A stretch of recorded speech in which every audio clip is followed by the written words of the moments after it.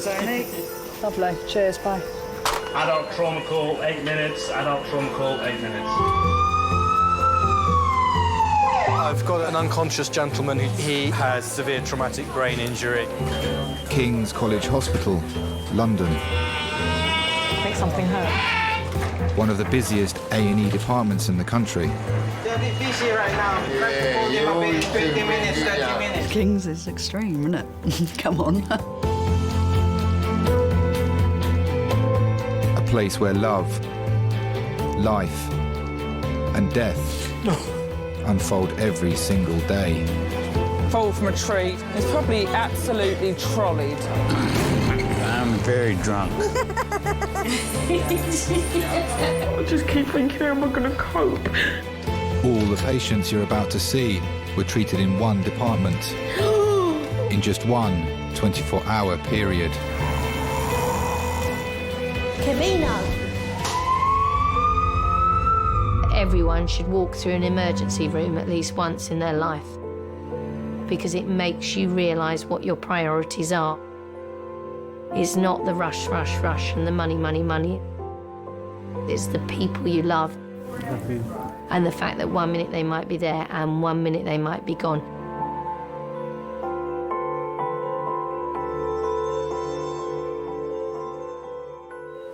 Trauma red phone 6 minutes. Trauma red phone 6 minutes.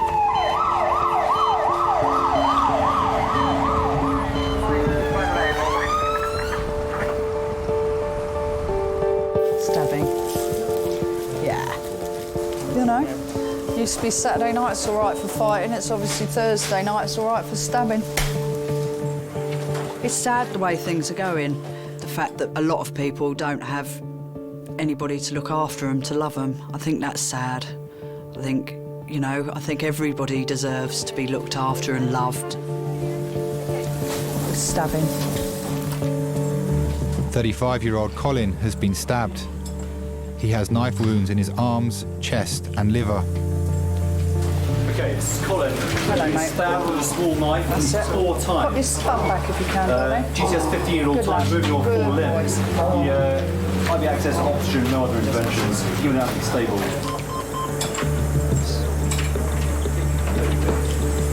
Take some nice deep breaths, all right? We're going to get you some painkillers shortly. A stab to the liver can be fatal. The team need to assess him as quickly as possible.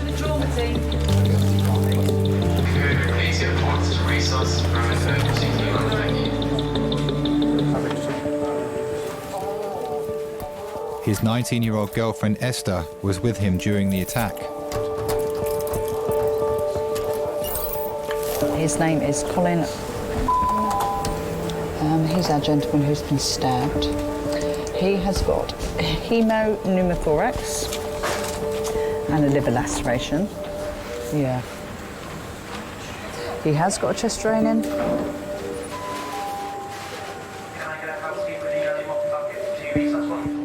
Cheers, Gordon. Thanks, mate. Bye.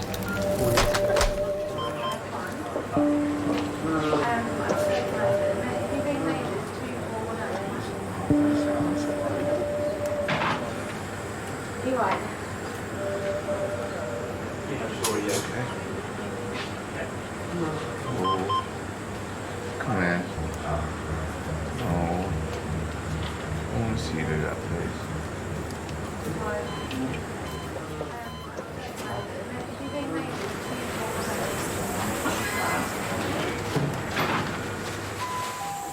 I told you I needed to move out of there anyway. Yeah, I'm blaming the council though for leaving my entrance door open for so long, you get me? And not giving me a key, you get me? It's their fault. Yeah, me, they're getting blamed for it. They have to pay me for me getting attacked on my property, you get me? We were just asleep in bed. I didn't hear anything until the door was just completely broke open and some just peeked up and some people were standing above his head and my head with a gun, with their face masked, saying, "Where's the money?" and all sorts of crap. I ain't had no argument with anybody. I ain't beef with anybody, I ain't trouble with anybody, anything. I ain't done shit. I've been with you most of the time, you get me? You And it's basically just came to my house to rob me, like. So why don't you move somewhere? Babe, you know I've been trying to move for ages now. I've asked you to get me out of there ages ago, you get me? You know I wanted to move.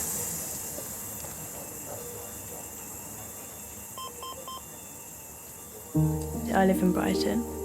I live with my mum, my 2 sisters. He's come from London, where loads of crime sort of goes round. So I've sort of seen a different aspect to life now I've met him. He's got a certain aura to him, where it's a bit bad, bad man, sort of. But that's not what I'm attracted to. That's a little part of it.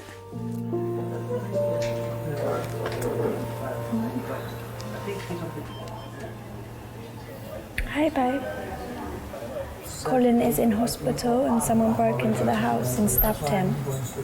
He's got a punctured lung and punctured liver. They said we'll tie him up, and they were going to tie him up. And they kept whacking around him with the gun and stabbed him 5 times. If he hadn't jumped out his window, I don't know what would have happened. The girlfriend looks quite alright. Do you think the girlfriend looks alright? It's got a lot of tattoos and things, so. So what do you mean by that? I got tattoo as well. Well, no, so have I. Oh, nice bit of chocolate though, keep me sweet.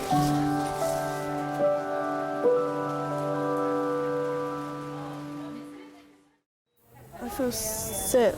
Does that make you feel a bit queasy? Babe, don't look at it then. Joking.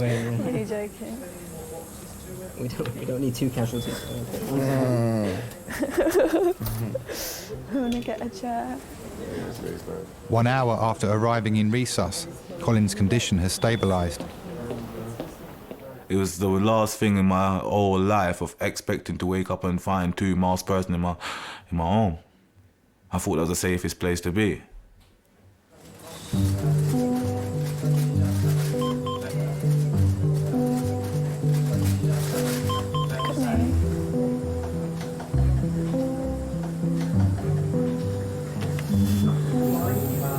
Your breathing looks fine.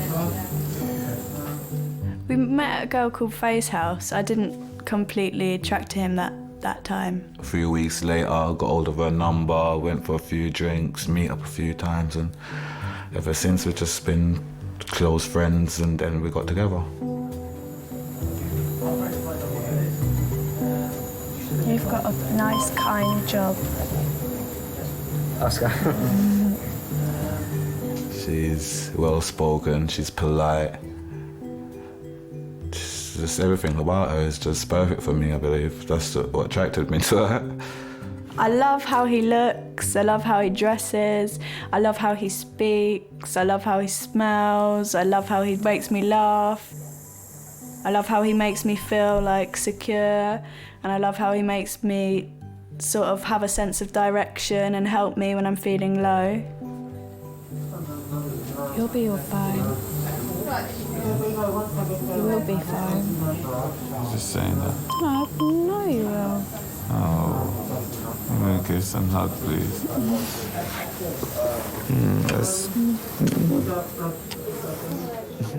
I just felt like he was so, like he just needed hugs and like smiles, and just me telling him he was going to be okay. I just felt like I had to really be there for him when that happened. A little bit. So is it okay to have another cup of tea? 3 weeks, yeah. Thank you. In 3 weeks' time.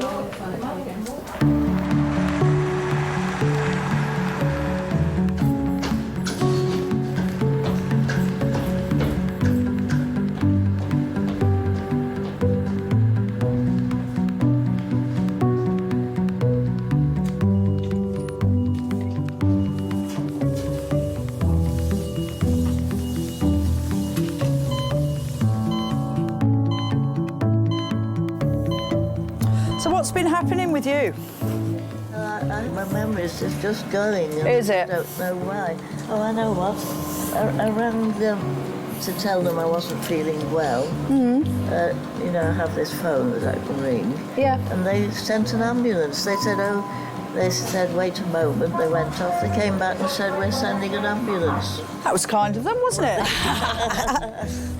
87-year-old Nancy has been brought in after collapsing at home on her own. All right, my darling. Yeah. Is that all right? When you see older people when they're on their own and they really haven't got anybody, you do think how hard it must be for them not to have someone who's looking out for them, you know, and we probably are the people that are looking out for them. And, you know, I do a job that is very, very stressful, and I'm lucky enough to go home and have an amazing life and a beautiful family and a supportive family to be able to come back the next day feeling like I hadn't worked a horrendous shift the day before, you know. It's important to me. I mean, I don't know if I'd be able to do it with such vim and vigour if I didn't have them supporting me, to be honest. Let me have your arm, my love. Oh, and you've had a blood test recently. What was that for? Oh, I know, I went on a cruise and I felt sick after it. I had a kind of sick feeling. And, yeah. Right. Where did you go? We went to Southern Ireland. Oh, lovely. Spain and France. Oh, lovely. It was very interesting. So do you live on your own? Yeah, yes, I do now. I'm just beginning to feel the disadvantage, you know. Yeah. I was all right for quite a long time. I was used to it. Yeah. Yeah. If you're happily married and got a family, you know, it must be very, very nice for people. I've always thought that. Yes.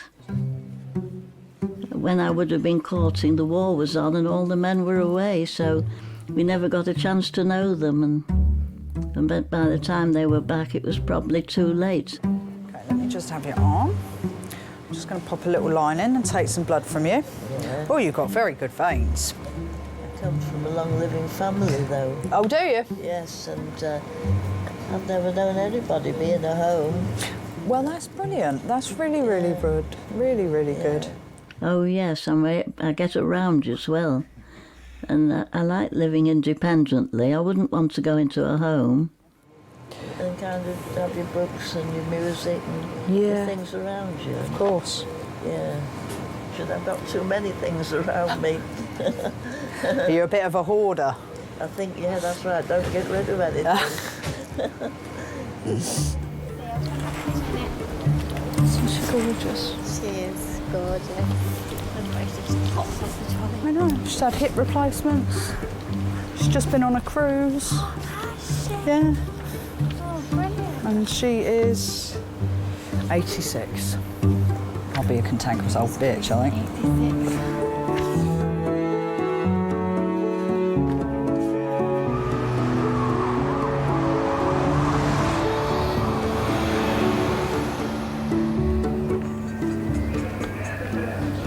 Mother of mine. I'm still in here. They said I got a 2.5 hour wait. Yeah, and then my doctor called me back. I'm saying to her, both of my ears leaking. She says, what, both of them? I said, yeah. She said, both? That's very dangerous.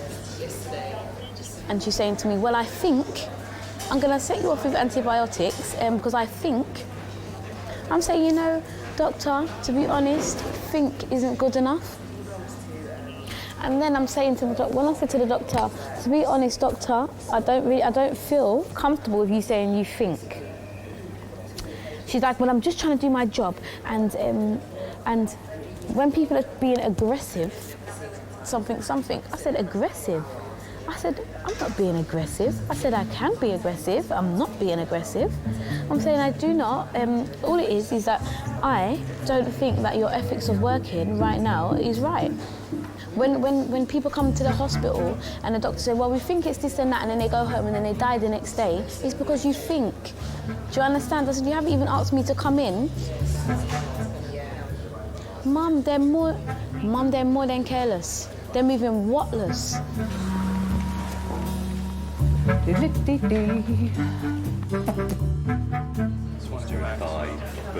The results of Colin's scan are back and reveal the extent of his internal injuries. Obviously the scan shows that this wound here particularly has gone into the liver. I don't think it's caused any major injury that needs operating on, but we need to keep an eye on you, so I think you will be in over the weekend. Okay, all right. I'll let you eat and drink as well.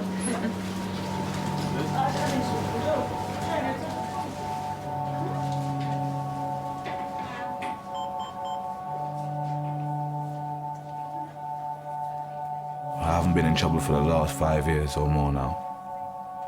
You know, and my history has nothing to be proud of. You know, I'm really disappointed of my past. You know, that's why I try and make, you know, the future better.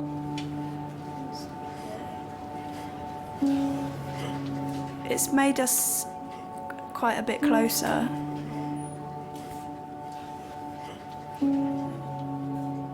Just because he almost died, I realised when I thought that he was going to die how much I cared for him. She did save my life. She actually made a phone call to actually get me to the hospital. You know, and I believe that she played a big part in saving my life. She did save my life, yeah.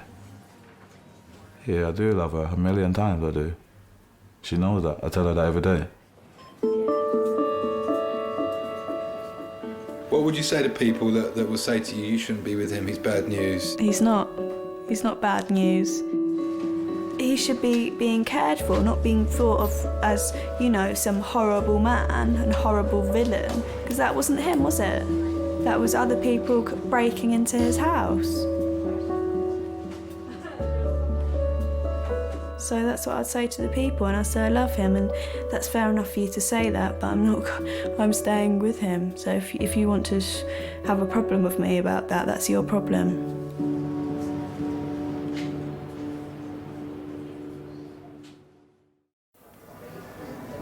And then they said they ain't got no appointment, so they do that phone consultation thing. And I'm saying to her, I've got a lump on my neck. She's like, I think. You see, babe, thinking doesn't work for me, because Sandy's ex-boyfriend, yeah?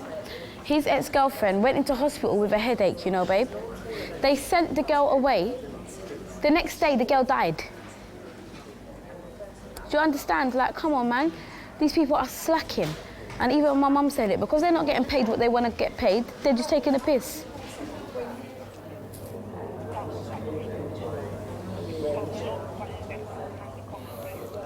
Oh, I'm gonna get upset, you know. Oh, this wait is too long now. Oh, I'm in pain, oh God.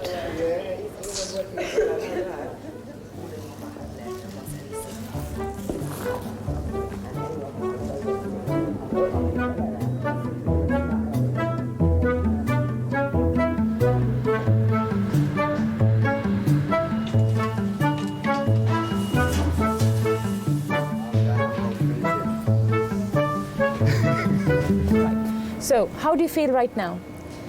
Well, I feel fairly all right, really. I feel better with it. Okay. And at home, you're completely independent? Do you have any carers coming to help you? Well, I've got someone coming to do my housework. And, okay. Yes. Although she's not been very satisfactory, I'm actually changing at the moment. She's once a week, isn't it? Well, it's twice a week. Twice a week. We've got social workers in the department who will be able to see whether they can organise some care if you so need it, okay? Being on your own at night is probably the most difficult time. There's loneliness, for instance. Well, you couldn't expect a friend to be coming round. Well, I wouldn't worry somebody in the night. We have some volunteers from the Red Cross Society. What they do is they go home with people such as yourself, just to make sure you're comfortable at home. Well, when they came to pick me up, they said, oh goodness, you need to tidy your sitting room, need all the books around. I've been trying to do it, but it's not easy on your own. No. Yeah, so... No. Don't worry, they'll be very helpful. Yes, all right, okay, yes. Okay, yes, thank you. Yes, thank you. Yeah.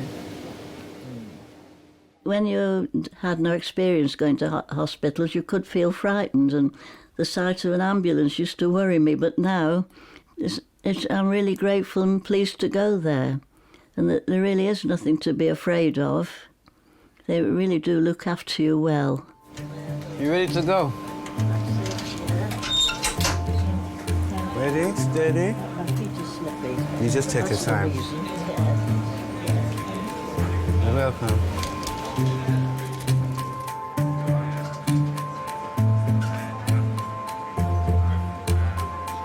What would we do without them? I think it's a shame when people don't appreciate what they do. Yes.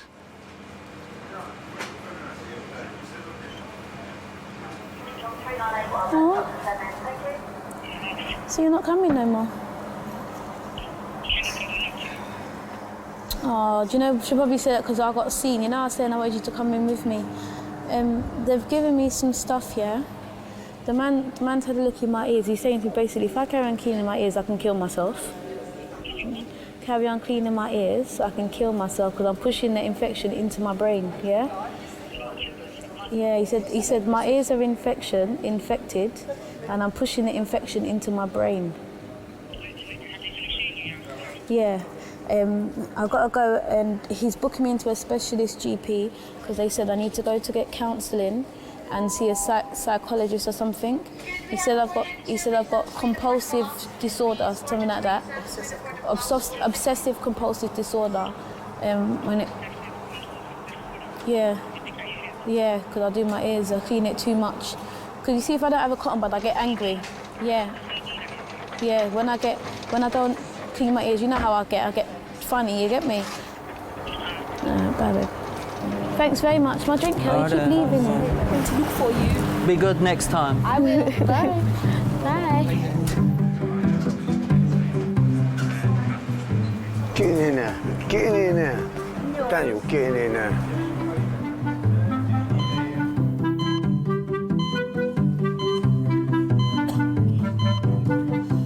Susan's been brought to A&E by her partner Gordon and children Alfie and David. She's been suffering from a pain in the neck. The two doctors says in the ambulance, it might be cramp. What? I told him, I said it might be gallstones again. Yeah. So he goes, yeah, she suffers them a lot, don't she? Gallstones. You know what you do be thinking, don't you? What?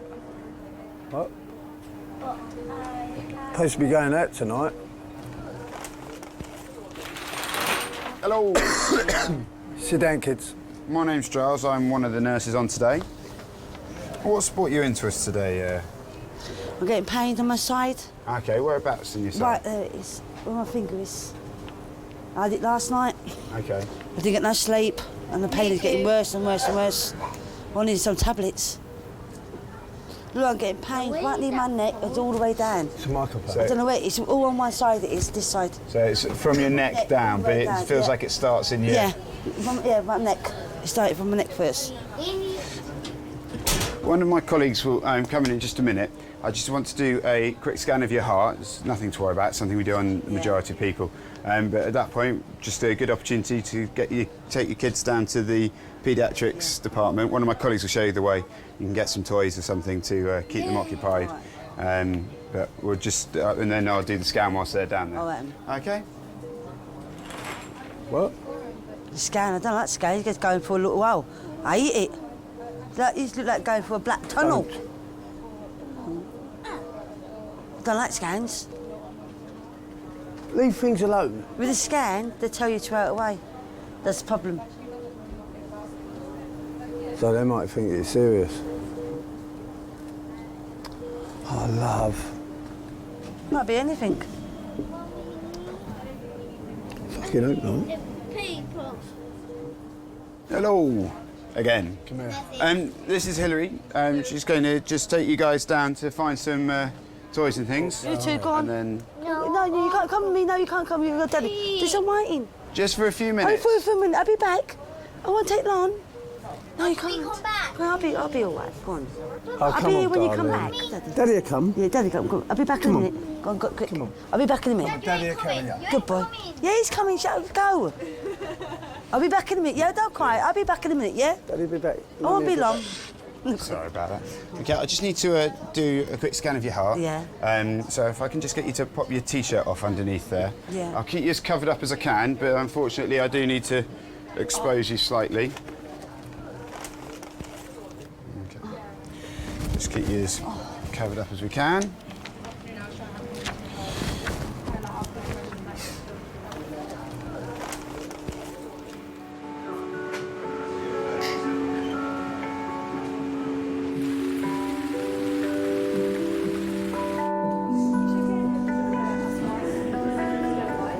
I'm sorry. I'm a 54-year-old guy, and when I listen to you speaking about yourself, I just think, my God, what is that woman up to? You should not have so many problems with when you're such a young girl. That's my opinion.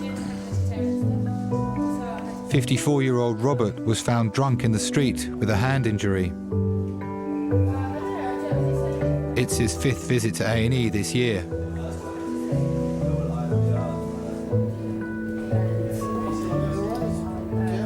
Yes, thank you. What is it that you're drinking? Is alcohol? What? Is it alcohol? Yes, of course it's alcohol. You're not allowed to take alcohol. Oh, sorry. Yeah, I'll put it away. Sorry. No, you have to bring it outside. I have to drink it outside. Yeah. Can you take it out, please? Yes, of course. Yes, of course I can finish it outside. No problem. I didn't realize it was such a scary offense. My name is Robert. I'm 54 years old. I came originally to do a postgraduate law degree in international law topics. And I stayed because on the 5th of March 1984, I met my beautiful wife.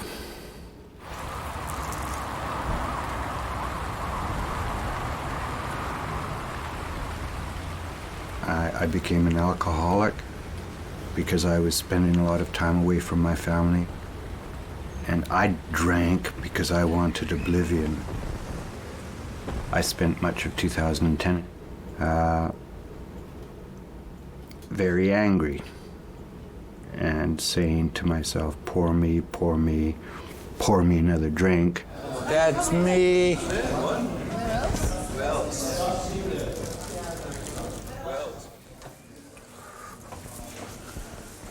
Oh. You all right? No, it hurt my finger.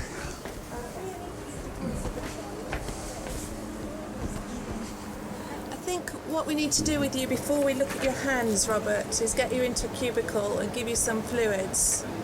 All right? Yes. Because I think you're a little bit too drunk for us to assess properly at the moment. Is that all right? I don't really know. Never mind, just leave it to us.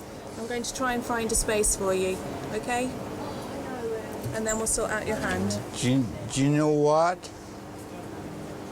I think you're the most wonderful woman that I have ever met in my life. A lot of people say that, Robert. Thank you.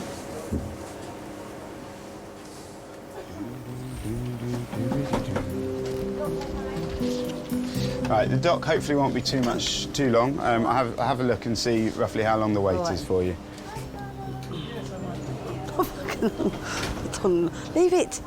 I took all my clothes and I put the bucket in Robert. It's on the bottom. What? Oh, for fuck's sake. Was in here when you took it off? Yeah. When you took your T-shirt off? Yeah. He shouldn't be in here. I'm going to end up hitting him. What? I will, I end up hitting him. Why, the doctor? It don't matter, he shouldn't be in here. It's fucking nice. I don't mind. Give me my doctor anyway, mate. Yeah, I'll be kicking his head in. There we go. I'll just go and dip that urine for you. Oh, I've got one of my... Oh, ow.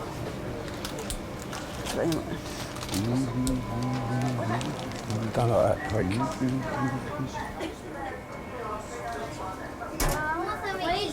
Susan, is it? Yeah. Hi, Susan, I'm Amanda, one of the technicians. Has anyone taken a blood sample yet? Yeah. Doctor did, yeah. Yeah, he done it. What doctor saw you? No, it was that geezer who's there. Just walked out of here. One with a blue suit on. The blue suit on? The idiot, man.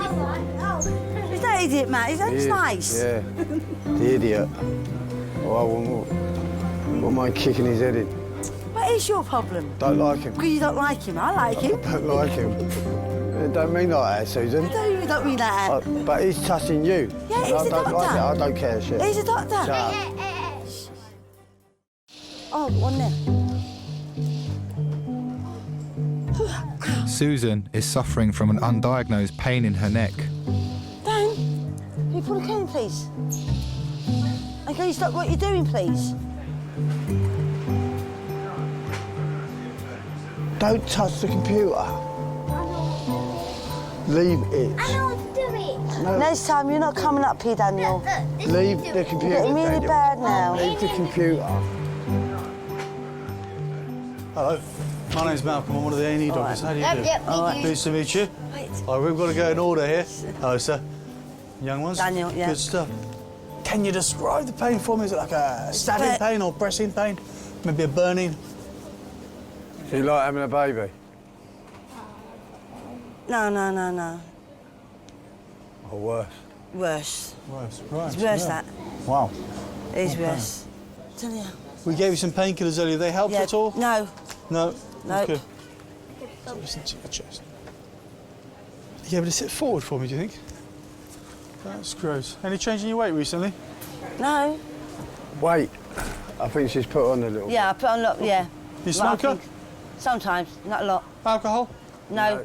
Are you working at the moment? No. Looking after the kids? Yeah. Full-time job, isn't it? Yeah. They're at school at the moment. Okay, good. Can you think of anything you've done differently in the last few days? Have you done any lifting? No. Picked anything up? No. She just sits on the sofa watching TV with the kids. But no change from normal. That had been what you'd normally do. Yeah. I think this is going to be a muscular pain. Certainly up in the neck there, Yeah. and where your tender here, we can press just over where the ribs are. Yeah. There's a lot of muscles, 3 sets of muscles attaching all these ribs, and all these can get inflamed. I see you've had some codiagamol already. It's a pretty good painkiller. Yeah. What we could do on top of that is give you an anti-inflammatory. Yeah. So like ibuprofen, we give you something called diclofenac, which is it's kind of a little Yeah. bit more punch to it. Yeah. All right? All right, then. Good stuff. Thank you. Any All right. questions at all? Yep. Thank you. All right. What's your All question, right. young Where's man? the pen? Where's the pen? My pen's here, because I've lost my top and I can't put it in my pocket. Oh, yeah. That's all right. I'll see you later. Thank you. All right. I'm starving. So am I starving? I am too. 45 minutes, they're going to give me some more medicine. In 45 time, you're going to come back. Then I can go on. I'm going to pop out fish and chips. Or McDonald's. Yeah, Dad, give me McDonald's. I want McDonald's.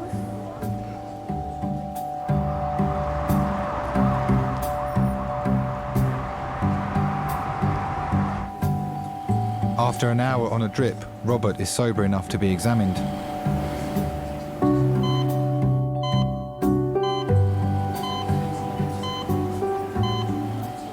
Hello? Sir? What? Have you been in hospital recently? Yes. Which one? Lewisham. Lewisham. With what problem? I'm drunken alcoholic asshole. Did you fall over then?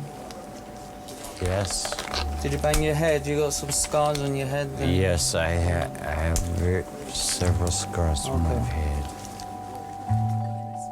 I was in 5 different A&Es over the course of 2010.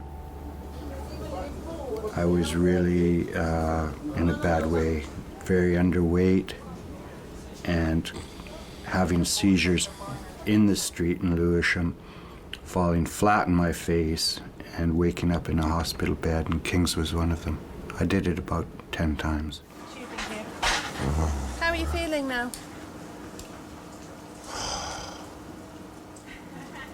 To be honest, fuck. Do you remember me? Yes. Okay. Do you remember how you got here? I know that I was brought here by ambulance. I don't know how I actually physically got here. What happened to your hand? This one. Which one? This one. This is all very swollen. I think I punched somebody. Okay. Is it painful? Only when it hurts them. Only when it hurts. The other guy. Okay. Can you make a fist? Okay, and does the thumb move up and down? This one on its own?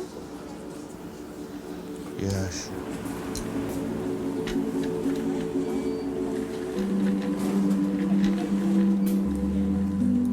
I was always a loner, and like a lot of addicts, I thought that that was just me and I was just different.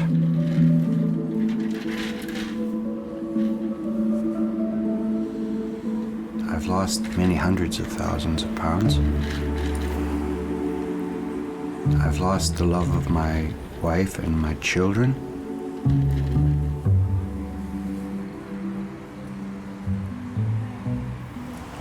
Didn't you put your shoes on? I couldn't be bothered. Okay. Your hand's fine. You've got no fracture there. Mm-hmm. Do you want to go? Do I want to go? Are you ready to go home? I don't have a home. It's a flop house. Yeah, I don't have a home. The bed in the hospital is actually the nicest bed I've been in for a long time. I'm sorry, but that's the state of Robert. Okay. We'll come back in as soon as you finish that. Thank you, dear.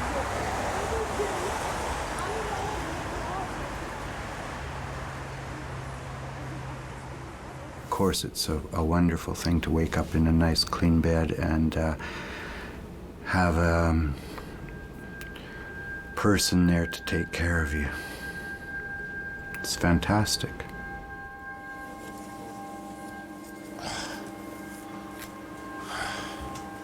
If you sleep rough or in hostels which don't have any heating, actual physical warmth is extremely nice, but also personal warmth of the staff, people who care about you.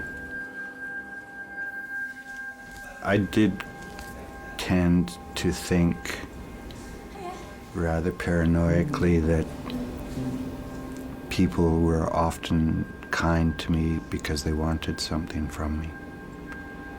And here in emergency, that's clearly not the case. They just want you to get better.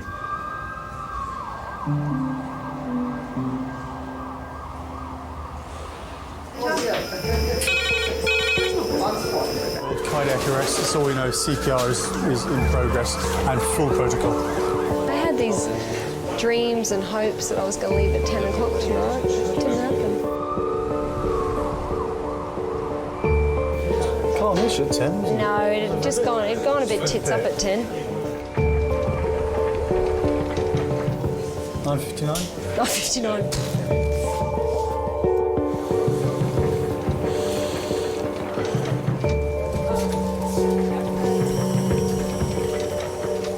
A patient has been brought in by ambulance after suffering a heart attack. Okay, we can do CPR, please. That's wonderful. Thank you very much. Thank you. Okay, lovely, thank you. She's had one shock in manual mode. 8 adrenalines. She must have been down at least 6 minutes before we got there. Can you do a rhythm check, please? Yeah. She's got a pulse with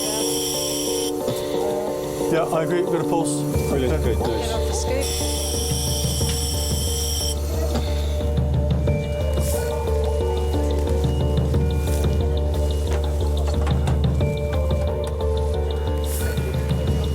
She's had 8 milligrams of adrenaline in total. She's had nothing with us. She had an output on arrival here, but she did have an episode of VT. Yeah, but with pulse still. I suspect as the adrenaline wears off, it's all going to wear off. And so I just want to have a chat to the family now before we get to that point.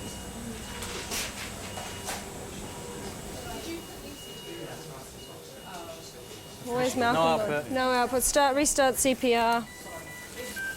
Will be in 4. I think there are days when what happens will bring tears to your eyes. You're faced with people who are having life-changing or life-ending events every day, and on some level it must make you appreciate what you've got, what you're capable of doing.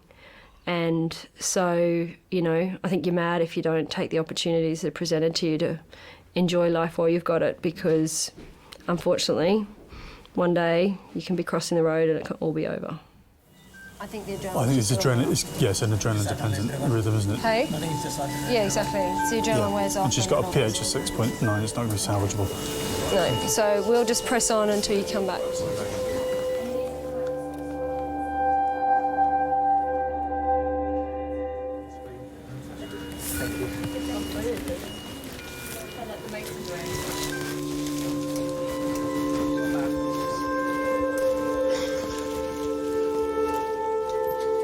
I've had instances where I will go and get the family, and essentially it's the point at which you've realised it is futile and there's, you know, it's a non-recoverable situation.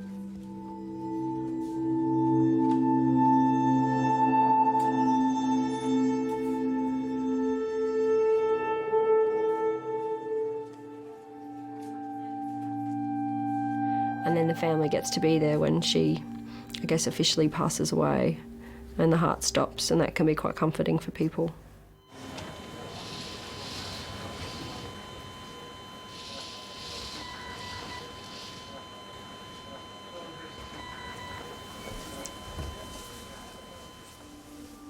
The majority of patients who have heart attacks away from hospital do not survive. It is very emotionally draining to have to break that kind of news to people, and to be witness to that last moment that loved ones have together.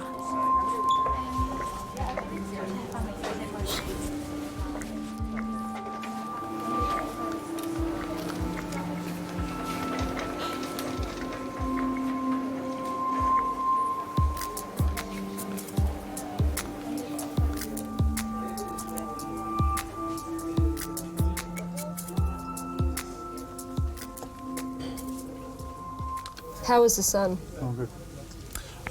He was emotional. And talking to the family is the hard bit, and getting them on board. Yeah, I don't mind breaking bad news, actually. Because I think if it goes okay, it's good. At the end of the day, it has to be done. And we've all seen people who do it badly, and I don't think I'm a world leader at breaking bad news, but I think I'm definitely in the fair to middling ground. And I've seen some people who are shocking at it, so I think I'm better than that. In some ways that's harder for the family, I think, if they get something back. To think, oh, bless, poor thing. It's not how he thought his night was going to go. No. Mind you, I'm quite happy with the idea of, you know, just going like that. If people are jumping up and down my chest when I'm dead, not bothered. I explained to her, I said it was very quick, whatever it was. As long as there's nothing heroic done to bring me back to some vegetative state. Tell Dr. Teresa to see any patients, please. Oh, God. Okay. All right, well, thank you, Malcolm. I'm sorry you had to stay so long. No, thank you very much. I'm more than happy to stay, as you know. Talks are coming your way. Coming back tomorrow, you know. I'll go and see what that patient is.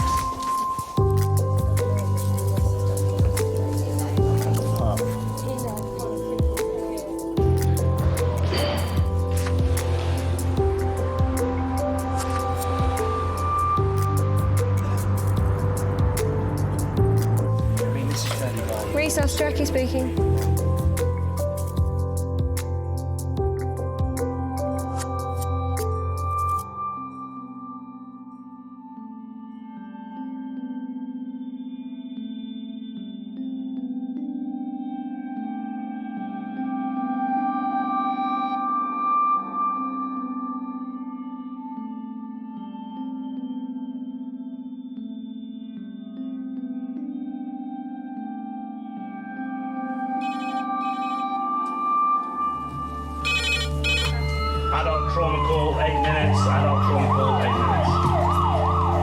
When you work at King's, you see everything. 2 stab wounds to the legs, small one on the left, big one on the right. I witness more violence here than I do in Jamaica. No trouble in here, do you hear me? It's a hospital. It is a dangerous environment.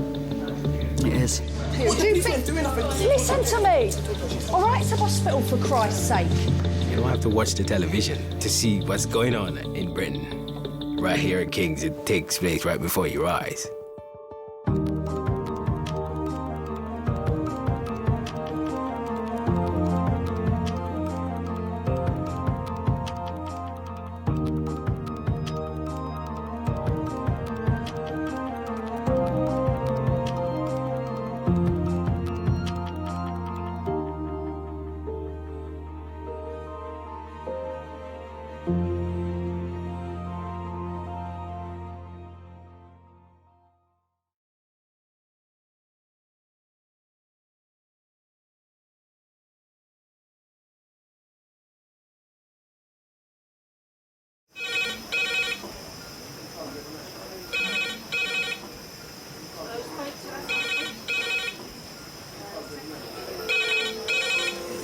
King's A&E. Lovely. Cheers, bye. Adult trauma call, 8 minutes. Adult trauma call, 8 minutes. I've got an unconscious gentleman he has severe traumatic brain injury. King's College Hospital, London. I think something hurt. One of the busiest A&E departments in the country. They're a bit busy right now. Give them a bit, 20 minutes, 30 minutes. King's is extreme, isn't it? Come on. A place where love, life, and death unfold every single day. Fall from a tree. It's probably absolutely trolleyed. I'm very drunk. I just keep thinking, how am I going to cope? All the patients you're about to see were treated in one department in just one 24-hour period. Camino. Everyone should walk through an emergency room at least once in their life because it makes you realise what your priorities are. It's not the rush, rush, rush and the money, money, money. It's the people you love and the fact that 1 minute they might be there and 1 minute they might be gone.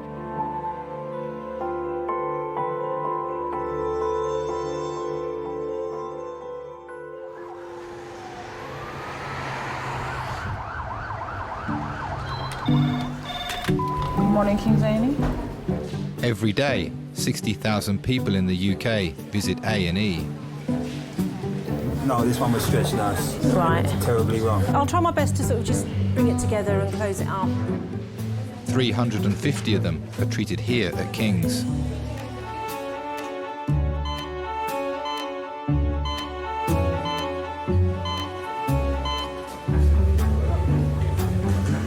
You think they'd see me pretty quick, wouldn't you? Because obviously every time I move my eye, it's scratching a little bit more.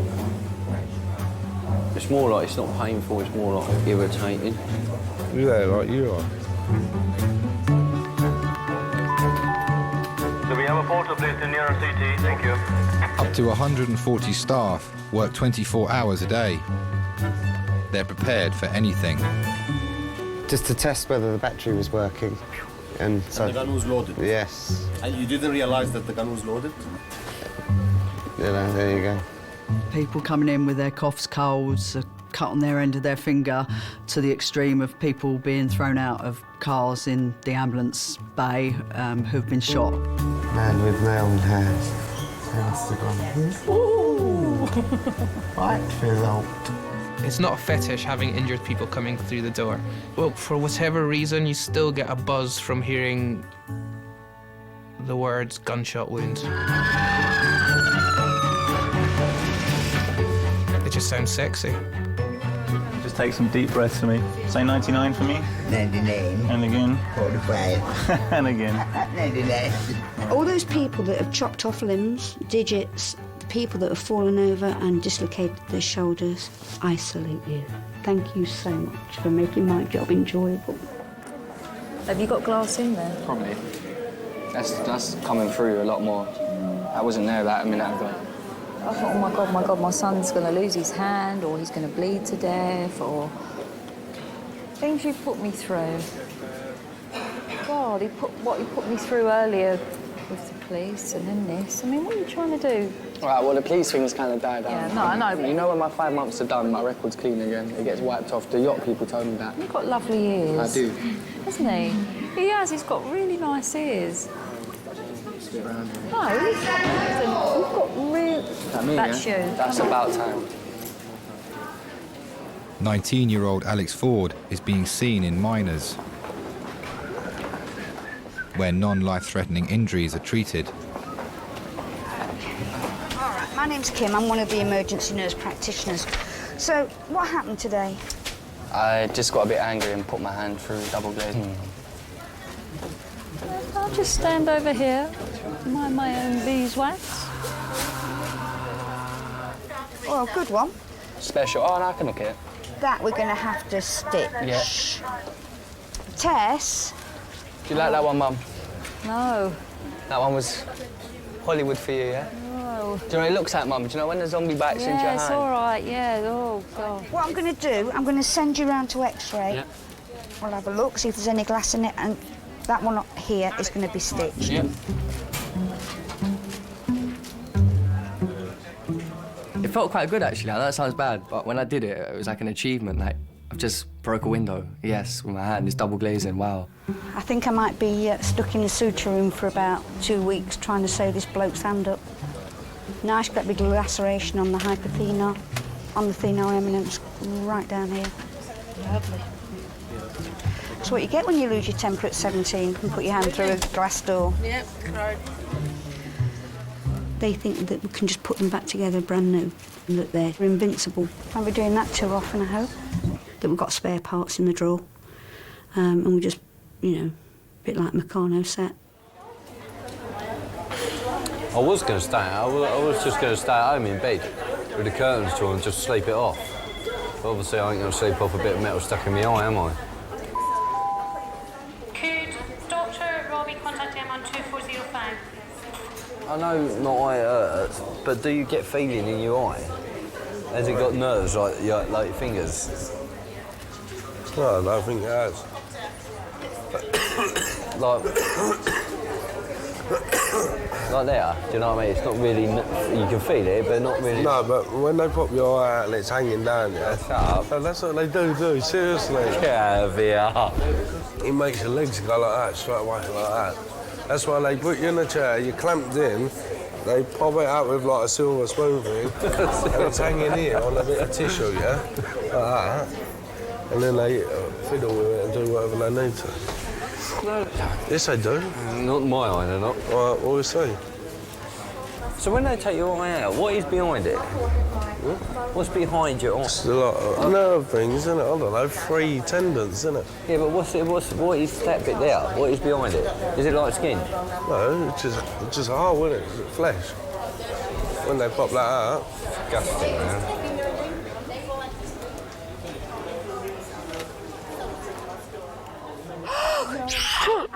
What have you done? Click the wrong patient off. Yeah.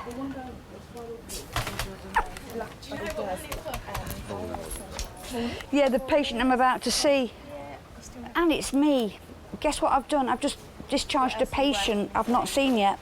Yeah, it will, won't it? Thanks a lot. Bye. Ah, you see, this is what happens when you make me get up in the morning to come to work.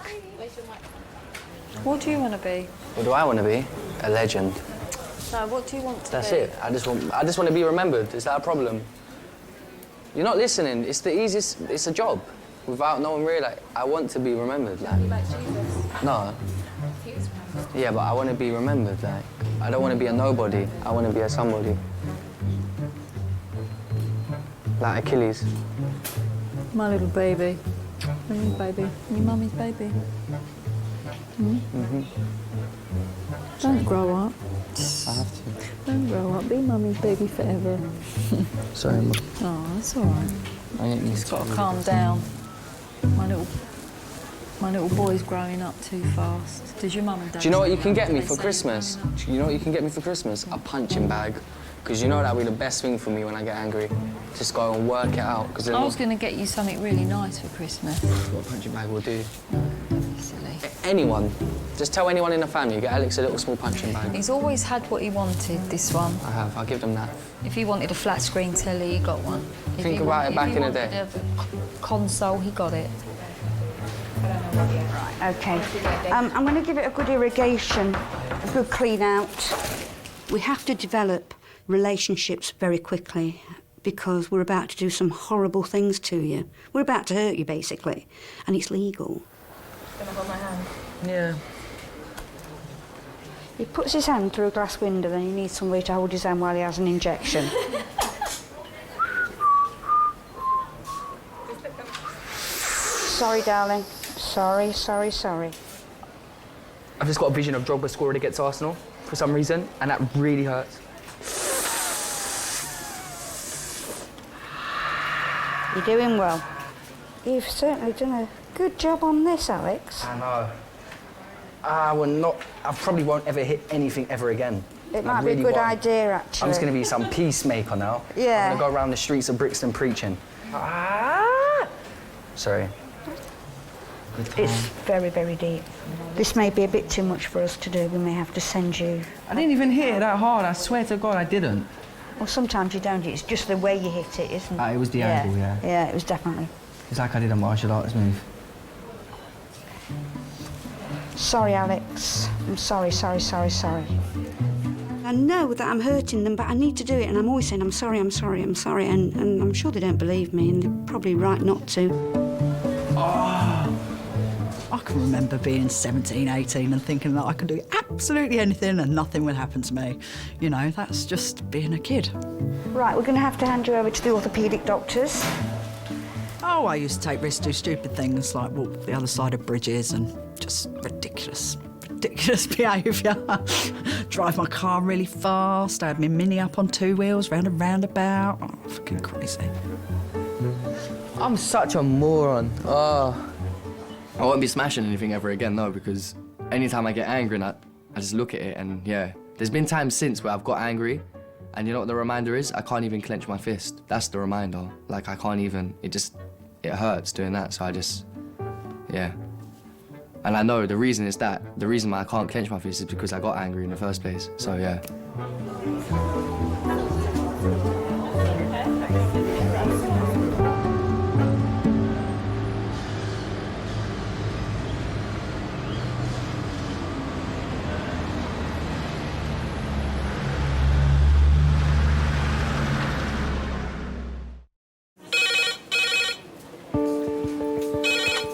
King's A&E. The red phone. Yeah.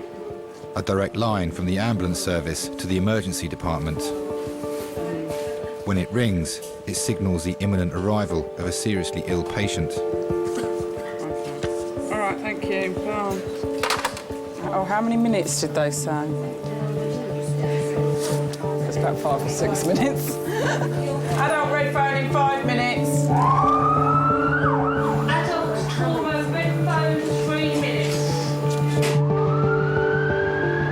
Of the 100 patients brought here by ambulance each day, on average, 10 of them are victims of road accidents.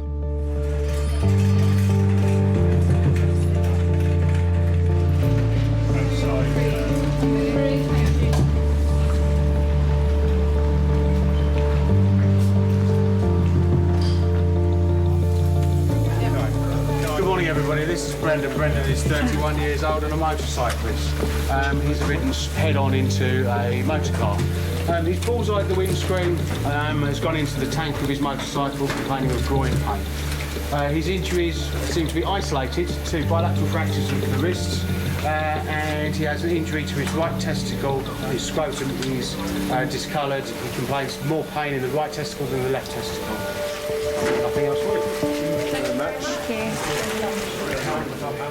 They're in a completely alien environment. 1 minute they're riding their motorbike or something, the next minute there they are strapped down to a bed lying stark naked with about 8 people around them, with some strange man putting their finger up their bottom.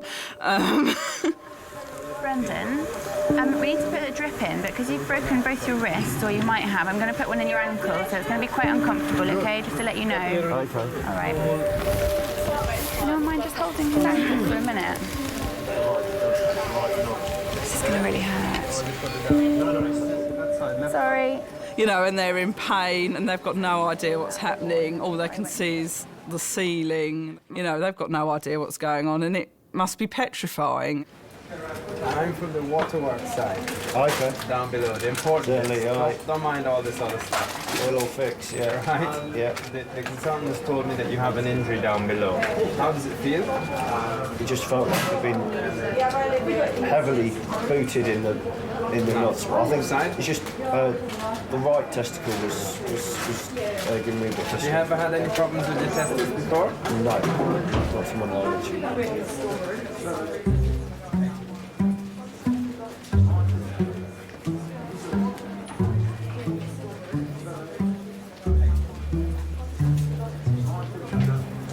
Your fella's all right. Thanks. Thanks a lot, mate. No, you're welcome.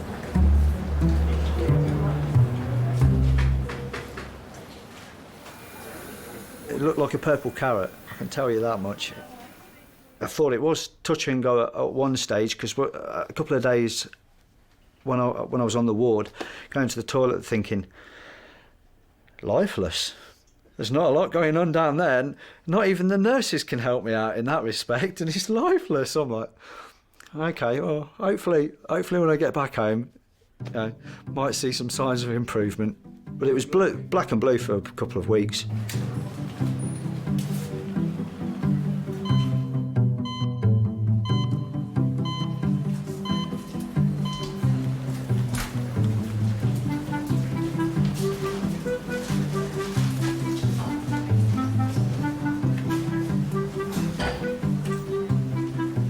Food trolley.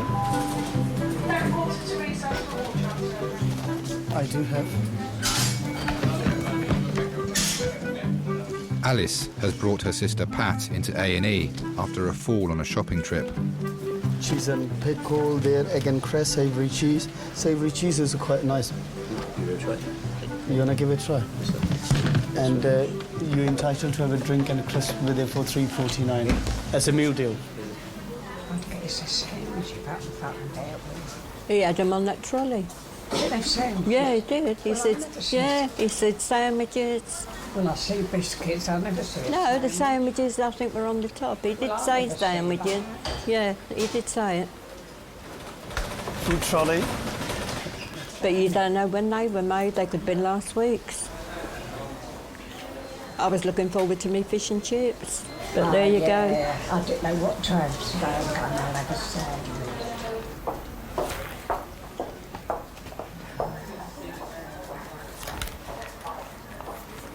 I bet it's 1 o'clock, isn't it? I don't know, I ain't got a watch.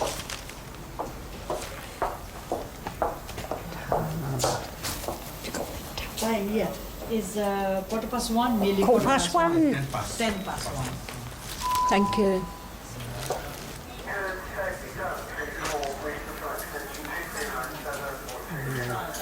Mine just then he said, would you want that money? It's too much. She went, you wouldn't live to spend it. She went, if I won $1 million there, that would see me through life. Yeah, but they've both got families, don't they, that they can leave it to? Yeah. That's the good part. Yeah, and they but could go bust just like that. Why should they have to leave it to them? I mean, look at Gordon Ramsay. He's gone skint nearly. He's relied on Peter Jones for help. Going to Peter Jones. Yeah, that's what I say, with all his money. So you can go bust. I wouldn't stick with him. I mean, this horrible man, effing all the time. Every word is there. Patricia Powell. You're right. Can I come you in hold with that bag for me? Yeah. What you got in here? Bomb? Dr. Aisha, come to me, just please. Can Dr. Aisha come to me, just?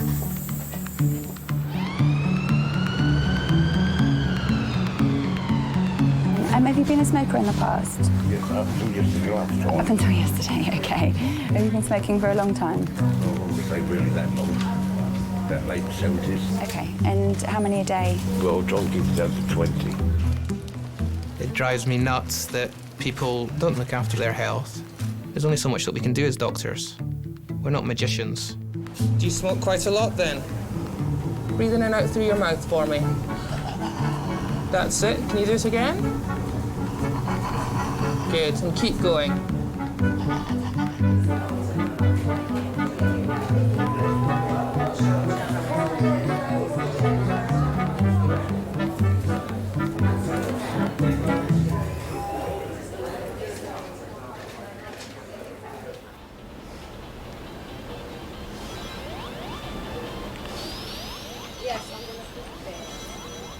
What are you playing? Sonic.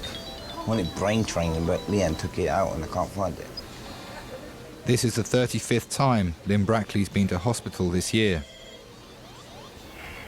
Shit. Today, she's been brought in by her son Lee after collapsing with stomach pains. Do you want a drink?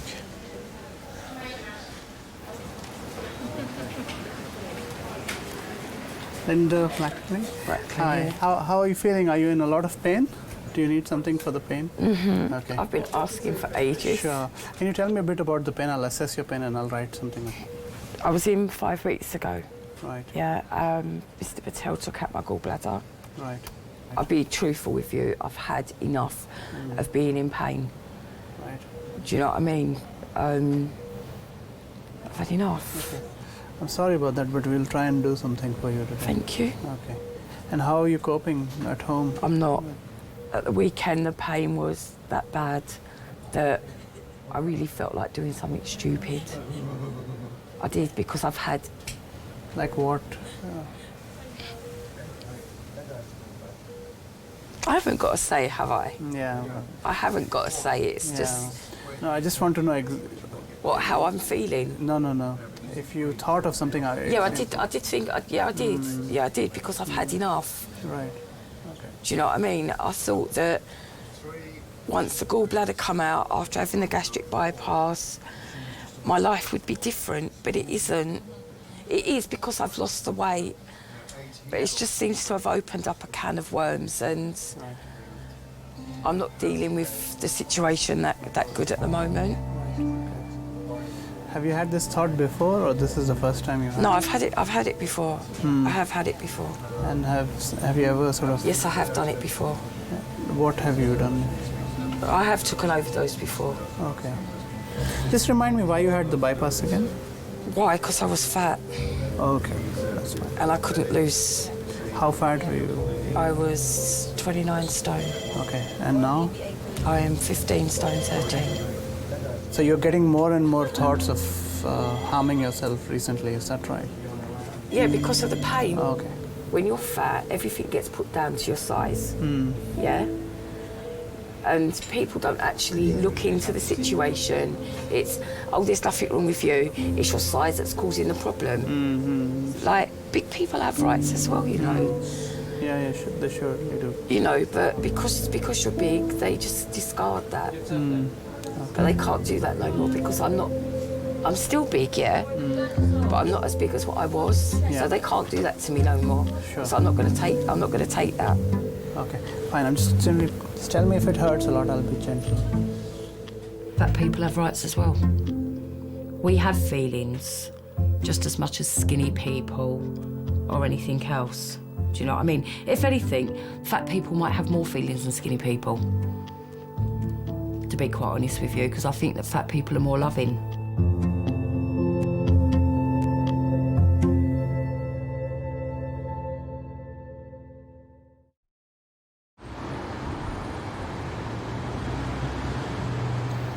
Okay, what I'm going to do, I'm going to put an injection in your wrist here. That's going to numb it, and then I'm going to pull it and we're going to put a plaster on. Right. So I'll get one of my colleagues. It goes from here to here. Oh, right. X-rays show that 78-year-old Pat has broken her arm. Nance, do you want somebody to help you pull? Would you mind getting the plaster trolley for me? I will. If you're going to be my glamorous assistant. I have to batter her up. Take that last time, please. Take that last time, thank you. One of these days, this is going to fall apart. I can see it's going to be on me.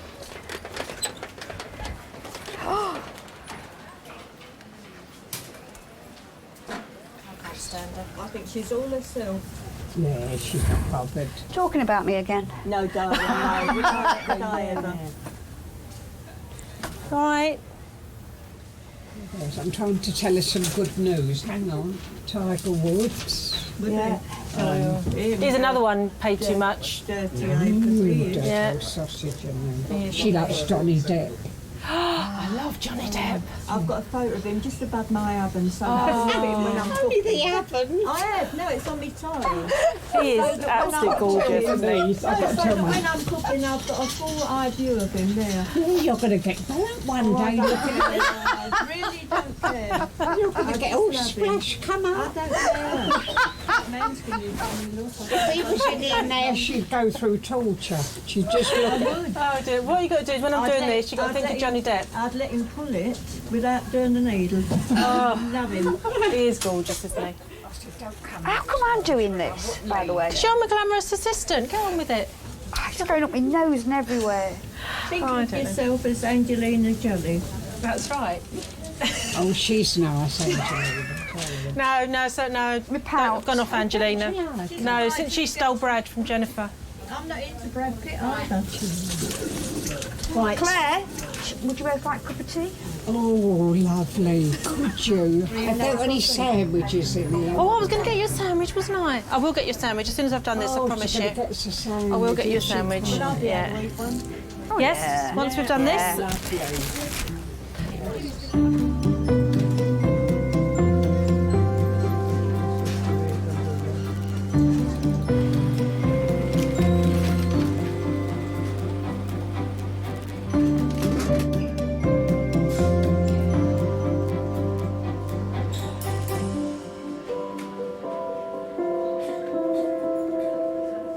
I guess he's doing about 20:30, the car's doing about 20:30, and Vigil are head on pretty much. So I think he's just quite lucky that he's been thrown from the bike. And when he's thrown, he's just sort of thrown and landed. Yeah, and it's probably the best thing though. If he hadn't done that, he would have impacted the car and he would have a lot worse injuries. It's 3 hours since Brendan Fox was first admitted. It's clear his injuries are non-life-threatening.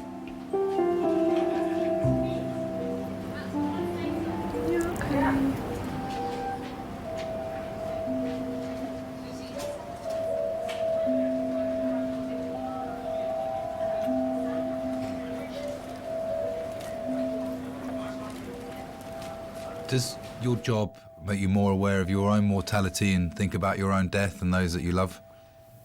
I think there's days where it does. There's definitely days where it does. Yeah. I could be brown red, so it don't really matter about 2 broken wrists. That'll heal. No, all in. Yeah, you'll thank the lucky stars. Because had something been coming down the bus lane, i.e. a bus, could have been interesting. Now that I'm married and I've got a baby on the way, I'm even more aware of it. And I'm even more aware of, actually, I might be dead in 10 years, let alone 40 years.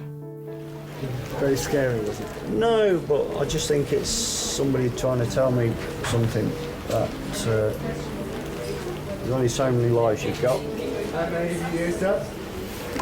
Well, today, I reckon I've used a bloody good chunk of them, because, quite easily have been dead, so... Wasn't my time. Wasn't my time, so...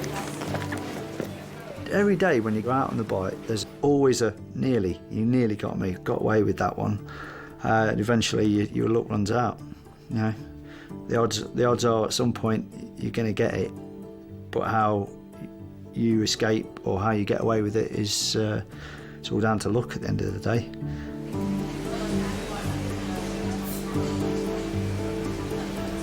Thank you very much, everybody, for your help. You've been I'm coming, you got rid of me yet? Yeah. Bye, thanks.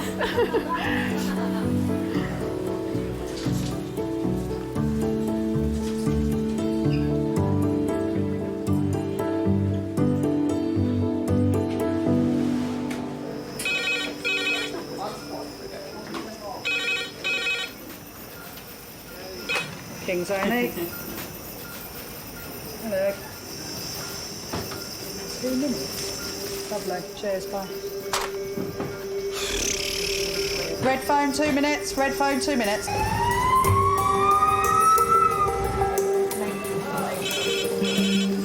Hello, Kings.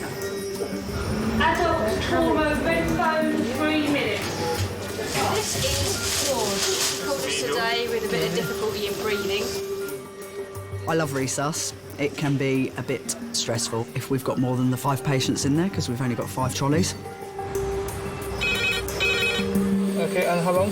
But head injury. But it's a buzz. The adrenaline's amazing. This is Alan. He's 50 years of age. Fell down about 7 carpeted stairs onto a carpeted floor. I've never ever had a problem with the sight of blood. The crunch of bones when I'm putting fractures back to place, I think that's great. Even seeing someone's chest being opened in resus, it's not ideal, but it doesn't faze me. Great for me personally, not for them. No, he can go. He can sit here. That's what I was thinking. This one's going to go to X-ray. That he can move there, and then. Yeah. Yeah. If we get another trauma in the next 20 minutes, I'll be upset. Absolute carnage.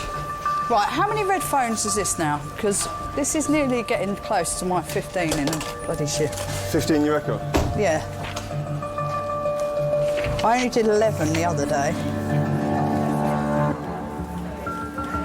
56-year-old Michael Brown crashed his van on the way home from work. His chest on the steering wheel. He's got Parkinson's. Okay. His left side tremor is normal for him. Yeah. He says this is quite bad. It gets bad when he's stressed, which obviously he is. Stressed. He's calmed down quite a lot, but it's just got bad again. Okay. Michael, have you got any pain in your legs? Can you lift this leg up for me? Lift it up all the way. Cool. And this one? Lovely. Michael, my name's Faraaz. I'm one of the A&E consultants here. Okay. How are you doing? I'm all right. Yeah. You feeling quite anxious?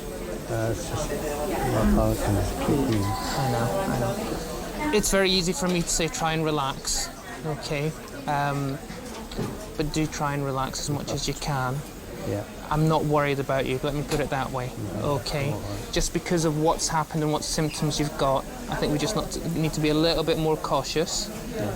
But I'm hoping that we'll get you up and out by this evening's end. Okay, that's good. Thank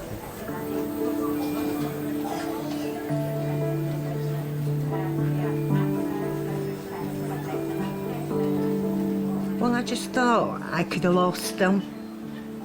Could have been a lot different.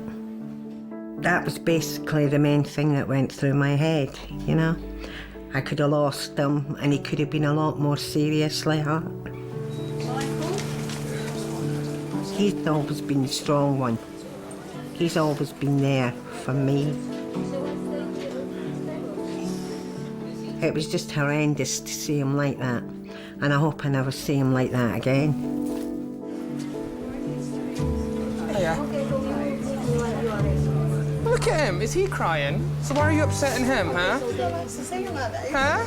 Look at him, he's smiling. Please don't upset him, he's been doing fine. He was so brave until you guys came along.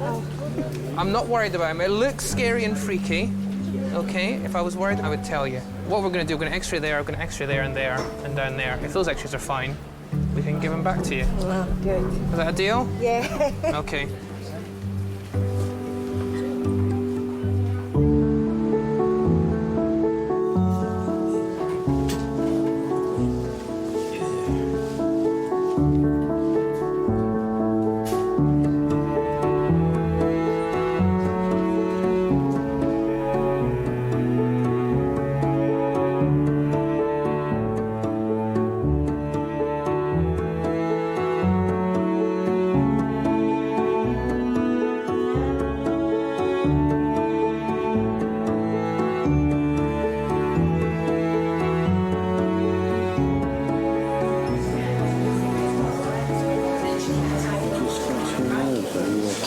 Your nose, where? How are we doing? There. Okay? There.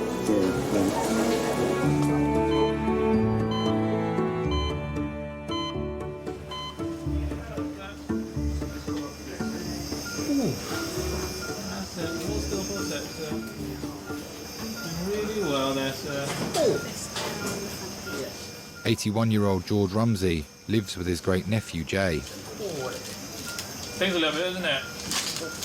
That's the oldest one I've ever had. George has been brought to A&E with breathing difficulties.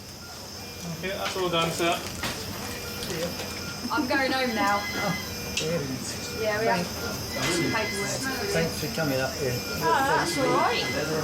Don't let yourself get into a situation like that again. You know, you need to breathe to live. All right. Well, it's about the fourth time I've been up here like this. They sort it out. Yeah, we're doing. Thanks very much. Thank you. Thank you, anyhow. All right. Cheers. Funny, all the time I was sitting down, it was all right. Yeah. He's just really down-to-earth bloke, really lovely, heart of gold. He'd do anything for you. 12. 5 to 12, yeah. Well, he treated me as his own son and always looked after me. We just used to go to banger racing and go down to the Donkey Man and just used to go on the donkeys and stroke them and things like that.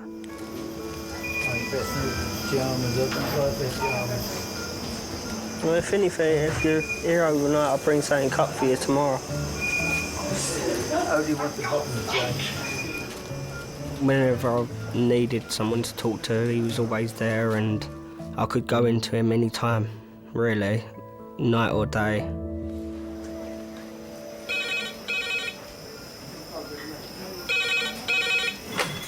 King's A&E. Okay. Thank you. 80-year-old cardiac arrest.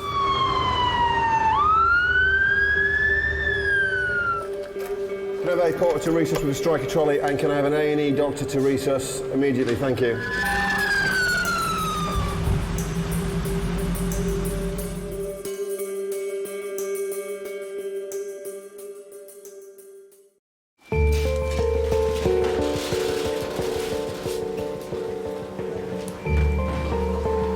Okay, number 2, please. Number 2. An elderly man has suffered a heart attack. Just get some paddles on and see what we've got, okay? Most patients who have a cardiac arrest away from hospital don't survive. Anyone felt for a pulse? Yeah, present. Pulse is present, yeah. Okay. We got a pulse. Yeah, we've got sinus rhythm.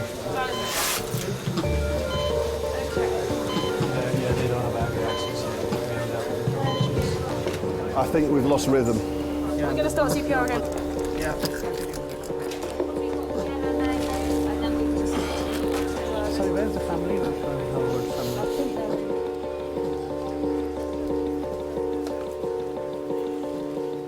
If I ever get to the age of 85 and have a cardiac arrest, I do not want to be dragged to an emergency department with people pouncing on my chest, people putting tubes down my throat.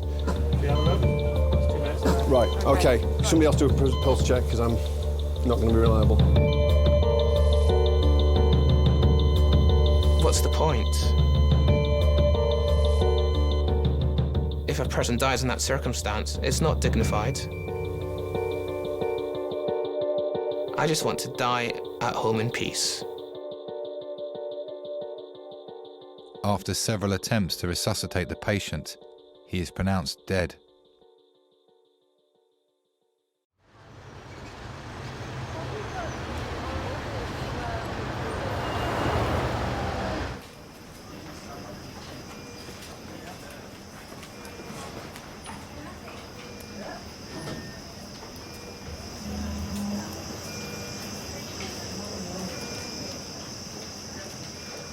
When you get older, maybe you do spend a lot of time contemplating things and thinking about what has happened, and maybe you could have done something better. I don't know. I've never asked anybody. Maybe it will make me, I don't know, a bit too emotional. Maybe I don't want to know those answers. feeling better. Yeah. Basically, they just kept him in. And then the next day I come up to see him and he seemed fine. So I get a phone call the following morning saying he's had 2 heart attacks. And then they've had to shock him twice. So I've come up here. I can't remember if it was that night or the day after he passed away. He had another heart attack and passed away.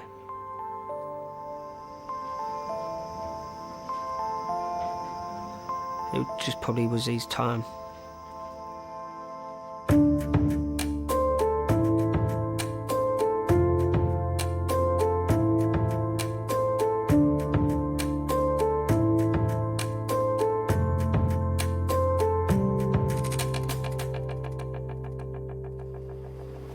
You've got to remember who to be nice to.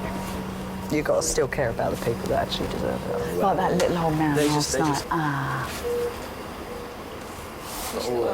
Little 89-year-old who had fallen down his stairs and he had like multiple rib fractures, contusions, bilateral brain contusions, pneumothorax one side, pneumothorax the other side. I mean, he was in a sorry old state and just broke. And the vicar came and did the last rites. Well, me and the anaesthetist were nearly in tears outside here. Because he was just, you know how lovely he obviously was, and his daughter, he lived with his daughter and his son-in-law, and they just couldn't, you know, he always kept the place tidy and did the washing up and had just, you know. As soon as they die, they've gone. The person, they're just a shell. They don't look like they did. And it's funny, because even if you've only known that person, been with that person for 5 minutes, when they're dead, they don't look what they looked like when they first came in. Right, well, let's get him kind of somewhat reasonably reasonable. I might take... Could I have a pulse to X-ray, please? That's what makes your features in your face and everything else just goes. Is the phone rolling to me? Yeah. Good lad. Oh. Good guy. I mean, I must admit, I do talk to the bodies, though, when I'm laying them out. Well, I think they could be watching. I'd hate for anyone to think that I was treating them horribly. Do you know what I mean? I think it's just... I don't know whether it's a... Maybe it's a getting over it mechanism, coping mechanism, maybe. I don't know, but I've always done it. I've always spoken to the bodies. Sorry, mate. Oh, that wasn't great, was it? Managed to make a mess of that side now. They can sometimes ooze from their back passage. They're, you know, come out there, they can wee. And sometimes when you turn them, it can all come out of their mouth as well. It depends. Sometimes you don't have any, and sometimes you have a lot. And sometimes they moan when you turn them over. But that's just because there's a lot of air in the lungs. They go, like that. The first time I heard it, I did run out of the room, but I was only 22.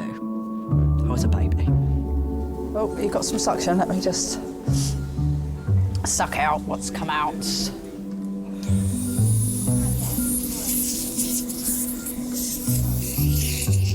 Don't be making a mess like that with your family, all right? Because that won't be nice, will it?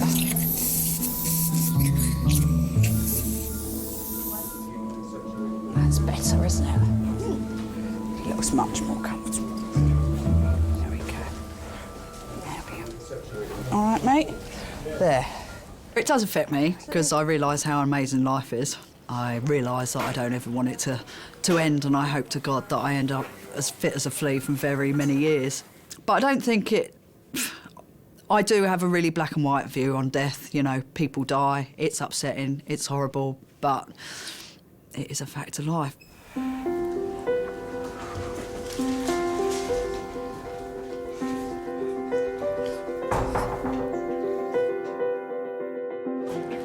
Right, anything you don't eat on your sandwiches? She likes cheese. Yeah. Cheese or ham, love. Cheese or ham. Okay. Cheese or ham. Can you remember where to to go? All Thank right, you I'll so see what I can much. get.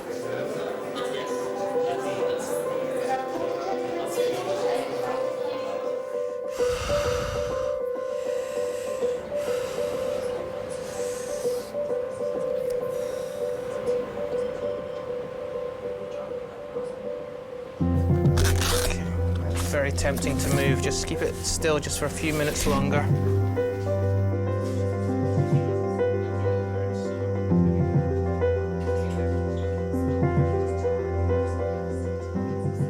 I ring him a lot more during the day to check on him and that.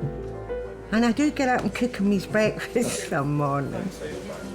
Just basically, you know, like, don't take him so much for granted, you know?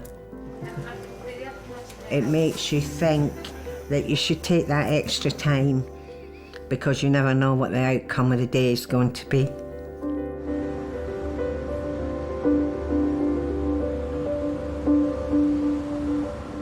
Right, should we start in one and work our way down? Oh. No, It is. A&E Kings. What do you think? Oh, brilliant. Thanks so much. And bye. Red phone, 8 minutes, please. Yeah. 62-year-old male with chest tightness. Red phone, 8 minutes. For last hour.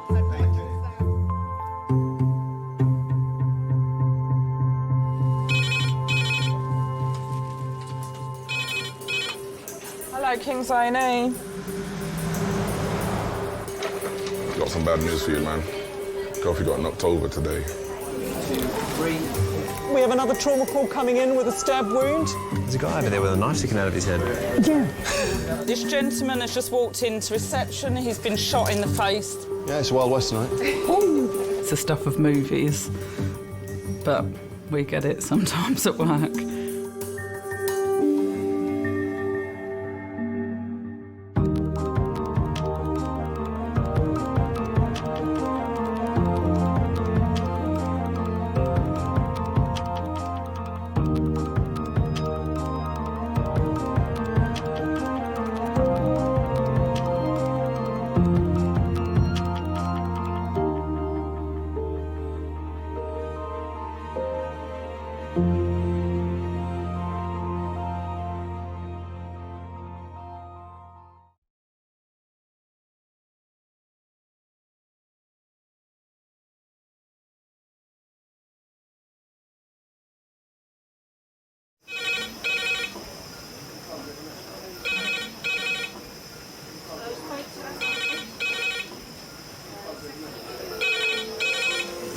King's A&E. Lovely. Cheers, bye. Adult trauma call, 8 minutes. Adult trauma call, 8 minutes. I've got an unconscious gentleman. He has severe traumatic brain injury. King's College Hospital, London. I think something hurt. One of the busiest A&E departments in the country. They're a bit busy right now. Yeah, 20 minutes, 30 minutes. King's is extreme, isn't it? Come on. A place where love, life, and death unfold every single day. Fall from a tree. It's probably absolutely trolleyed. I'm very drunk. I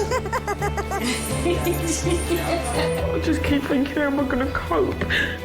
All the patients you're about to see were treated in one department, in just one 24-hour period.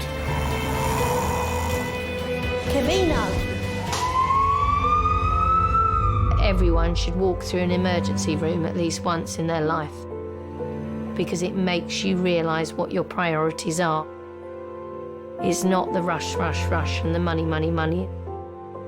It's the people you love and the fact that 1 minute they might be there and 1 minute they might be gone.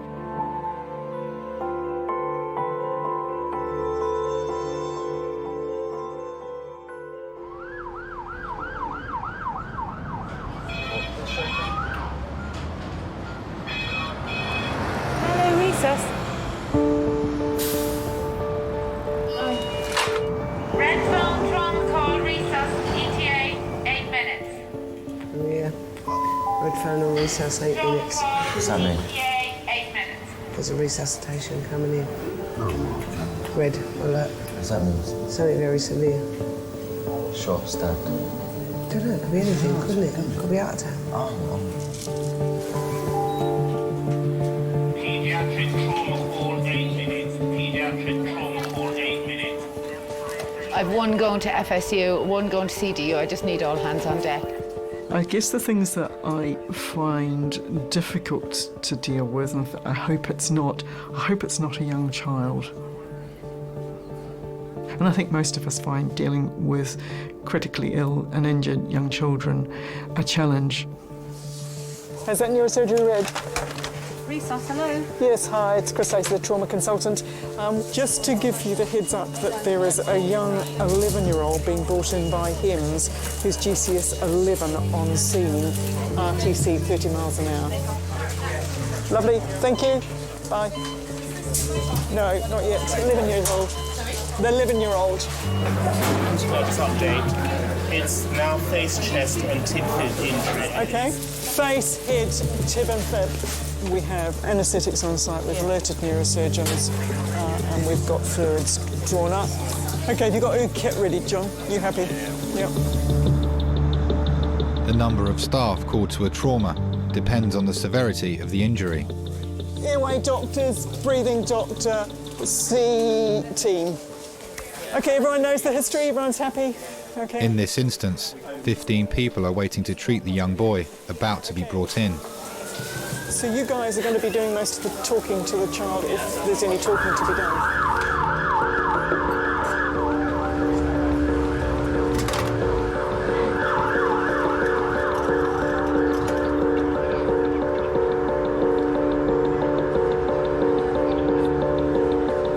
Sounds like they're coming.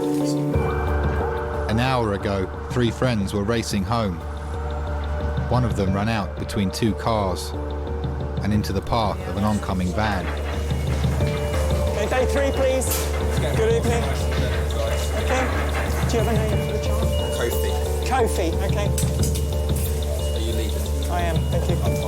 Hi, I'm Chris. 3, 1, 2, 3. Okay, listen up. Okay, guys, this is Kofi. He's 11 years old. Approximately 1 hour ago, he was a pedestrian versus car, seen to be thrown approximately 20 feet against a wall with LOC. Injuries top to toe. He's got an obvious head injury, laceration over his forehead with underlying skull fracture, obvious facial injury with a lip laceration and avulsed teeth, a closed left tib fib fracture. He's got a tender right chest wall. His tummy is soft, his pelvis is symmetrical, long bones intact, stable en route. I guess he needs his airway secured and a CT of his head and body. Yep, lovely, thank you very much. He's got a good femoral pulse, I can't feel a rate. Can we get Max? Fine, okay, I'll talk to them on that. Thank you very much. Maria, can you call Max Fax, please? Thank you. So, from primary survey, priorities, airway? John? There are sort of loose pieces of teeth and bone in the upper airway with a cleaved upper lip. So basically, I'm not sure, it looked like there might be some teeth in the back of the throat. Okay, John, are we going to protect the airway? If there's loose tissue there or teeth, can we save it, please? Have we got a sterile pot in case there's loose teeth, please? Yeah.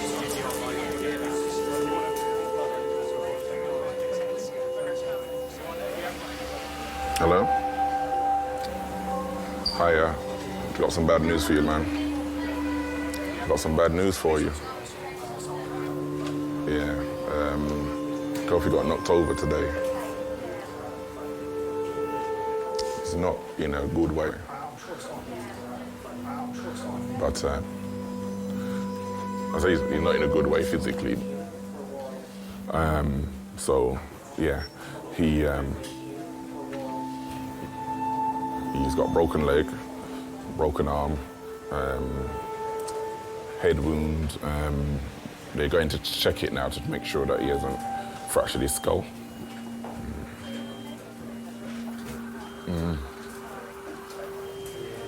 Yeah. Yeah.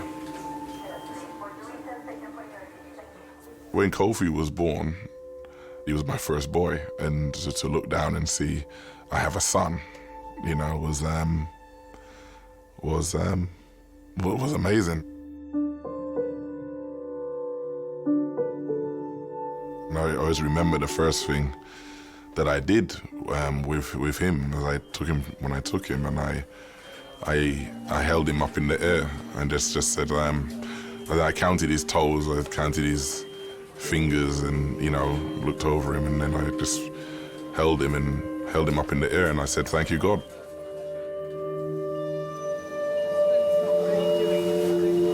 Kofi, this is important. I want you to open your eyes for me. Kofi, listen to me, Kofi. Kofi, open your eyes. Anyone got pen torch? Kofi, can you hear me? Can you hear me? Kofi? This is really important. Come on. Good lad. Squeeze my fingers. Can you squeeze my fingers here? Kofi, squeeze my fingers. Actively doing so? Squeeze my fingers. In your left hand, can you squeeze my fingers? Kofi. So not responding verbally. Okay? It's always difficult to put your own emotions aside. If it was my daughter lying there, I would know how I feel. And being a parent, being a human being, you can't help but empathise. Okay, so what do we think? Okay. Yeah, okay. So he's responding to pain. So he's localising to... I'd like to say it gets easier with age, but I don't think it does. You're trying to comfort the child who may be distressed and in pain, but most of all you're trying to make sure that the team you've got there is doing the right thing at the right time, in the right sequence. I've got an 11-year-old boy who I spoke to your colleague about. He's about to be tubed, and we would like a CT head to toe, including C-spine, chest, pelvis. I'm sorry, it's so noisy here. Are you ready to go now? How far from going to CT are you? Just about ready to go. OK, we're on hold, waiting for radiology to phone back. Sometimes you know the chances are slim. But I think with a child you never give up. OK, they're all ready to go.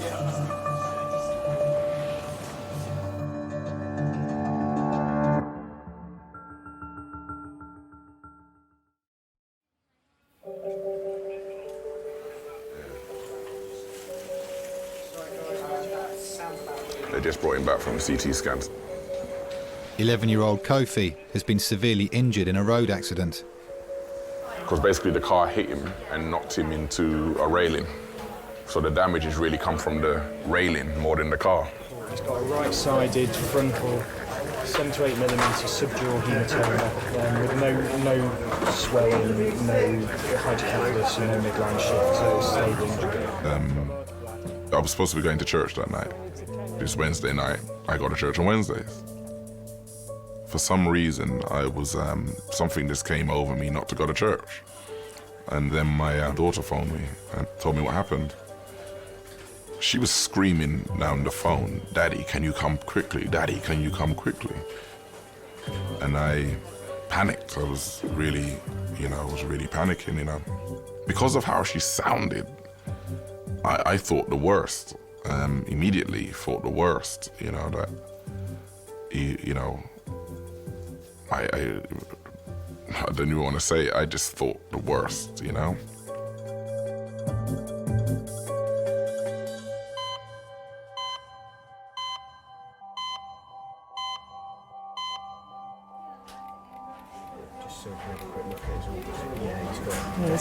He's got ear, but it's nasty. That's not a nice place to have a fracture. It's gone right through here. All the way through, that's nasty. I don't know whether I'm going to talk to the parents now, but he's quite seriously unwell. Right, we've just had the CT scan result back. We've only got some of it back at the moment because there's a lot of images to look at. We've now got the neurosurgeon who's just coming to see him, and we've also got the maxillofacial surgeon who's there as well. But he certainly has a fracture of his skull and of the face.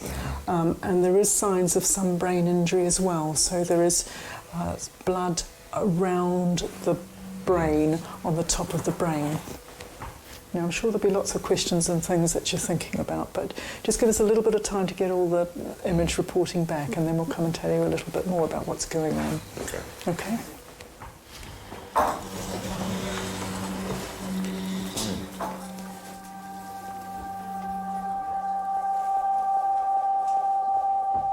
I've spoken to the relatives, so the father is aware. I haven't been graphic in how nasty the injury, but it is. The fracture goes right from the frontal sinus all the way down to the base of the skull to the clivus, with an extradural as well.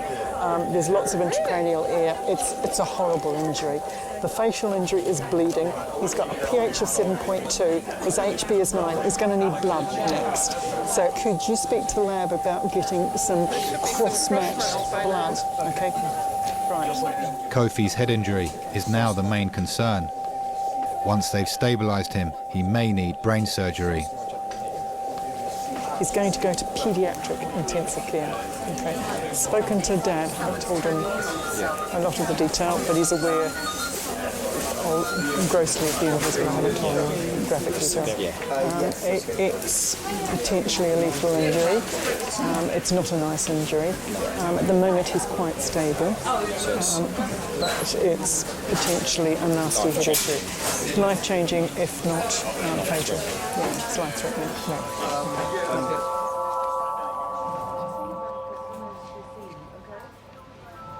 What I felt was it should have happened to me, not him. I was thinking, did this happen to him because of something I did in my life or to someone, you know? It did, you know, I went through probably every emotion that you could go through.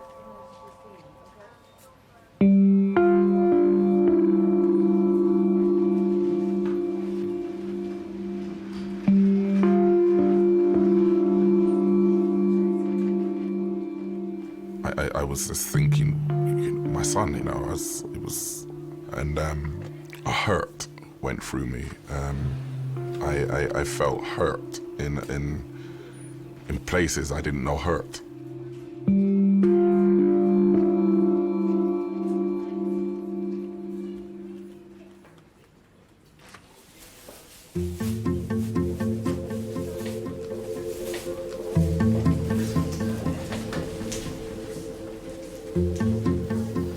Are you the plastic surgeon? No. No. This is the senior doctor in the A&E, and he's got experience with faces as well. My name is Nadine, and I'm 16 years of age. I'm a hairdresser. I style, cut, blow dry, whatever. I love appearance. I love making people look beautiful, and it's just my thing. I love it. Sorry, I'm doing touch. So. My best feature are my eyes, as you can see. Beautiful eyes. Yeah. I'm not big-headed or nothing, but I think I'm perfect. If you're happy, I can do. If not, then you can wait. Up to you. This is my face, you know. Everyone sees it, so please do not mess it up, please. I won't be happy. Yeah. Nadine has been glassed in the face whilst on a night out with friends. I'm scared. I didn't know that he scarred me until people was like, you're bleeding. And then I looked in the mirror and then I saw my face and I was just thinking, oh no, like look at my face. Look at my face. That's why they're giving an injection. Oh, I hate injections, I hate needles. Okay. Try not to move. Sorry.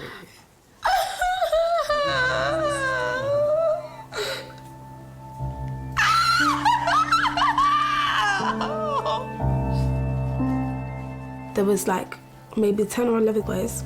We was all dancing, they was getting a bit too drunk and they would try like fill up the girls' thighs and the girls' bums, and they wanted to start with my friend. And then I butted in, which I shouldn't have done, and I said, leave her alone. And he must have come to me now, and I said, are you gonna do something? Then he took the bottle and he smashed it in my face. Please don't hurt me, please don't cut my skin, please, I'm begging you, I swear to God, please, please. You're gonna have to work with us a little bit, okay? It's gonna hurt. It is gonna hurt, okay, but you've gotta have it done. So you're gonna have to work with us. That way you can get out of here quickly and we'll get the job done right. He thinks that we can't defend ourselves. But me, I'm not going to back down. I'm not that sort of person. So I punched him and he fell to the ground. It's coming together very nicely. Well done. Well done. You might have some scar, but very mild, yeah? Yeah. Less than that, it's going to be less than that. Good. Thank you. All right. The man that did it, he thought he could throw in my face, but clearly he never. I don't want people to feel sorry for me, to pity me, because I'm a strong girl and life just goes on. Karma is a B-I-T-C-H. Yeah, it's gonna come around and it's gonna bite him on the butt.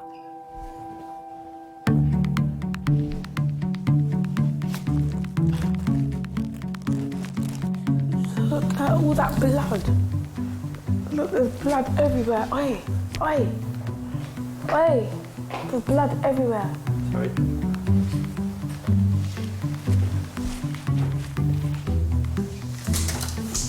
What can I use that will take off the blood quick? Just water. Don't normally need any.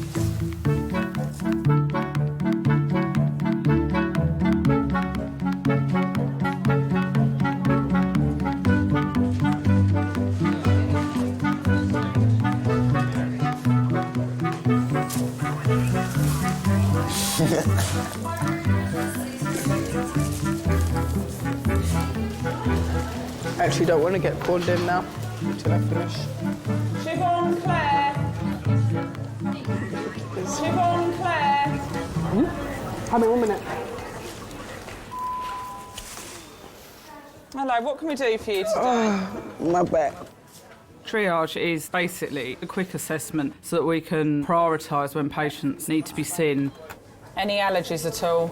Not what I know of. We can give her. I can give you some codeine and paracetamol.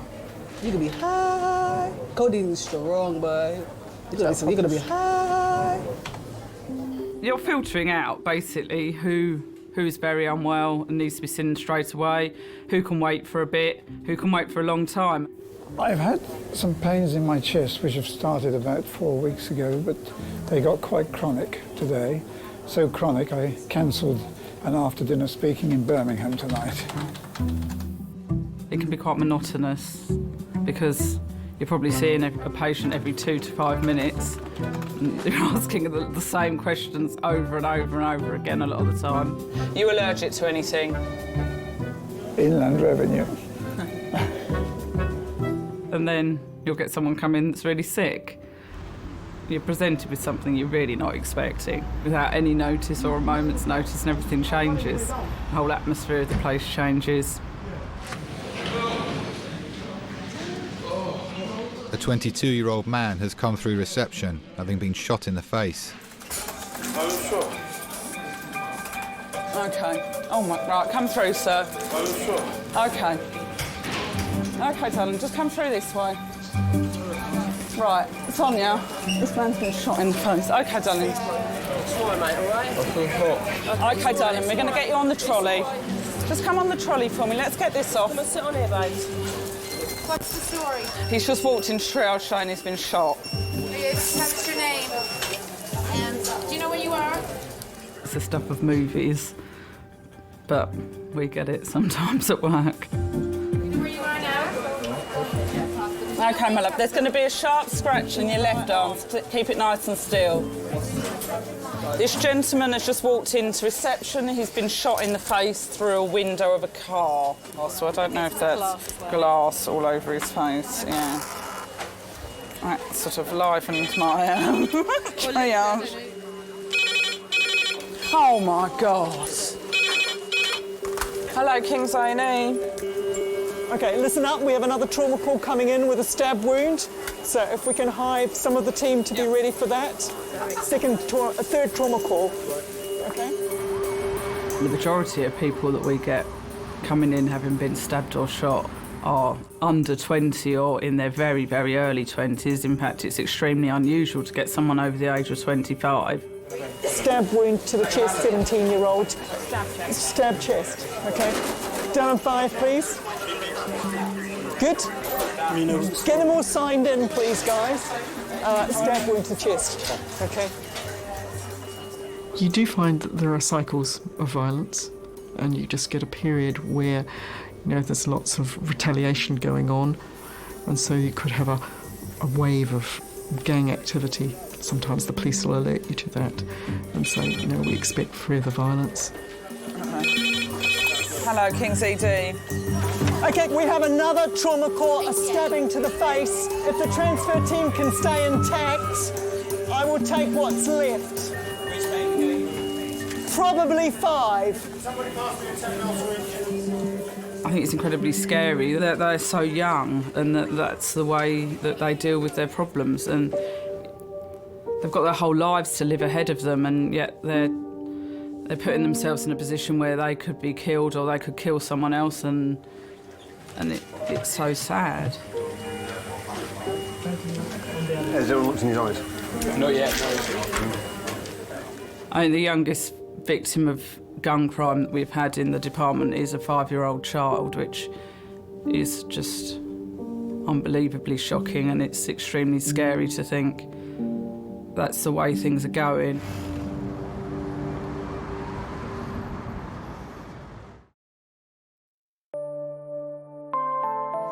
Hi, Chris Lacey, one of the consultants. Your registrar is in there now. Yeah. Whilst 11-year-old Kofi is fighting for his life in resus. He's got a nasty skull fracture. I've only just quickly looked at it. He's got an extra... 3 victims of violence have arrived in quick succession. There's a gunshot wound to the face. We're just waiting for a CT.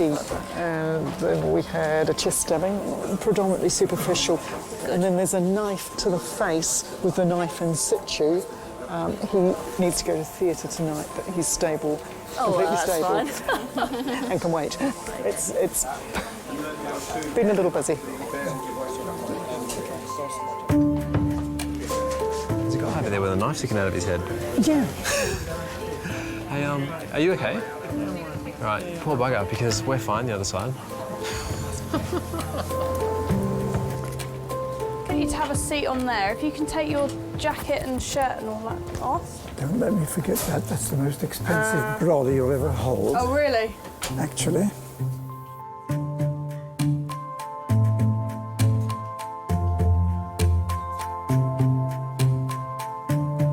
Wiggle it from side to side. Brilliant, OK. There is a reason I'm doing this, I promise. I'm just testing the nerves on your face, OK? And you said, what type of... It was a knife, you said? Do you want to see him? Oh, brilliant, yeah. Yeah, I've got... Well, it's always useful to see what's caused the injury, because then we can... Yeah, I saw. Oh, gosh. Yeah. Wow. OK. Oh. 73-year-old Roger Jackson has come in complaining of chest pains. OK, let's pop your gown on. Where did he put it? Under another name, I'm quite famous. Is it under there? What's your other name? Roger Laverne, you can Google it. Oh, really? I will later. Your mother and father might remember my group, the Tornadoes. Oh, cool. I'll be back in a sec. Ah, Jen, do you know the band Tornadoes? No. I was in a group called the Tornadoes, and we had a multi-million selling record which still gets played every day called Telstar. A lot of people say they've never heard of it, and then they hear it and they say, oh, that one. Knock, knock. Hello. Hello there. Roger Jackson. Yes? I'm Tony, I'm one of the doctors. Nice to meet you. And you, what seems to be the problem? Well, I seem to have a lump in my chest. I mean, I can't feel a lump, but it feels like especially when I turn sideways as well to the left. Mm-hmm. And when I take a deep breath, I get twinges. And I'm 73, and so many of my friends are dropping dead around me, and it's just worried me a bit. Okay. We were first British group to get #1 in the States and went to #1 in every country of the world where there's a chart. #1 in this country. I can't explain the pleasurable feeling it gives you to be top of the mountain, you know?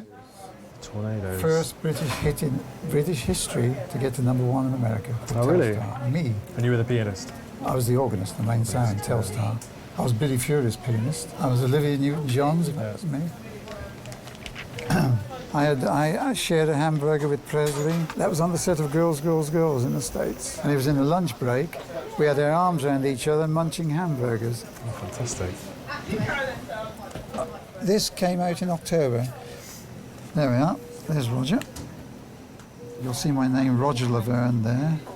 Roger Laverne is my stage name. Okay. The Tornadoes is my group. The advent of rock and roll and everything in the 50s was wonderful, you know. All the coffee bars came up, the lovely espresso coffee bars in London. Presley came up and Little Richard and people, and it was a wonderful time, you know. As a teenager in that time, over kind of the 50s and the 60s, what would be the worst thing you'd hear about kids getting up to? Well, you had the Kosh boys in Clapham who were dragging people off buses and that. They used to wear drainpipe trousers and Edwardian jackets with their hair well greased. Teddy boys, that's what they were called in those days. I used to avoid them like the plague. If I saw a group of those coming towards me, I used to cross over the road, you know. But it wasn't in any way like today's problems. I don't recognise this world at all. Okay. Is this the guy who's got shot in the face? Yeah. This is him here. Yeah, because I just got off the phone with radiology just before I came in here, and he's got 2 pieces of glass in his orbit. But we already knew that. Yeah. So the thing is, he walked in, so any shooting-related incident, we phone the police straight away. Right, okay. You don't even have to report stabbings. Right. But firearms, you have a duty to report it to police. Right. And they come down with no response unit. I see. And obviously, you know, the last thing you want is you don't want to come in the department finishing the job off. Yeah. It has been known to happen. Yeah. Happens like Manchester. Does it? Yeah. So, yeah, it's Wild West tonight. Midweek madness, we call it.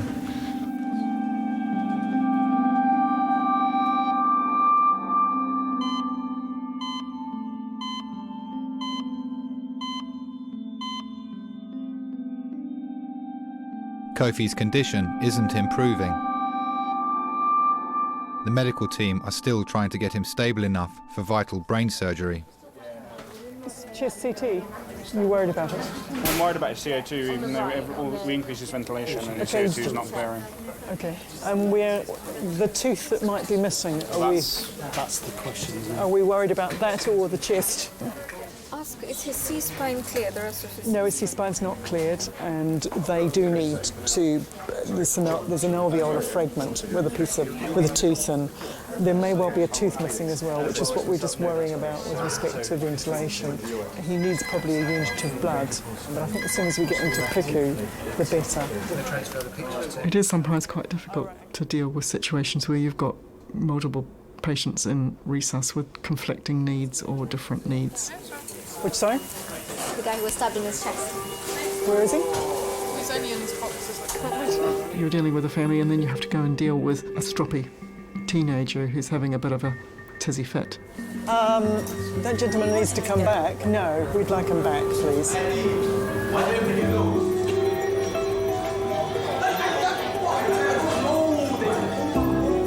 You do just have to switch between one situation and another and try and manage the room in the best way you can. Yes, sir. Hi, I'm Dr. Lacey. Do you want to come and talk to me? Can I talk to both of you? I don't even want the police here. That's how cool it is, Kim. I don't want the police here. All I want is my stuff. Excuse me, what's going on with this CT scan? I want to get out of here. Okay, CT scan is going to happen, but... You do have to sometimes just detach yourself and say, I've got 5 patients in here. I'll prioritise the need of one, but I can't completely ignore the needs of the others. Innocent or not, they're both my patient. So as soon as we've got the scanner free, we'll get you up there. But So you just have to be patient. Realistically, half an hour. Half an hour is not long. Can my cousin come in here, please? Just because you're injured, if it's not life-threatening or immediately limb-threatening or anything like that, we've got a right to carry out our work in a way where we're not being abused by people. And if you're going to abuse me or any of my colleagues and you're going to act in a manner that's extremely unpleasant, you can go. I'm trying to comply with you. Do not try psychology on our brain cells. Do not. Guys, do not. Guys, can I ask for calm, please? Do not. Could I ask for calm? There's a very seriously ill I do apologise. young I child. do apologise. She's trying her strategy. Listen, there's a very seriously young lad. I'm sorry. There. It's I'm 11 years sorry. old. I I'm really sorry. would like to keep I do it calm. apologise. Thank you. She doesn't calm down, she's out. I'm not having it in here either. Okay? Yeah. We'll take him to CT now. Fantastic, and then we can get the relatives. Can we not put them with the young lad's relatives?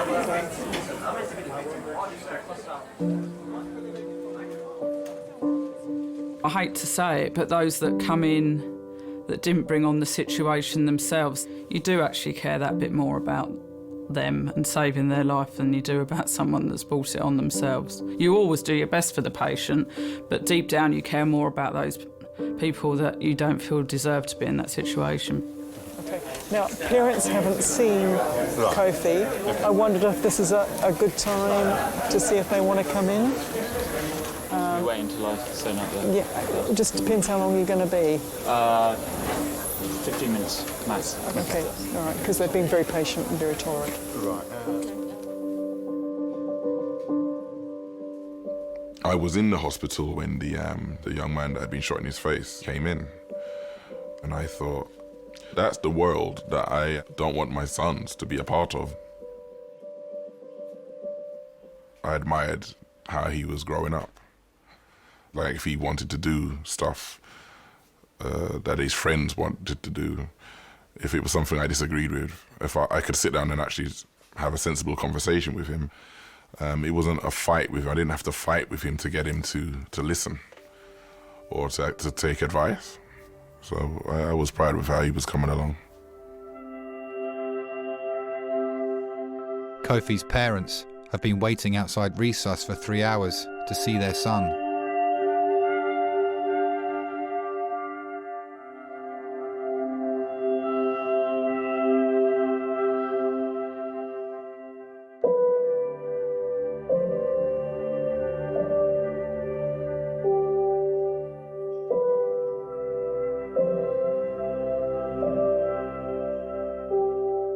When I saw Kofi for the first time, it devastated me. If I could have swapped places with him, I would have. I thought, I'm 40 years old, his life is just starting.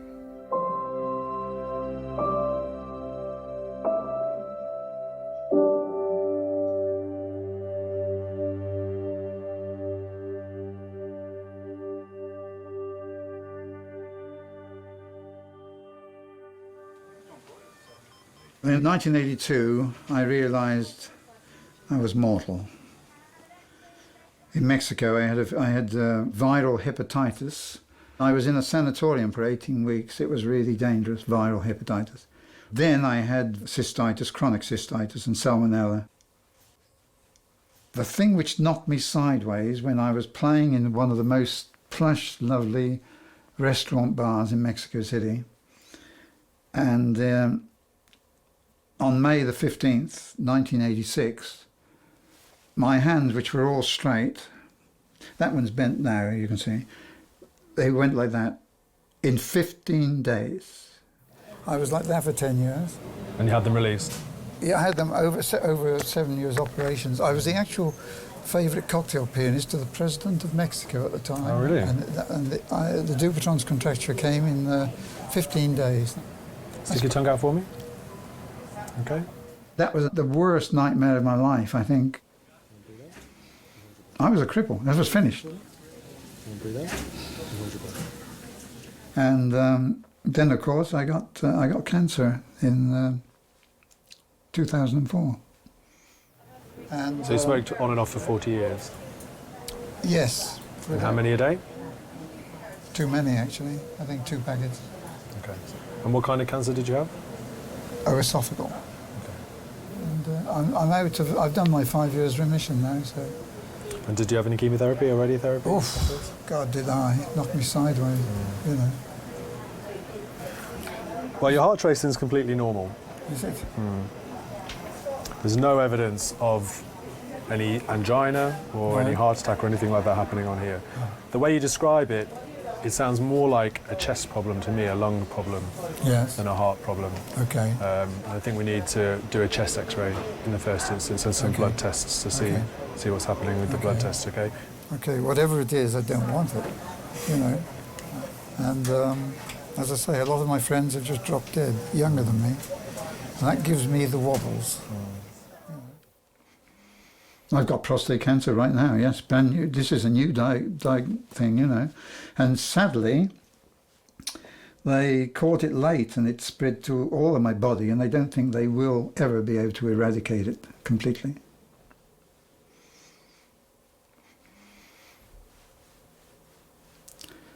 I've told it to sod off. I want to hang on to that. I haven't finished, I'm still ambitious. I had my first Rolls Royce when I was 23. That's because I'm impatient. You can't keep me down. Would you give up the fame and the fortune for your health? To have health now? I don't think so, because I'm glad I experienced it.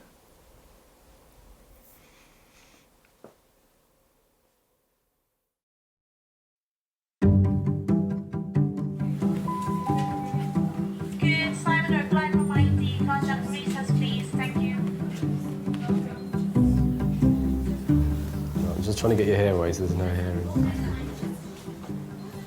It's a nice big gash you got there. There's one thing I take pride in, it's my gashes. Do you remember when I told Dad I was moving to Peckham? Yeah. And him and Rob went mental. They were like, you're going to get killed, Brian, you're going to get shot. Look, I printed off a map of all the crime and it all happens in Peckham. It's not that bad. Just finished his notes. He's off the system now. I don't know where they're going to put him. It's going to take me hours to write up all of these. Absolutely hours.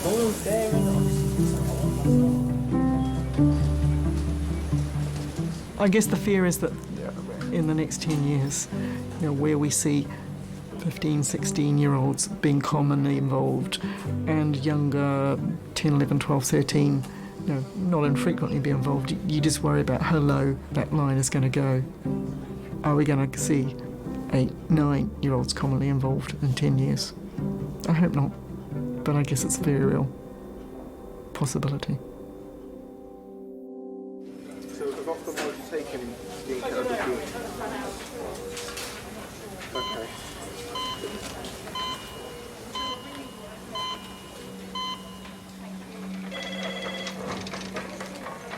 Three and a half hours after arriving at King's, Kofi is ready for surgery.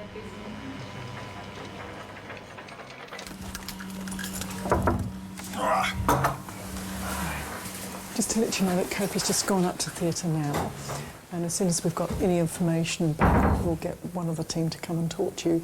He'll be going to the Pediatric intensive care unit after that, so we'll get you up there once he's settled and we'll take you all up there. Going to have what then? He's going up to theatre now to have that blood clot that's on his brain drained with Mr. Selway, the neurosurgical consultant. And at the same time, they'll have a look at the face and make sure there's nothing else they need to do there. Okay, thank you. No problem.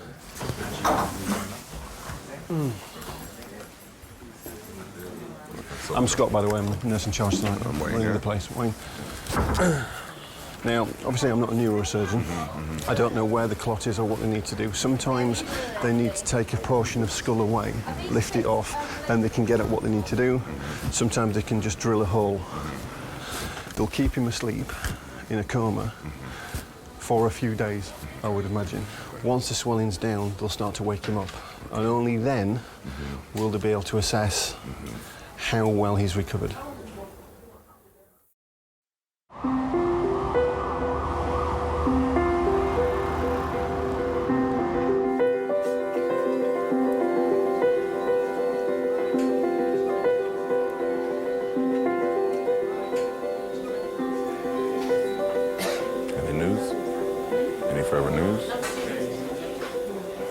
when they brought him out of in the induced coma, because the hospital they weren't sure if he had suffered any brain damage.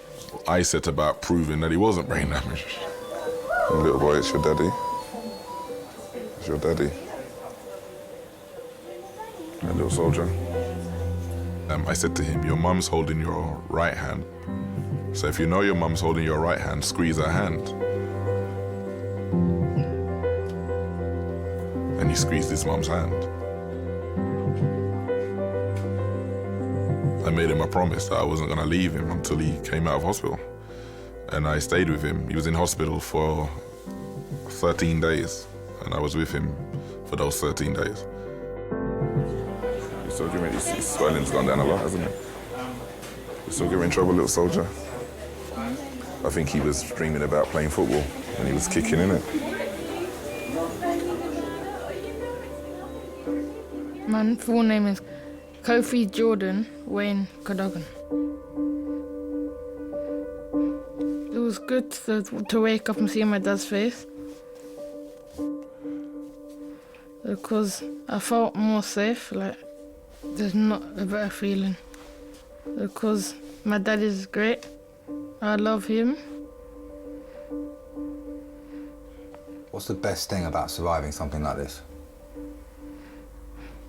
That it teaches you a lesson. There's no point risking your life on nonsense that you don't really need to waste it on. You should be thinking about the future and what's important in life, like your family. And football? Yeah. Football as well. Do you mind putting that, please, without a question? I shall have to get a Queen's commendation for you for your services to rock and roll today. I don't like thinking of death and morbid things at all. I still feel that I wanted to go on and on and on and on. And that's what I intend to do. I look in the mirror and I think, yeah, you know, go for it. I still feel like that, you know. And who's at home with you? Sorry? Who's at home with you? My 8th wife. 8th wife? And that's another story. My autobiography is coming out. Okay. Mary Poppins, it ain't. I'm a bit craggy and crinkled now, but I was pretty dangerous in those days. Quietly dangerous.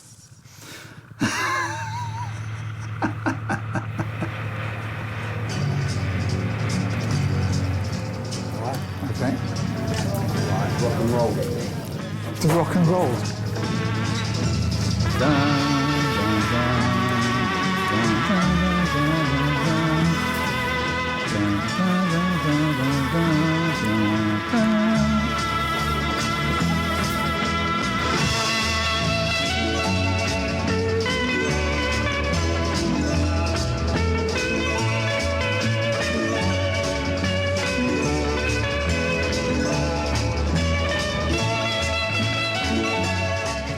Can you get all the smiles in, because I know I look really cute.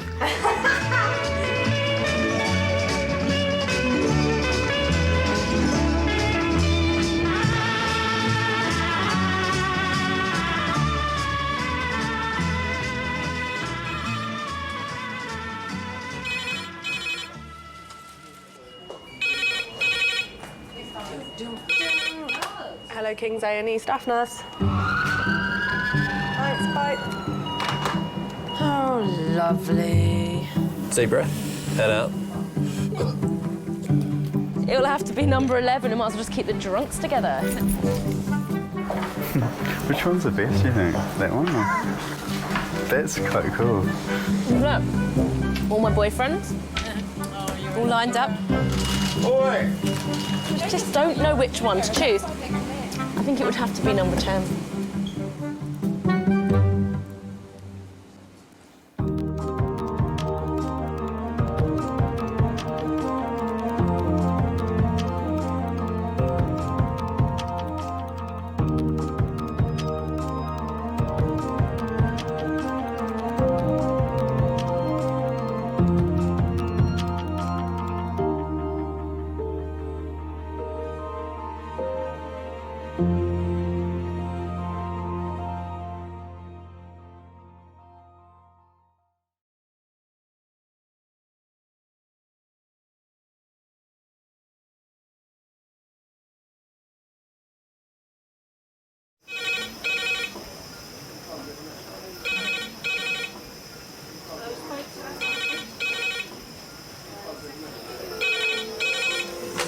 King's A&E. Lovely. Cheers, bye. Adult trauma call, 8 minutes. Adult trauma call, 8 minutes. I've got an unconscious gentleman he has severe traumatic brain injury. King's College Hospital, London. I think something hurt. One of the busiest A&E departments in the country. They're a bit busy right now. Maybe 20 minutes, 30 minutes. King's is extreme, isn't it? Come on. A place where love, life, and death unfold every single day. Fall from a tree. It's probably absolutely trolleyed. I'm very drunk. I just keep thinking, how am I going to cope? All the patients you're about to see were treated in one department in just one 24-hour period. Kevino.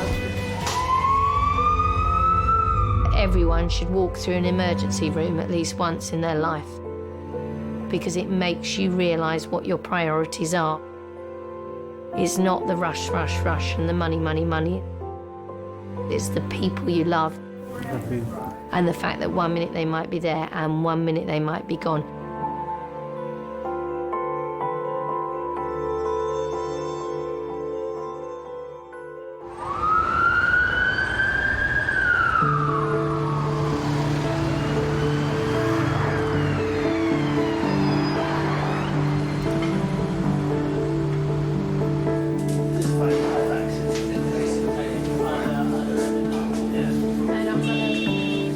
I'm one of the technicians. We need to take some blood from you, OK? What's your name? Obviously, people are very anxious and nervous and scared when they come into a department like ours and they don't know what's going on, and it's quite nice to sort of put them at ease, which I think that I do very well. So, sharp scratch. You can open your hand, don't move your arm. Thank you. When I see couples come into the department, it just makes it more real. The emotion is more real because you're dealing with two people and, you know, one person, the patient, is in agony, but also their partners are feeling their pain as well and get quite upset. Sometimes we see people on their own as well, and sometimes that makes you feel a little sad. Claire? Hiya. We'll check your blood pressure. Okay. Just while you're waiting. All right. You don't want to take this off? 22-year-old Claire has come in alone after being knocked off her bike. So what happened today? I was cycling along and then a man on a scooter decided to crash into me. And I sort of went forward I kind of went on my face, so hence the teeth. And yeah, you know, that's it really. It all kind of happened very quickly. Okay. I'll get you something for the pain, okay? Dr. Kennedy, please call 2410, thank you. I remember being in the hospital and kind of seeing lots of couples and sort of thinking about that and kind of how they must be worrying about each other. When you're part of a couple, it's simultaneously this really, really good thing, but it's also a huge gamble in that it could end very, very easily and suddenly. Got some paracetamol and some the briefing help with the swelling as well in your knee as well. But you don't have to take them all in one go. You can. My boyfriend, he was killed in a cycling accident. It's been 10 months now. He was on his way to lectures. He was a medical student, and yeah. He died instantly at the scene. So no, I never had to go through the sort of going to hospital. And I don't know. I mean, I'm not sure if I really know how I feel about that. If I'd have rather have had a chance to say goodbye or not. yeah.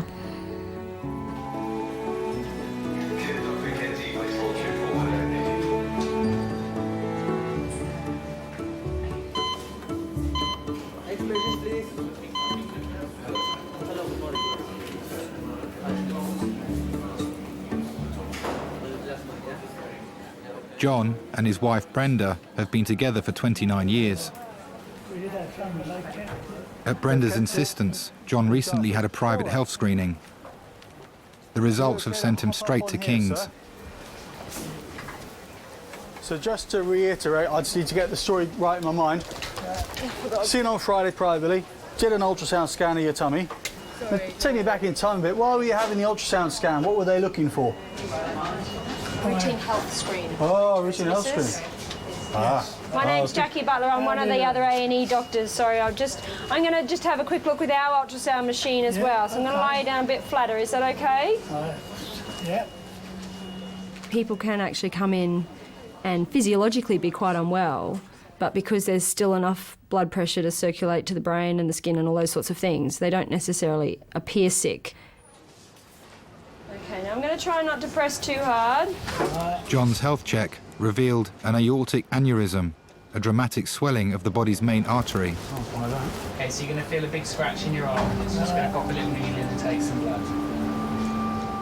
So, you know, someone can come in and go, oh, I've got a bit of belly pain. Their numbers can all be basically fine, and then they have this big balloon of a aorta, which at any moment could literally pop.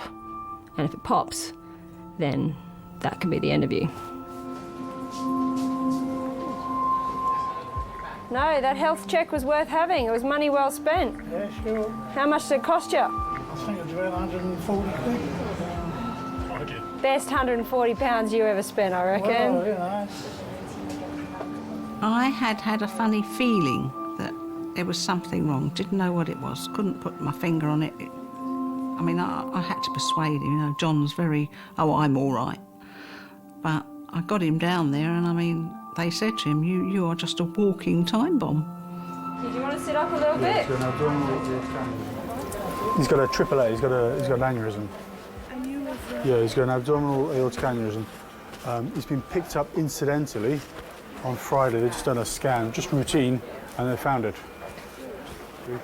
It's about 8 centimetres in diameter. So yeah, it's big. Vascular registrar Ranjit has been brought in to assess how urgently John needs an operation. So guys, if you can see, I'm just holding, this aorta normally runs down there, and I actually got my hands around it, so it's that big. And can you see my hands are just being pushed away from each other, kind of a pulse. That's his pulse. So you see, it's that big. You can see it's 10 centimetres, okay? Yours and mine, it would be about that, about 2 centimetres, basically. Okay, so it's quite large. It needs urgent intervention. We're going to get the cardiologist down, as I say. All right, so I'm going to go to the meeting where we're going to discuss you. I'll come and we'll have a talk to you, okay? I'll deal with you. Okay. Dad had some quite colossal accidents. He's competed with bikes all through our lives. But Dad being Dad, he's got up and walked away and come back and done it again. Wait, you better get going or you'll all get locked up in the traffic. We're not going anywhere, shut up. Stop worrying. We're here until we find out what's happening. We know what's happening. No, we don't. Haven't had a meeting yet. He likes talking bikes. He likes to be able to get his say in, which he does tend to sometimes get, I suppose, talked over. We weren't making a fuss for nothing. No. I mean, every time I dragged him up the doctors, I was able it was like, oh, well, you know, we're checking on him, he's all right. I was able And there you were, threatening to mow the blooming lawn the other night. That's all right, the lawn takes me round, doesn't it? Yeah, just what we need at the moment, isn't it? That could have caused that to go, because, I mean, you might have pushed enough pressure on it. Not my bad to get a brand that I caused it to go.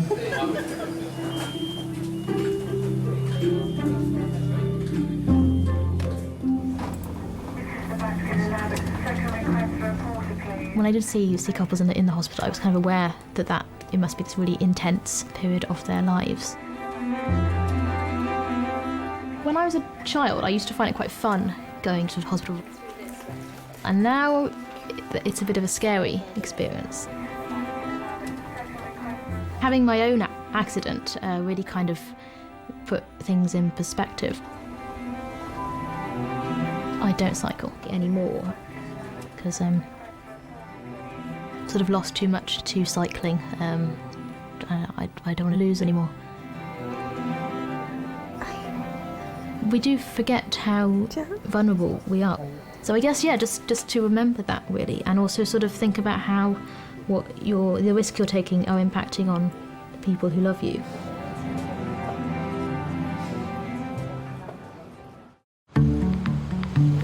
What kind of sandwich would you like? What kind of sandwich would you like? Tuna, chicken, ham, cheese? Cheese sandwich. Cheese. You must eat something for the last week.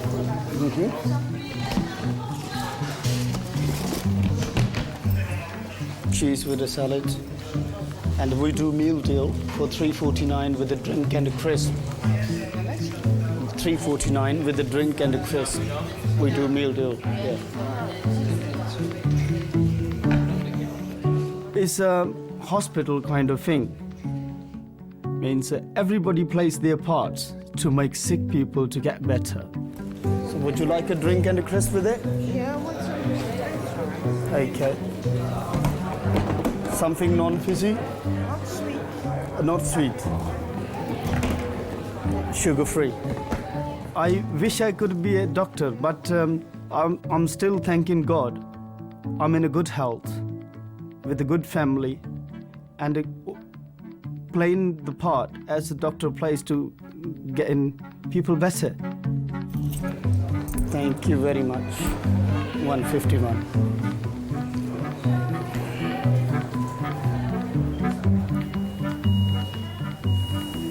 Body is the most incredible thing. It's the cure-all. Oh, that's the most thing. I know, you use it for cleaning and everything. I told Rowley and Leader that, they won't believe me. I said, use it on your surfaces, you won't believe how shiny they'll come up. Oh, it's been notorious for that for years. Oh no, it's on, it's oily. I said, no, it's actually a disinfectant. I said, it's terrific. It's the only thing I know that gets my black surfaces shiny and not smearing.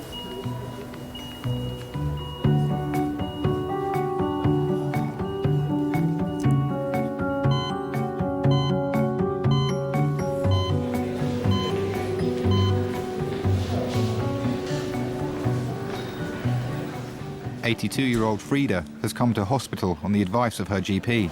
Hello. Come through. Thank you. Thank you, nurse. Thank you. Okay. So, I'm Nancy. I'm one of the nurse practitioners. Yeah. What's the problem? This is the ear of mine. The ears seem to be blocked up. Feels like they're blocked. All yeah, right. there's something in that ear that I don't know what it is. Okay, I need to have a look. I'll just go and get the right equipment. All right. Dear.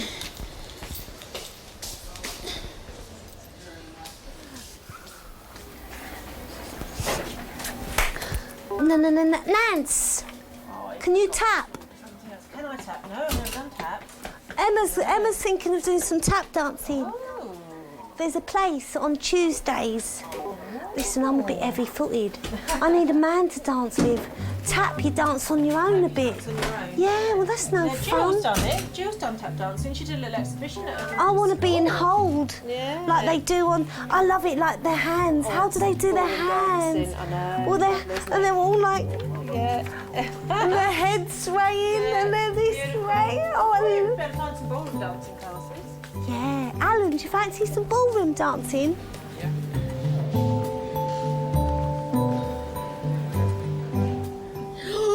Oh, that's sore, isn't it?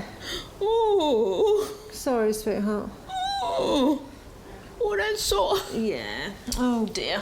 You do have an infection in that ear, all right? So I'm going to give you some different antibiotics and some ear drops to put in your ear as well, and hopefully that will settle it down for you. Okay.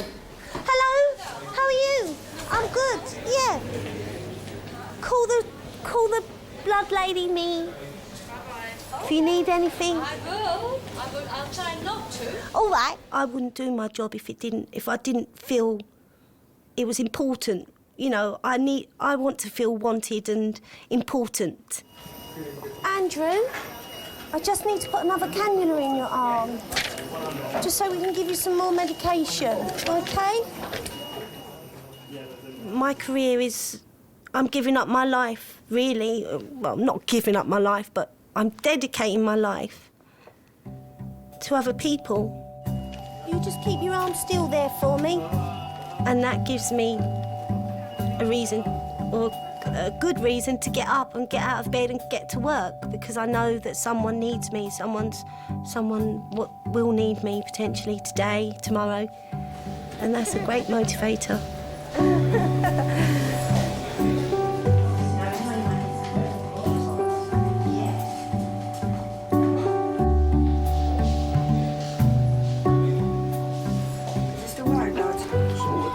Yeah. I feel absolutely exhausted. How many doctors are in there? Not doing nothing now. I want some service. Just come and assess me, please. Get me down to X-ray quick. Please. Patrick has been waiting to see a doctor in Miners for 20 minutes. You know what I mean, babe? I ain't looking to stay in here all day. People's expectations are that, you know, obviously they are the most important person. They can't think about anyone else. So, you know, they just want to be seen and sorted as quickly as possible. Excuse me? Yeah, no problem, baby. Excuse me? Can you get someone to examine him, please? All right, then, sweetheart. Yeah. All right, then, I'll ring you back, all right, darling? Yeah, all right, then, baby. All right, take care. Bye-bye.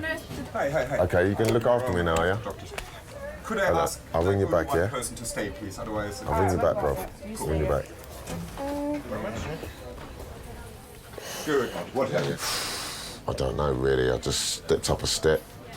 You know what I mean? I must have lost my footing somehow. So it was twisted, basically. I think I've nothing twisted fell it. on it. You didn't stumble and fell on it. No, I've fallen over on it. Oi! You see? As soon as you come outside, real air, man. That fucking recirculated shit going around in there. That's why all the fucking old people catch the old superbug. The old MRSA, RSI, whatever.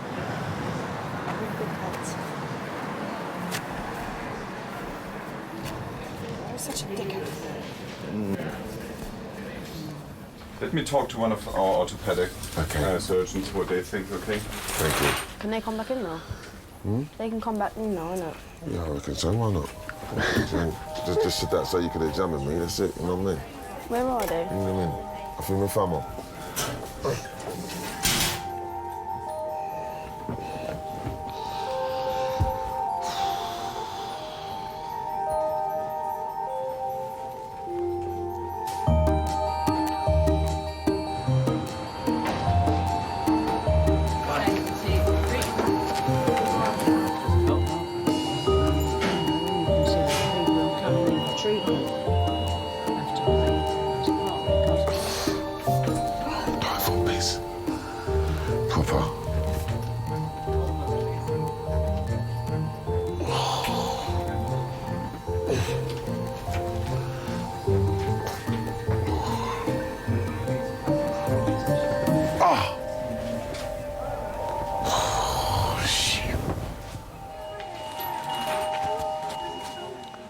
92-year-old widow Eileen lives alone. She's been brought to hospital after falling and spending the night on the floor. Now, Eileen, just as I'm talking to you, different bits and things are going to be happening to you, all right? But just for now, I want to find out what's going on and what's troubling you. Do you understand? Yeah, OK, that's fine. Right, so how old are you, Eileen? 92. What were you doing when you fell last night? Sitting in bed. You were sitting in bed? Yeah. What time was it? After the football, about 10:30. OK, and did you get up to use the commode? No. Why did you fall out of bed then? Did you roll over? You don't know? No, I don't know. And how do you get out and about? Do you walk with a stick or...? No, I don't walk with a stick. OK. Who does your washing, cooking, cleaning? I take my washing down to a cleaners. They do it while I'm having my hair done. And you get your hair done once a week then? Yeah. Oh, well done. You're a shining example. Do you drink alcohol? Yeah. Lots? Well, say lot. How much do you drink normally? I had a brandy and Yes. milk. A brandy? And milk. And milk? Yeah, that's Once fine. an evening, or? One in the morning and one of the evening.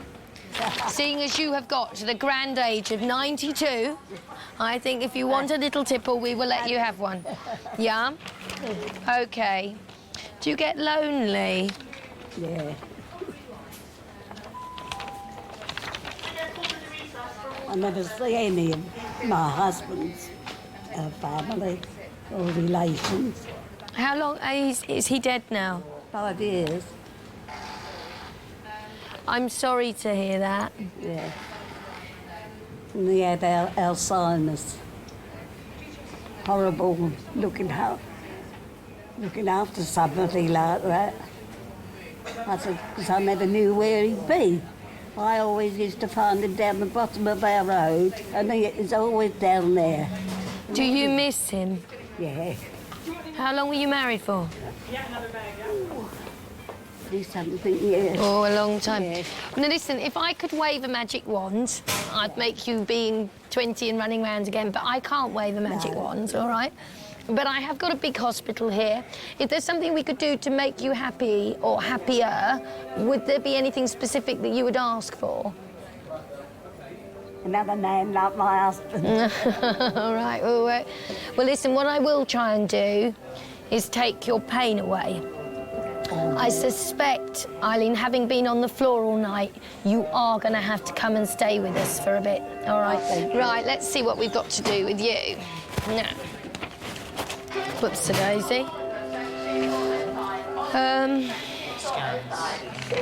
Well, no, let's actually just examine her properly first, shall we? I think hands-on and... All right, are there basal creps? I'll tell the surgeons, as far as I'm concerned, All they should go ahead with it. Now, obviously, the fact that you have got some heart disease will necessarily mean that the operation on the artery in the tummy is higher risk. But leaving it is obviously much higher. Yeah, and the reason they're asking me to come and see is there any way we can optimise the heart? I don't think there is. No. That's what I'll tell them. Good on you. Okay, nice. Thank you. Not much positive anyway. No, they're all positive. And trouble is we're 77 years old. I'll be honest, to find out something serious is wrong with somebody, having been through it once with my sister and to go through it again with my dad, I was trying to think about anything else. I was thinking about Dad when he was racing, about Dad mowing the grass, and I was just trying to keep it so that it was normality. Now you're bleeping again.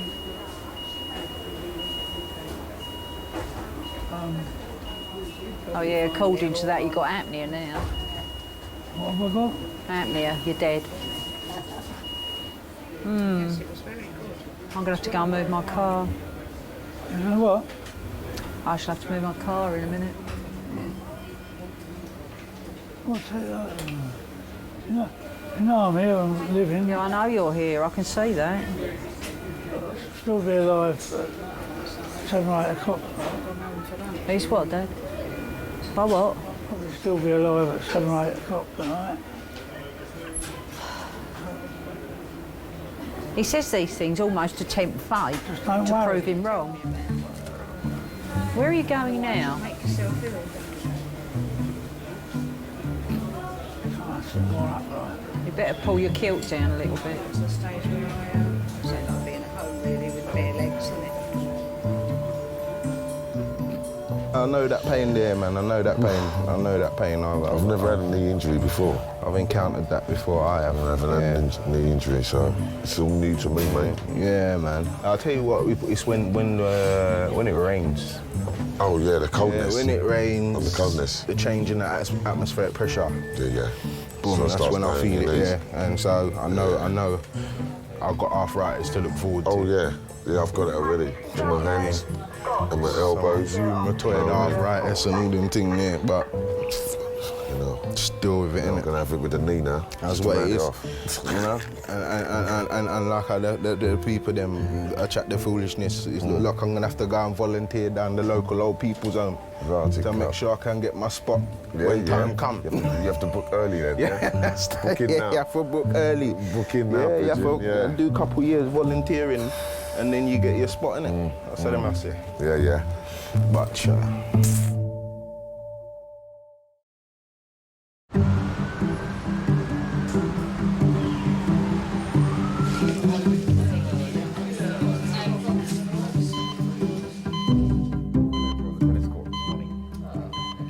backwards for no reason at all. I hadn't woken up properly, and I fell onto my and I've really damaged my wrist. Okay, let's see. I mean, I had just got on the court. We were knocking up, and it was in the first thing, and I just fell over backwards. Okay. It's the men. It's always the men. They're all big boys that have never grown up, do all the stupid things, all the dangerous sports. Yeah.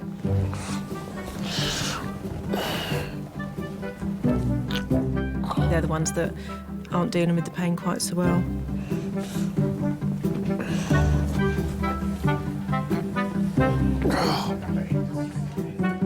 It's usually little old men and ladies that are really stoic, and they come in with a broken wrist that they've fallen over a week ago, and you say to them, you know, why didn't you come in sooner? And oh, I thought it would get better, you know, thought I could deal with it, but they don't. Do you want some paracetamol? You've just had Nurofen this morning. Do you want something else? I got some. No, I'm fine. You're okay with that? It's quite painful, but Paracetamol to take the edge off? No, it's okay, all right. But I've got some ibuprofen in my pocket. Just I haven't taken it. It's okay. You don't want them? Let's go through all this without it, and then I'll take one. All right. And just finish. That's right. Just okay it. Okay. And then if ED. Babe, I'm fucking broken, babe. It's broken. I'm broken. I feel really broken. Your heart? Yeah. Eileen, what analgesia has the GP tried you with before? I've got some pain relief things, but I haven't taken them. Right, ever? Never taken them before? One. What was it? Do you remember? No. Did it make you feel a bit funny, that one, or not? No. OK, one moment, sweetheart. She needs any pain medicine? Yes, she does. Can I have a doctor, Teresa? Hello, X-ray. Sorry to trouble you. It's Liz phoning, the A&E consultant. Hi, X-ray. I've got a 92-year-old lady who's fallen out of bed and been on the floor all night. My suspicion is she's fractured her left hip, all right? But she's tender over the mid-thoracic area and a number of places along her Lots of times, there's nothing I can do.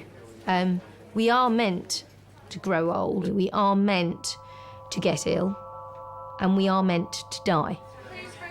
I can fiddle about at the edges of that, but there's no sort of magical response in here, in this hospital, that can change that. And so when people are older, I think what matters most to me is doing what they want sorted. I don't really want her languishing in the corridor. I think having been on the floor all night is enough, if you see what I mean. Yes, if possible. Thank you. Bye.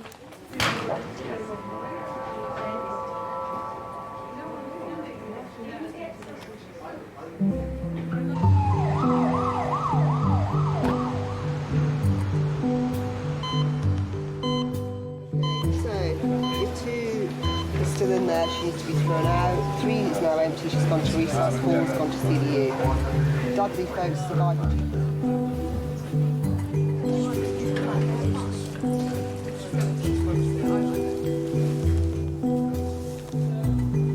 First time I've ever broken a bone. See what it is out there then. It's been waiting a long time. You see, this is horrendous. This isn't what we got handed Well, this over. is exactly what I just said to you. It was horrible when I came on. It's not nice at all. Last night was nice. This isn't nice. It's not even that bad out there, really. Okay. All right. Who's gone out there to help him?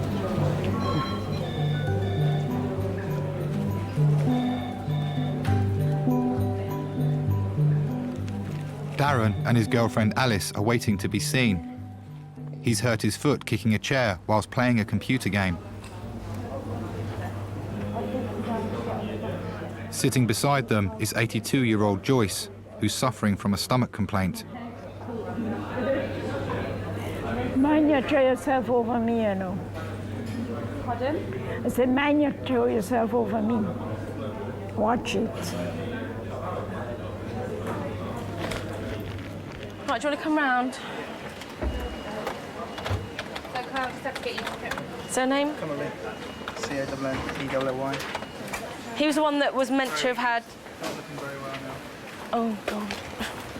I don't know. Yeah. Should we just take him to resus? Let's just go. Oh, God. A minute, yeah. Sorry. Dear. Hi, Charlotte, I'm going to bring someone in that's just gone flat with ambulance. I'm going to have to bring them in. Thanks. I'm going to have to bring him in. I'll get a trolley, yeah, he's just suddenly taken a turn. Oh, let me get a trolley. Is it passed out? After being brought in by paramedics, 79-year-old Eddie has suddenly lost consciousness. Okay, get his stuff. Hello? Can you get a screen, please? Take out. Hello, sir? Hello? Right, okay. Yeah, can we move the child out and put News 5, please?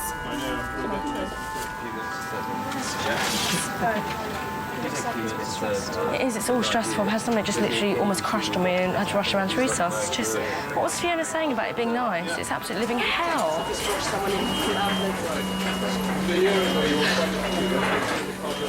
That's fine. Okay. Hello? Are you all right? Good. Right, let's check his BM. It's all right, sir? I know, I can never find anything. Yeah, his son-in-law is on the waiting room. But family couldn't speak to him today. I don't know if he had a faint, I'm not sure. But either way, he didn't look too good. He didn't, did he? Surname? Yeah, but he is conscious now. He knows where he is. And we're just going to check the blood gas now. Okay. It'd be nice just to make sure that what we're seeing on there that doesn't look like he has P waves, in fact is, I mean, this is perfectly regular actually. That's perfectly I'm glad you're awake. You had a funny turn on me. You've got lovely Charlotte looking after you now. Yeah. It does make you afraid to get old sometimes. I do fear getting old sometimes. I fear being vulnerable and not in control. But Trolley's coming in. He's fine now. He's back, but I'll go and speak to his son. Yeah, Is his daughter here as well? I don't know. I didn't have a moment to blink. I'm sure. But a trolley will come to you first, and then I'll get my one. Okay. I'm gonna fuck you tonight. Can we go for a my lazy purse? No, what? No. We'll have a fag, but not a spliff yet. You can wait. Oh, I'm not sitting here 3 hours without nothing in me, I don't care. We'll go out for a fag, but we'll have one soon, yeah? Can we have one now? Please. Darren, you're just so... We're outside the fucking hospital. Just please, for me. Just leave it, we're going to have one. And when you do have it, it's going to be nice. Yeah? Yeah, can we go up and have a cigarette? Yeah. Don't try and make me change my mind outside, because it's not happening.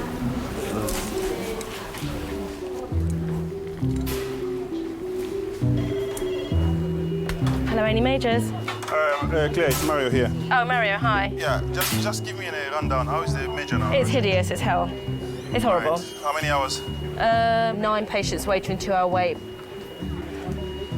Well, just let me get on, Mario, and I'll come talk to you in a minute. Okay. Bye. I'm just going to go into 6 to assess this. Yes, please, that's great, yeah. Is there a patient in there? No, the bed is coming back, and the patient is in the suture room. Right. Why have they been here 3.5 hours and haven't had an assessment? Because it's busy, Claire. Okay. That's why.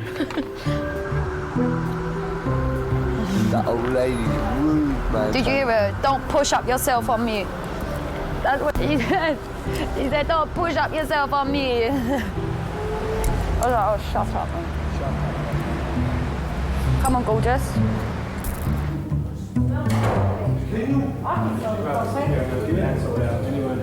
Right, take a seat, I'll get you booked in.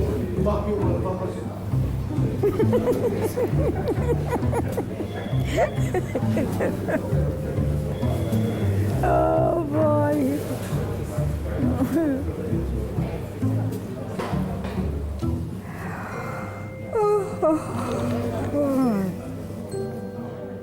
A bit of genuine sympathy you just squeezed out of me there, Pete. A genuine bit of sympathy. Genuine bitch. You know what they're gonna say? And push me out when they're ready. Yeah. You take 1 and 2 tablet anti-inflammatory and an antibiotic. Yeah. And we can't do nothing more. One crutch. If you get 2, you're well unlucky. Isn't it? One crutch and out the door, bro. Isn't it? Yeah. King's College special. Patch up, hitch up, 2 tablet, 1 crutch and out the door later. Yeah. A true thing. On the road again. It's a true thing. You're not lying at all. You mean? It's like we don't know. I come in there, big stab wounds in my face and all sorts of people, them stitch me up, itch me up, 1 tablet. And throw you out the door. 4 o'clock later, yeah. Peace. You know what I mean? You're just getting a bit wary now. No, mate. Yeah, for real. You fucking shattered me, man. Proper. Shit, overtiredness. Yeah. Straight up and down, man. Straight up and down, man. Proper. Okay, your body repairs itself better when you're sleeping anyway. Yep. Sure.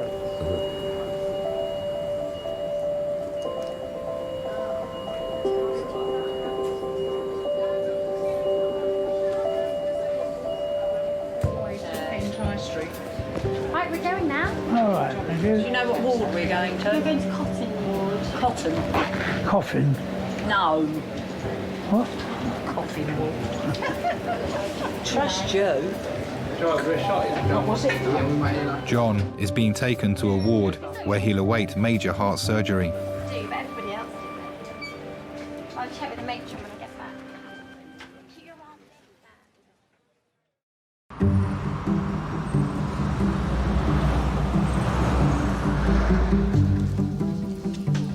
Hello, it's Claire. You've got somebody, he's a guy with a beard and he's got bandages on his hand or wounds to his hand.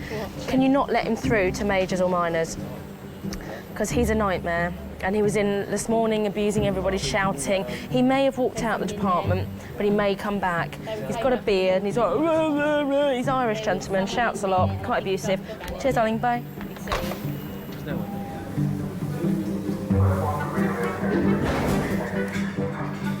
I might surprise you and go for a nice wax. Meaning that they wax off your hairs. What, by a woman, yeah? No. It's only women that do it. Swear down there, men. Swear down, what? Do you really think I'm going to sit there with my legs open and let a man wax me? Are you fucking silly, Dan? Bad enough fucking doing it for you. I'm not saying a man's doing it. I'm saying all that thing. Okay. You're not going home tonight, okay? Home. Because we need to observe you overnight, okay? To see how your heart is doing, okay? All right? I'm just going to speak to your son-in-law and explain to him what we've done, okay? Yeah. Right. I've just spoken to the cardiologist. As I told you, I just don't like the way the heart is. We're looking at things like a pacemaker. Okay. That's all right. Yeah. Okay. Should the heart rate go down dramatically tonight, Yeah. they will have to do that tonight. All right. Okay. All right. So you think obviously he has got a problem with his heart then? I don't think, I know. Right. He has a problem with his heart, yeah, definitely. Right, okay. Right.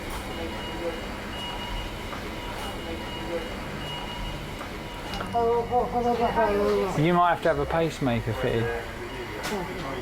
But don't worry. Nothing for you to worry about. What matters is that you get well again and you've got to stop falling into the bath and things like that. How many times have you fallen into the bath then?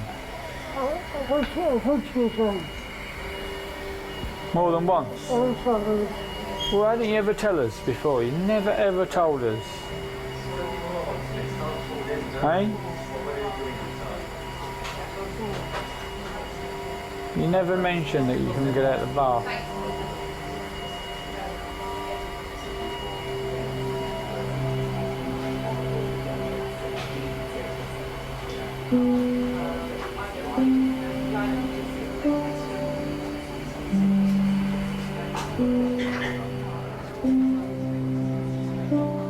Don't worry about it. I want to say something, I don't know what to say. You've said it all, dear. Said it all. Just do a good job on the next. He knows, Alita. All I was thinking is, please let this come right.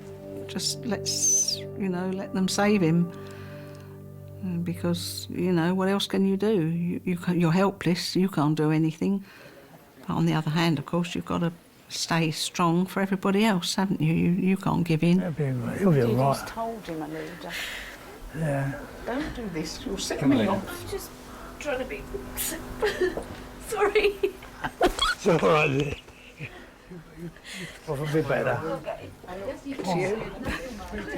I've been trying to get to you and tell you all the things that I never say. Don't worry about it. Don't you start. Someone's got a big stand. It'll be tough.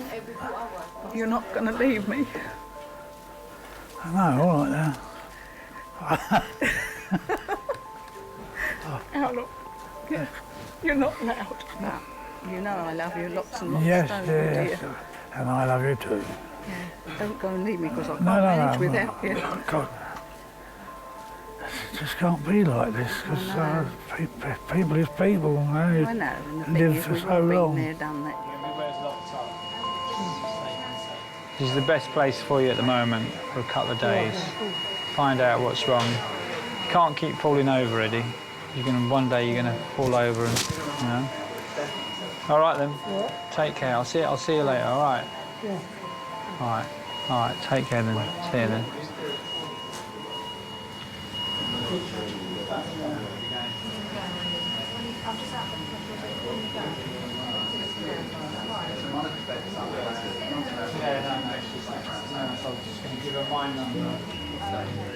Everyone should walk through an emergency room at least once in their life because it makes you realise what your priorities are.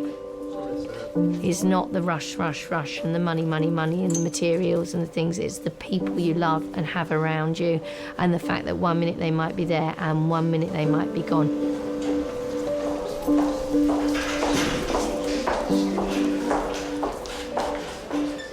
And it doesn't matter how many times you crawl at the ground trying to get someone back, they don't come back. It's so final and it's so shocking, so it makes you appreciate the very simple things of life a lot better.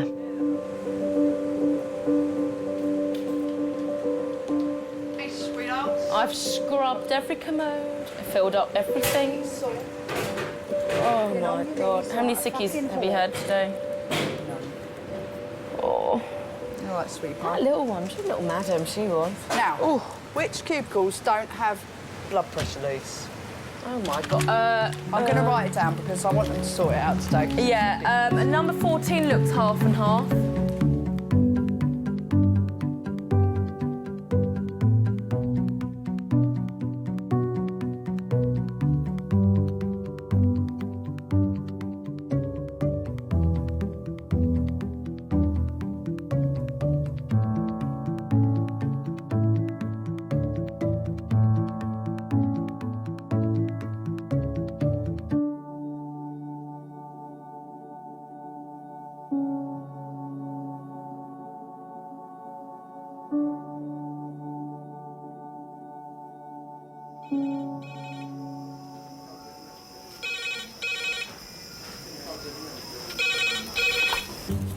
A&E Kings.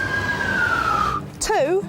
Any idea what he was stabbed with? Policeman said a samurai sword was seen. At the weekends, it's time to forget about your stress and enjoy yourself. Unfortunately, I think people enjoy themselves a bit too much sometimes. Just keep breathing. Come on. Come on. You're not doing Sit down. Sit down now. Why have they put us in here unadvised? There's so many things to play with.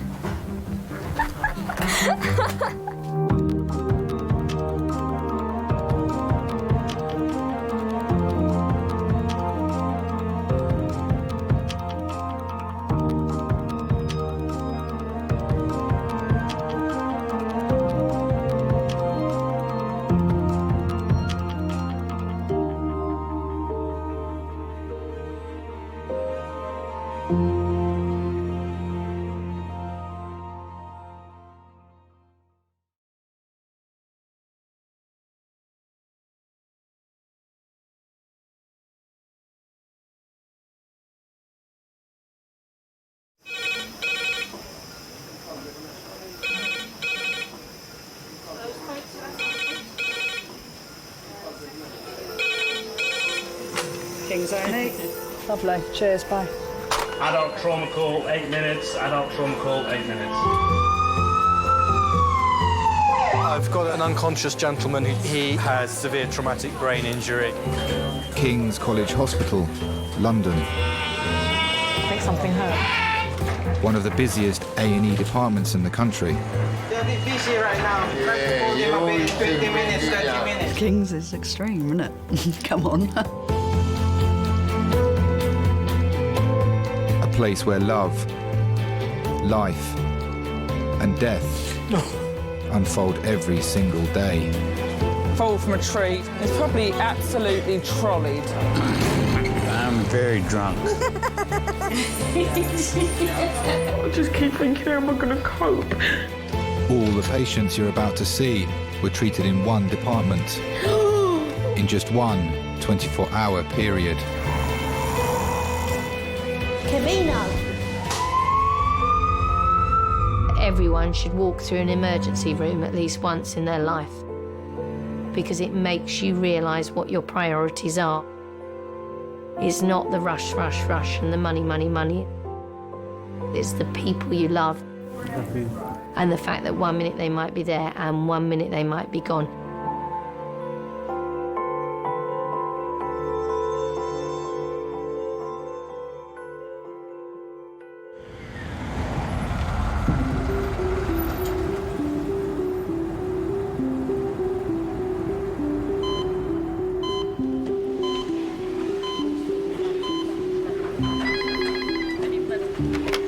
Bruce's Judgeness. Hi, Kathleen Scott. We've got a stroke DTA for you. Da da da da da da da da. A&E Majors, can I help you? I'm the sister in charge of Majors. Senior Sister Jen has worked at King's A&E for 10 years. Yeah. She's in charge of the staff and patients' welfare on tonight's shift. Yeah. It is stressful. It is stressful. Some days I go in there and I just think, Jesus, this is crazy. I don't know how to do this. Joe? Hello? Joe? Hello? Listen, you seem like a reasonable person probably when you're sober, but you've wet yourself, you've vomited all over yourself, and I don't think you'd like to lie in your own pee and vomit, do you? I know you can hear me, and you're choosing to ignore me. Do you know what I mean? Joe, come on now, wake up. Come on, you're in hospital. Wake up. You've urinated all over yourself. We're going to put a drip in your arm, OK? There's a young lady who's just been put into Bay 5. She's been out tonight, had a skinful of alcohol and needs a bit of a clean-up. OK. Strip her clothes off, put her in a gown, do her observations, make sure she has a BM. I'll stick a line in her, give her some fluids and she can... Is that all right? Yeah. Number 5, if both of you do her together, she's vomited all over herself, so she's a delight. Thanks. I mean, I've worked in a few A&Es in London and there's nowhere like King's. We put up with a lot, so I think we try and support each other as much as possible, and that's what I like about King's. We're all, if something happens, if the shit really hits the fan, then we all pull together to make sure it's all right.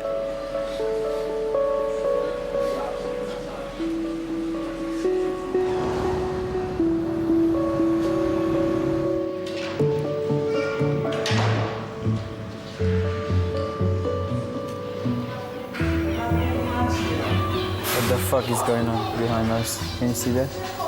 Oh shit, fuck it.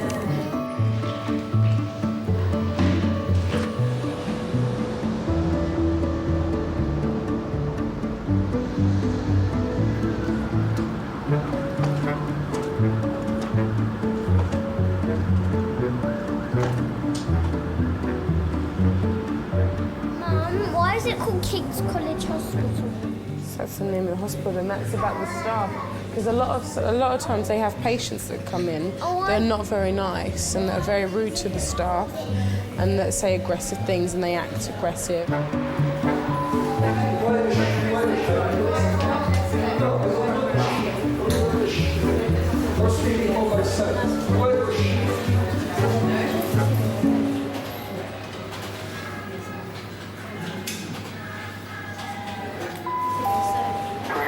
Chest X-ray to resus 2.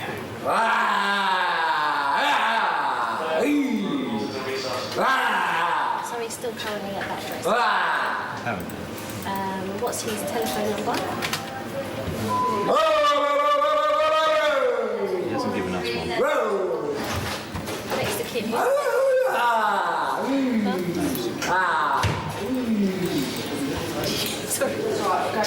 Sorry. Sorry. So what's the problem tonight? What happened? Nothing. Nothing? I was going to my home and I paid my fare. Bus said to me, don't take you home. Okay, but probably because you're... No. Not properly, No, you're wrong. Properly because I pay my fare, I'm a good citizen. I'm very polite, I'm very educated. I know, but you're very loud. No. Yes. I'm very loud, I'm very deaf, I'm sorry. No. And don't try and scare me either, because it doesn't work. No, I don't try to scare you. I try to tell you the truth. You were just speaking to me very, very softly, so you can talk quietly. I'm sorry, I'm half deaf. I cannot speak to you if I speak loudly. No, you didn't. Don't, all right? Then doesn't work. I probably get shouted at every day. People swear, they shout, they demand. Over the years, I've been called dyke, lesbian, and that used to really get on my nerves, but now, actually, well, I am, so hey-ho. You can't ever be scared coming to work. People know if you're scared. They're like animals, they can smell your fear. And as soon as you're scared, you are the people that they're going to abuse. So what do you want me to do today? Huh? What would you like me to do? I don't need you to do anything for me. Oh, well, you can leave then. Yeah, I want to leave. Do you have an appointment at St. George's? I don't understand English. Oh, absolute rubbish. Time to I don't understand English. Let's go. You understand very good English, No, so. I don't understand yes, English. You do. Okay. Manager, you Bye-bye. See ya. I think much of it is manipulative, to be honest. I'm fine, I don't understand English. He understands everything. Can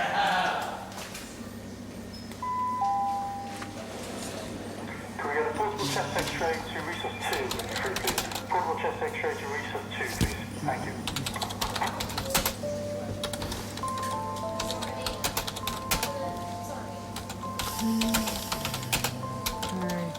A very strong person will work and stay at King's because it is so stressful, because it is so busy.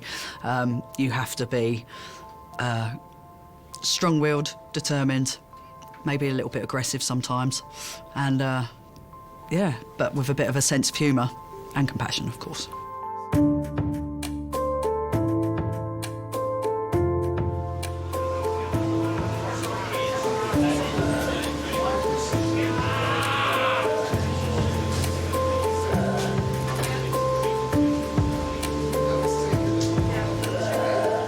In 2010, there were 60,000 recorded assaults against NHS staff in England alone.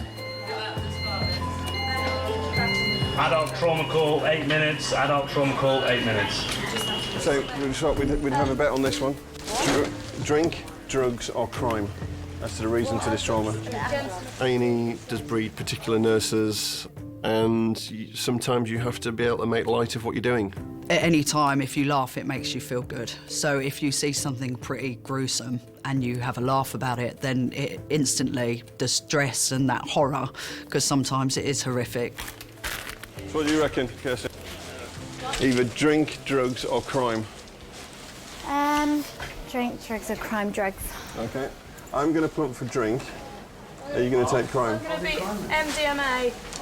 I must admit, I've got maybe a bit of a warped sense of humour, so I find things funny. Like that guy who was shot in the penis, I did find that made me laugh for a whole shift.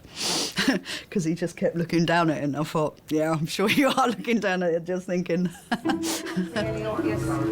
injuries. His pupils are quite small, but he has been drinking, and we're whether he's taking something else. So would we drink and drugs then? So you were almost right. The department works round the clock and has over 200 employees.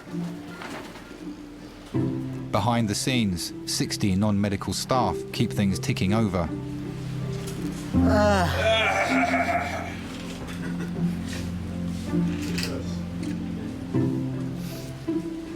My name is Kevin Hillman, and I'm a porter in A&E. I was actually born in this hospital, and I wanted to work here. Can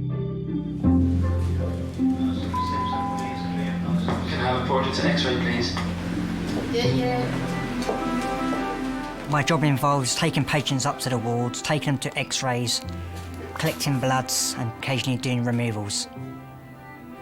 A removal is when somebody passes away, and we have to take their body down to the mortuary.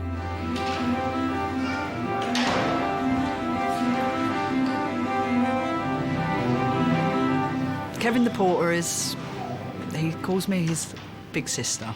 I think he sees me as a bit of a supporting figure, and I have a bit of a soft spot for him. I do. He's crazy. OK, let me call Resus, all right? Because I know he's probably in there with a trauma call, so... All right, love, no worries. Thanks, bye. How are you, sis? I'm all right, Kev, how are you? Good to be back. Oh, are you happy to be back, are you? Yeah. Sorted out me and Grandma. It's Jen. But, you know, he works so damn hard, and he will do anything for me, you know. It's not too much trouble to do the blood run every half an hour for Kevin, whereas other people it'll be every 2 hours, and that'll be at a push, you know? Porter to Majors to collect blood specimens, please.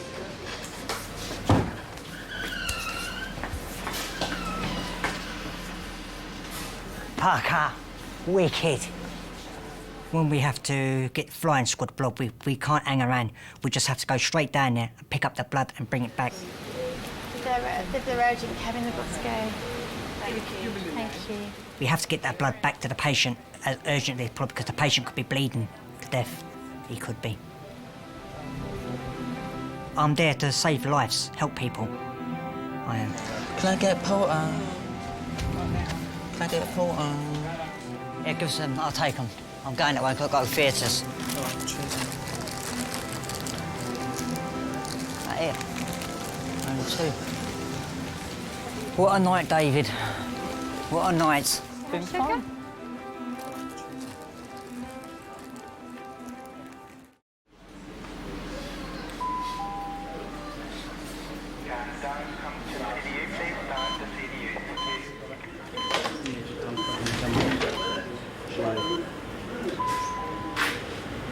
Adult trauma call, 5 minutes. Adult trauma call, 5 minutes. That's going to be one from me.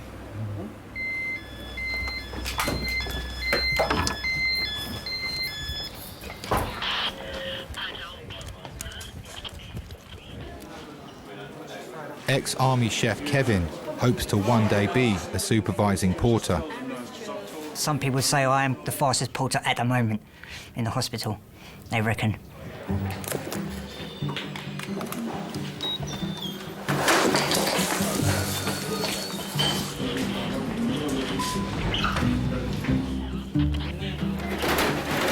So, how's the cylinder looking? Cylinder full. You've got a full cylinder, OK? And it's a valve one. Cool. I like to see the action. I've seen stabbings, I've seen shootings. What is it? Multiple stabbing to leg or So legs. you want me to hang around for the flying squad blood, just Yeah, in that'd case? be useful, yeah. We actually get a bleep, a trauma bleep. And when that goes off, that means we have to attend it and go there straight away. And we have to stay there, just in case the doctor says to us, can you go down and get the trauma blood? Yeah, I'll hang around just in case you need blood.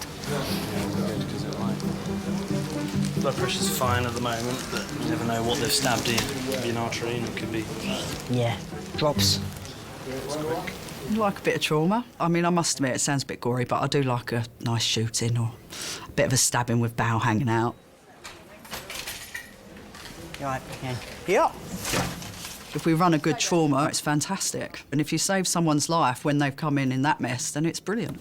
Oh, multiple stab wounds to legs. To legs, I know. But well, you never know. could be femoral. Could be. Could bleed out like in a little second, eh?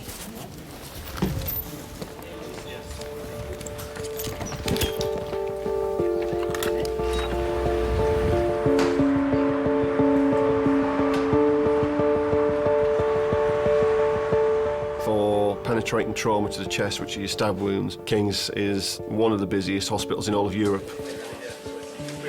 The areas we serve in London are particularly high crime areas. Are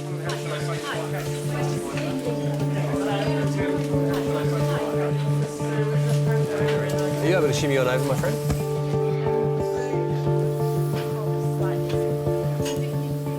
Sometimes, you know, you're looking at 2 or 3 stabs a day. So the numbers have risen up. It seems that, you know, people's way of fighting has moved on from punching each other to using bats, to using knives, to using guns. OK, so he's got a trachea that's in midline. 17-year-old Levi was stabbed during a fight on the street. Entry in the right, normal percussion bilaterally. Sats are... what is that? Sats are just coming up now. Hey, just relax your tummy there for me, yeah? Is there any soreness in the tummy or not really? Good on you. Just take a nice big deep breath. Good man. That's all good, huh? So abdomen's soft and non-tender. So he's got a laceration just medial to the mid part of the scapula. Yeah? He's got another one immediately paraspinally at about the level of 1, 2, 3. About T3, and another one at T4 on the right. He's got no other stab wounds on his legs or around his genitals. He's not completely well, but it's doesn't appear to be life-threatening at the moment, from what we know. But he's going to go for some scans. Are you going to make any allegations for this? No, you're not going to talk to us? That's fine, yeah, just wanted to know. You might just have to sign a quick signature to say that you don't want us to take any further action for this, all right? Levi's condition isn't life-threatening, but he needs extensive stitching and he'll be in hospital overnight. Sharp scratch.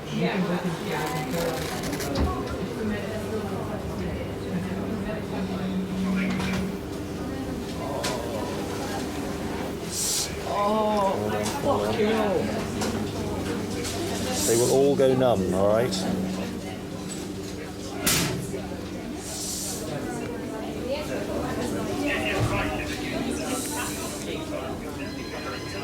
Did you manage to get any punches in? Yeah. Good one, huh? I punched him first. Fuck up. Ah, so you brought it upon yourself, did you? He tried to swing for me. Oh, I see, yeah. I dodged it and banged him against the wall. And he pulled a knife out? Yeah, the prick. Do you know who it is? A lot will come in highly pumped up with adrenaline, but sometimes you can be having to deal with a lot of aggression from the patient. Levi, your mother is really upset. She'd really love to see you. He's one of the other consultants. She did. Well, he's taking over, is being in charge of here. So he's just making of all the patients in here. Your mother really wants to see you. She's really upset. So she should be Well, will you just let us see you? Why? You can't say to your mother that you don't want to see her. She's your mother. She gave birth to you. Come on. No, she didn't. She's really upset. Oh, for... Tell her to come, man. Fucking hell, man. You know, once it's kicked in how lucky they've been, then sometimes they can be a little bit quiet.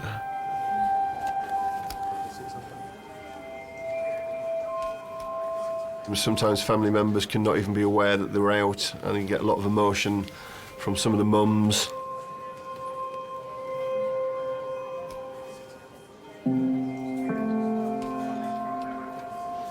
I went in and I just wanted to sort of scoop him up, but then, you know, he kept saying, "I'm all right, Mum, I'm all right."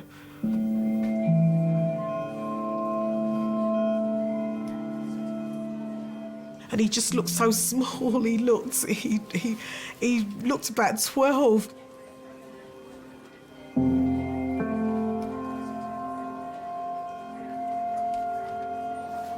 You know, once or twice they said, "Well, will you come out?" They were doing blood tests or whatever, they were doing different things. And it just felt so routine to them. And I thought, well, this is my son. This isn't routine. I don't expect this. This is not something I expected.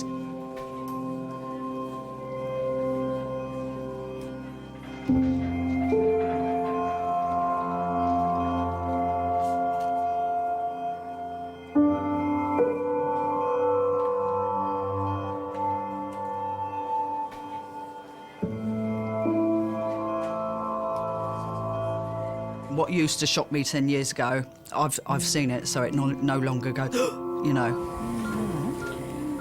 But I think the fact that we get a lot of violence is shocking. The fact that people don't like each other very much is shocking. But the actual injuries and things don't shock me, because unfortunately I've seen too much.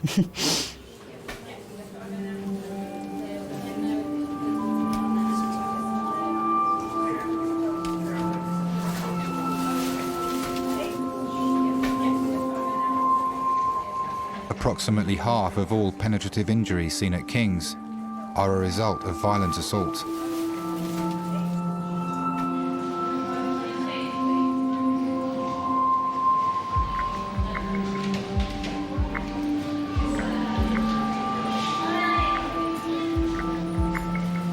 Can you tell me what happened today? I got punched in the face by a man because he thought that I knocked on his window. Right, okay.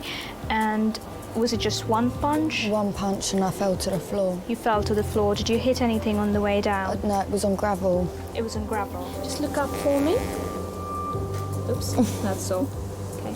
How wide can you open your mouth for me? Open as wide as you can. Go, go, go, go, go. Wider, wider, wider, wider, wider. Oops. What happened? Where does it hurt? It just hurts here. Just hurts there? Okay.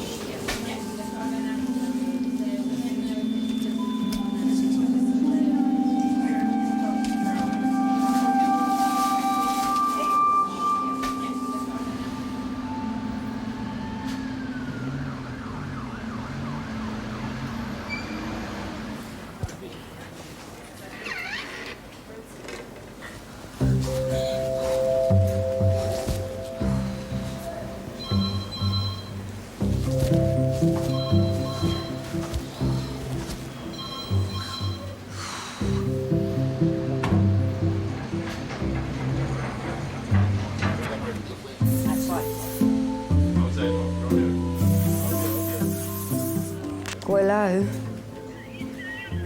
I'm in the hospital. My fat is as fucking... My foot is fat as fuck. Where are you, in kebab shop? I will stay there. Come up in an hour. Come in an hour. All right, see you soon, babe. All right, bye. We were always going to the club until I fell off the bus. And then I fell off the bus. Don't step on my foot.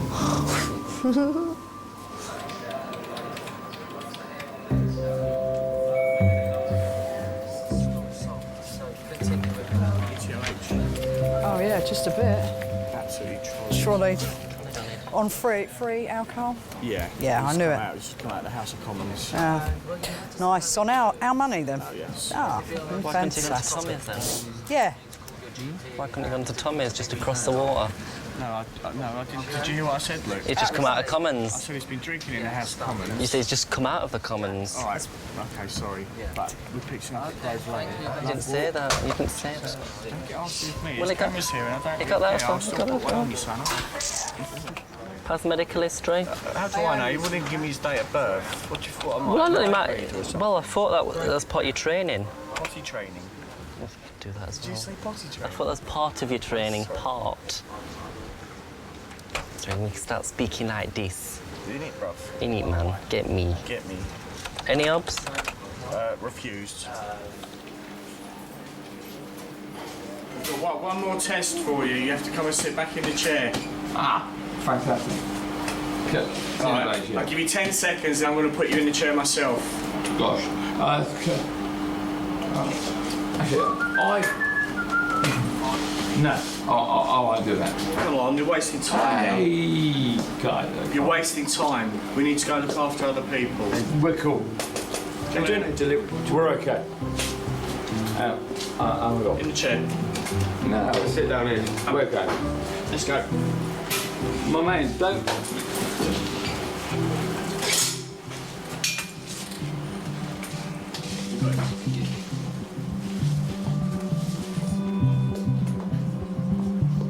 I said to her, I know that you're a very busy person, you've been here all day and you're most probably under a lot of stress. She said no, which was good. And then I went on and said, all I need is an inhaler. I'm asthmatic, I was suffering with it all my life. All I need is an inhaler, I'll be out your way. And she said it doesn't really work like that, but I said to her that my chest is getting really, really tight. I cannot wait for 15 people.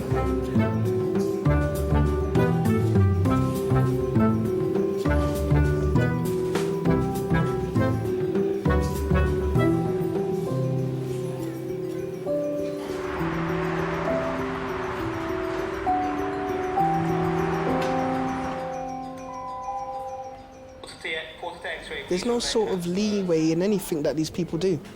Everywhere you go, it's queue, bank, queue, shopping, queue. Flipping hell, man. It's a mad system.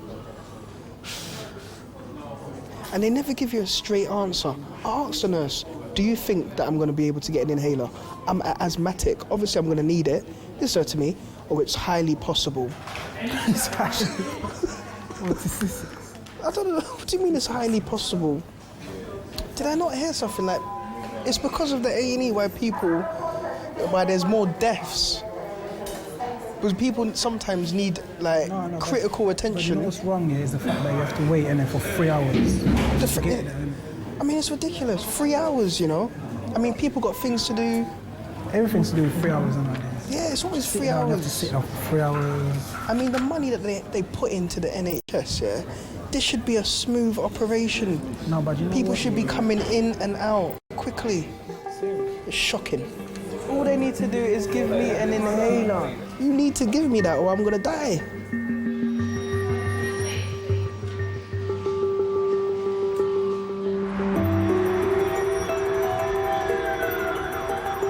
Another trauma call, another stabbing. 2 victims from rival gangs have been injured in the same fight. We've had 2 trauma calls that have not been, they bleed it through, but we've not had any calls. Okay. And we've got 2 of them in. Two at the same time? Yeah. If you get one stabbing in and it's gang related, you know, there's a very good chance that you may get another stabbing in. There's a retaliation. And then again, if there's another retaliation, you know, you won't just get your patient in, but you'll get all their friends in as well. And we have had occasions where rival gangs have ended up in the waiting room waiting for their friends and a fight started out in the waiting room. Then yeah, it can get very, very dramatic very quickly.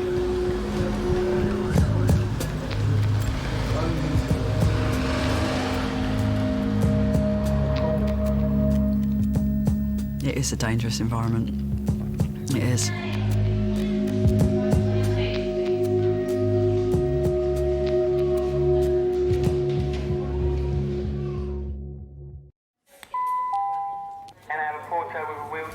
Excuse me, guys. Excuse me. You all right? Who are you looking for? My boy. And what's your boy's name? Through, but we've not had any calls. Okay. The 2 stab victims who've been treated in resus have been followed by their friends. Right, okay, don't use the phone in here, is the first thing. The 2 groups are from different neighbourhoods. Yes. Yeah, there's one here and one in 5. 2 stabbings. Right, okay, can we just stop for a second? Trauma leader's down now, so I'm afraid you're going to have to go through it all again, okay? And can we just have a recap and let's make a start, okay? Can you just 2 step outside for just for a second? You can come back in. I need the space. You can come straight back in and talk to the police. Okay, you're not going anywhere. Just chat to the police woman outside. Okay. Listen to me for a second. Okay. You're potentially quite unwell. I know things are going on, but for the next 10 or 15 minutes, you're just going to let us need to do what we need to do. Okay. You might think you're not as bad as you are, but unless we fully check you out, we don't know how bad things are. Can you do that for us?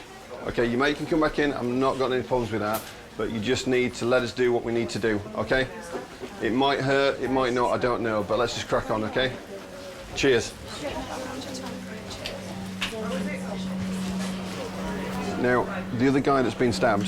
No, I don't know. You don't know? No. Okay. Just wait there for me, yeah? I think it was about a year ago, we had a guy who had been stabbed. The stab victim went round to X-ray, and there was these 3 guys that were running through resus looking for this guy to finish him off. And I basically asked them to leave, to which they said that they were going to do, you know, oh, don't get out of the way, I'm going to stab you up. So I thought, do you know what, maybe I should just get out of the way.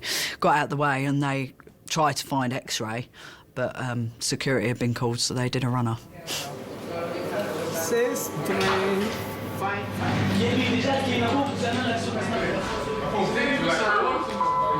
Yo, guys, hello.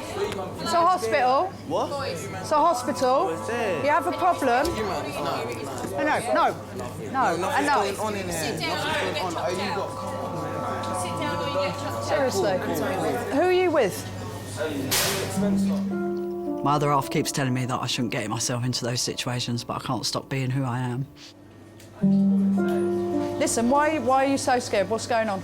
Because I don't actually want any trouble in here.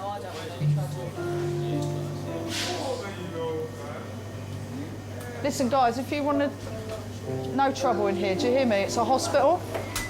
Hey, what did you think you're doing? Yeah, my cousin. No, listen to me, right? There's a reason. There is a reason we have a locked door. Do you listen to me? The boys just fucking stabbed my cousin. You expect me to... Listen to me. And there's police that can actually help you. Do you think... Listen to me. All right, it's a hospital, for Christ's sake. Do you hear me? All right, and there's a reason I have locked doors, OK? Because I have a lot of people coming in here and causing trouble, so I don't need it. You know, I can't protect you, all right? Yeah, the only people that are going to be able to help you, unfortunately, while you're here, are the old Bill or the security man, OK? Yeah? And Charles is all right as well, yeah? But please, the toilet, now, straight up there, OK? There's... No, I won't let them through. Someone's got to keep an eye on that other lot, because they want to stab them up. Okay. Yeah? All right.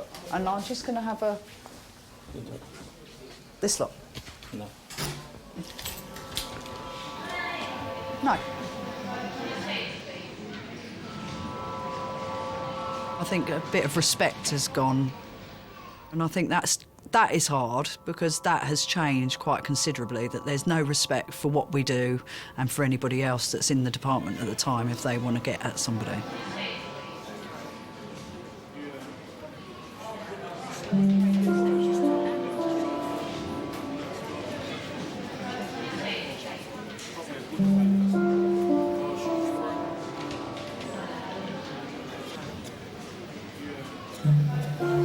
Right, they can get through. That's my only problem, you know.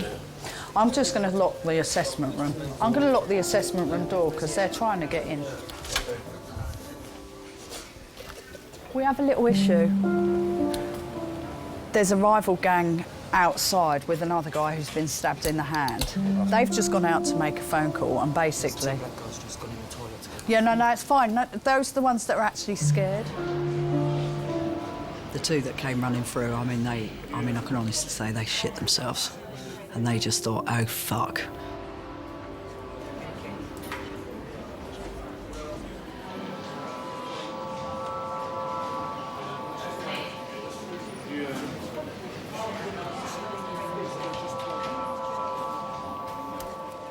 All right, I'm going to make this fair on both people because I'm taking the other guy through there. You're allowed 2 people. You can pick who those 2 people are. Everybody else goes home, OK? I don't care who they are. You pick the 2. That's fine.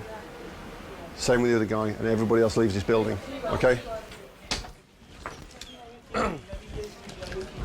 Right. Listen to me, OK? I know we've got 2 people through there that have both been stabbed, OK? I don't care what's gone on, but for whatever reason, there's a little bit of needle between you guys and the guys through there. That was fine before you started getting all aggressive with people, OK? I'm not having it here. I'm not trying to be unfair, but we've got an incredibly busy night tonight. It's packed through there anyway. I wouldn't allow more than 2 people. I think that's fair. 2 people. He wants you, and he said you can pick the other person. Is that fair? OK, cheers.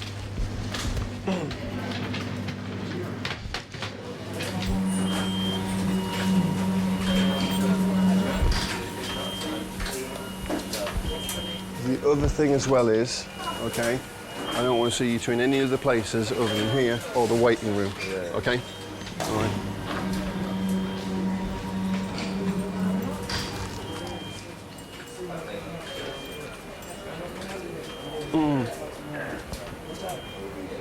The other thing as well is there's a lot of sicky people in here, so just try and keep conversations a bit quieter, OK? Just let you know what I've done. What? He can pick his 2 people to stay with him. The other one picks his 2 people to stay with him. Everybody else has been thrown out. So, and I'll get his guys to stay with him. Can you get off the side, mate? Thank you. Not for sitting on. And you. We can find you a chair if you need it.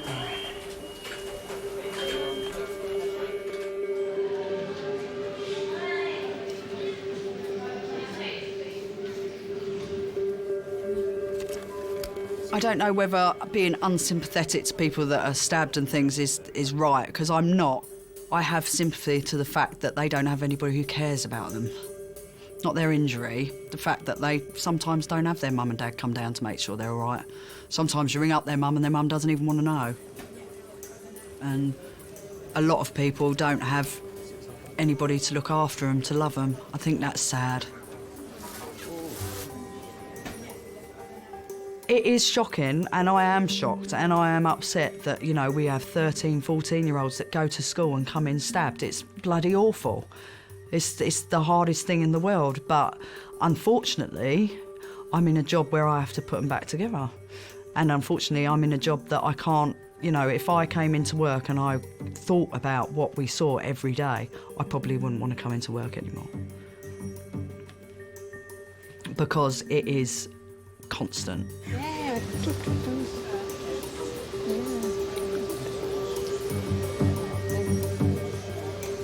They're busy, but they've all got something to do, haven't they? And like little bees. Nothing about worker bees. Worker bees. I'm tired and I want to go home.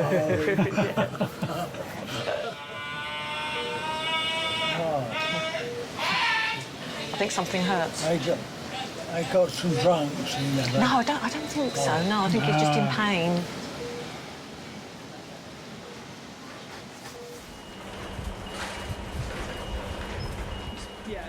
My name is Brian Wayne Campbell, and I'm a porter at King's. When you work at King's, you see everything. You don't have to watch the television to see what's going on in Britain. Right here at King's, it takes place right before your eyes. I've experienced so much at King's. I've really learned to tolerate just about anything on this job.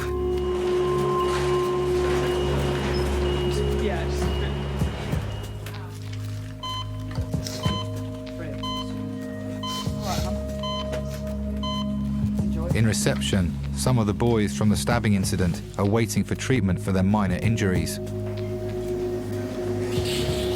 Listen, I know you think you're big and brave, but you do have a problem with your lung. So it'd probably be better off if you didn't jump around, because what you have got is a small pneumothorax and it could be much bigger. All right?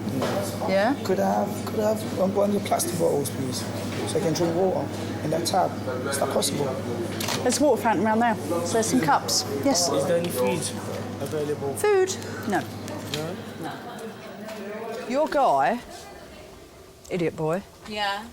Well, I just said to him, he's prattling around, and he goes, oh, yeah, and they tried to stab me up, but they ain't done much. And I went to him, come here.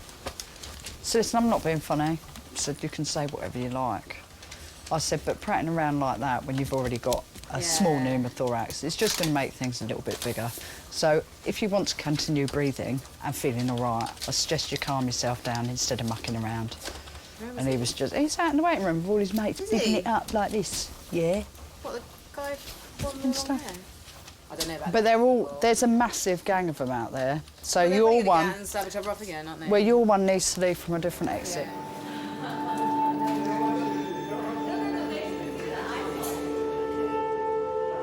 Physically, you know, I can honestly say, physically, you get home sometimes and everything aches because you have not stopped. And obviously your stress levels are really, really high when it's really, really busy. But then you've got another, God knows how many patients to sort out, so. Listen, you can't go out with all these lines in and everything for a cigarette. Yeah, I went before with a lot more fucking lines. Excuse me, there's no need to swear. That's not very polite, is it? No. No, it's not. At the end of the day, you have to get on with your job. And if it's at 2 o'clock in the morning, you've still got another 6 hours to go. So you just get on with it until you can get home and have a cry and have a drink. 5 hours to go. Yay!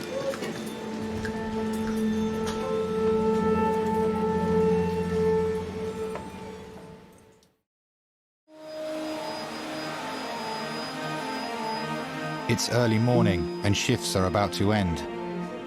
The team have been on duty for 12 hours.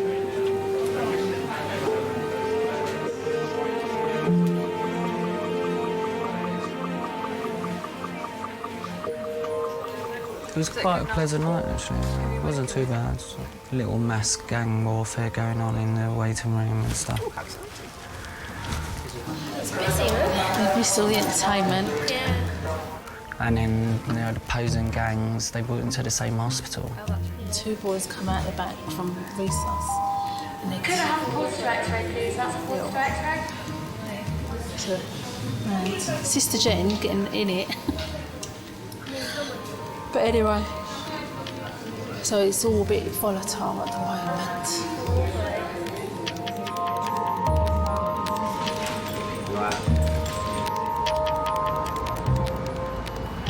Security are going, I can't believe the police have left. The old Bill actually needs to come down here and protect us, because at the end of the day, security can only do so much. Cool. All right, guys. I've just said, so you guys are going in the cab, yeah? Super. I'll make sure that when you leave, nobody's seeing you leave. I'm staying. OK, that's fine, because you're likely to be staying in. I don't want to stay in.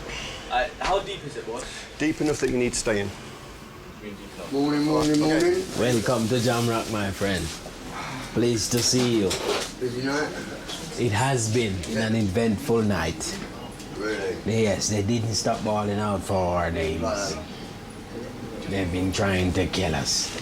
They were trying to kill us. They just kept calling. They never stopped. Working at King's, I witness more violence here than I do in Jamaica. Black folks' greatest enemy is themselves.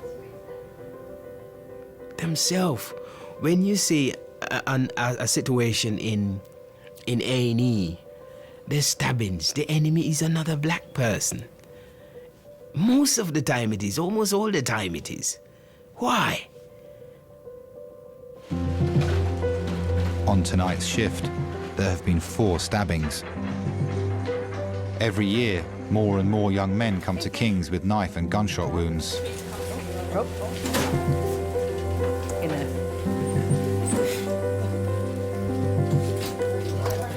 Oh, 2 stab wounds to the legs, small one on the left, big one on the right. Was not actively bleeding on scene, but on the way here started. We'll see.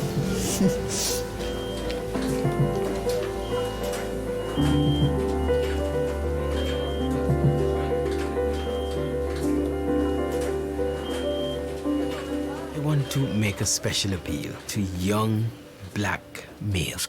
There was a time when black folks could blame other people for all of their worries and all of their tribulation and their trials, but not now. Right now, our problem is ourselves, mostly.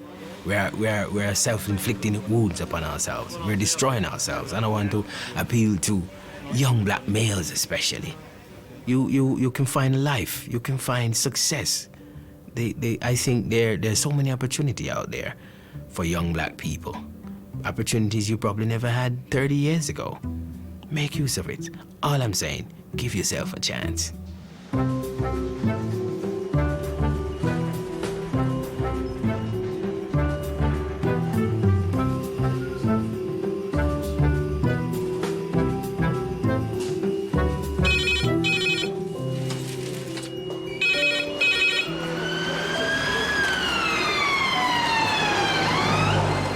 How much do you drink normally? I had a brandy, one in the morning and one of the evening. Seeing as you have got to the grand age of 92, I think if you want a little tipple, we will let you have one. You know what they're gonna say? And push me out when they're ready. Yeah. King's College special. Patch up, heat up, 2 tablet, 1 crutch and out the door later.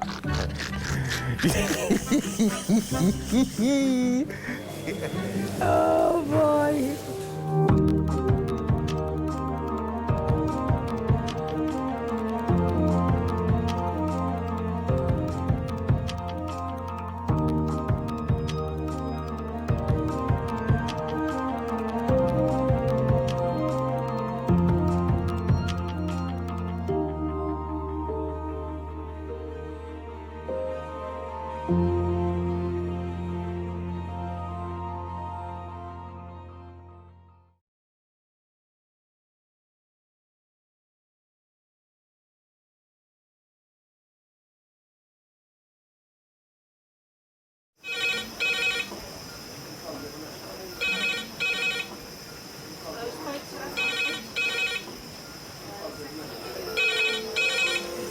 King's A&E. Lovely. Cheers, bye. Adult trauma call, 8 minutes. Adult trauma call, 8 minutes. I've got an unconscious gentleman. He has severe traumatic brain injury. King's College Hospital, London. I think something hurt. One of the busiest A&E departments in the country. They're a bit busy right now. Try to call them a bit, 20 minutes, 30 minutes. King's is extreme, isn't it? Come on.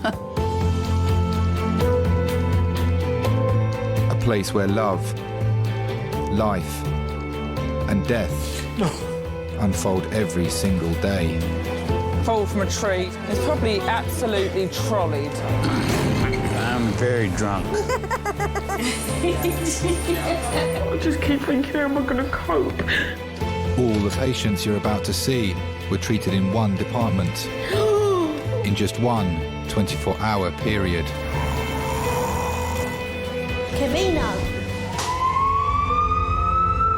Everyone should walk through an emergency room at least once in their life because it makes you realise what your priorities are. It's not the rush, rush, rush and the money, money, money. It's the people you love and the fact that 1 minute they might be there and 1 minute they might be gone.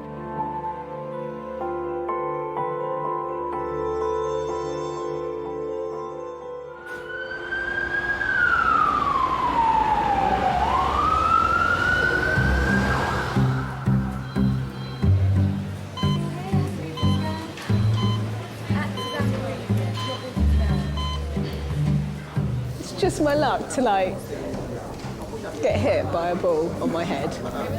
Oh, we're not very good for injuries in our team, are we? Every year, 3 million of us end up in A&E after accidents that happen during recreational activities, mostly at weekends. Why didn't I duck. Oh, that's me. Well, I think majority of people work Monday to Friday, and at the weekends it's time to forget about your stress and enjoy yourself. Unfortunately, I think people enjoy themselves a bit too much sometimes.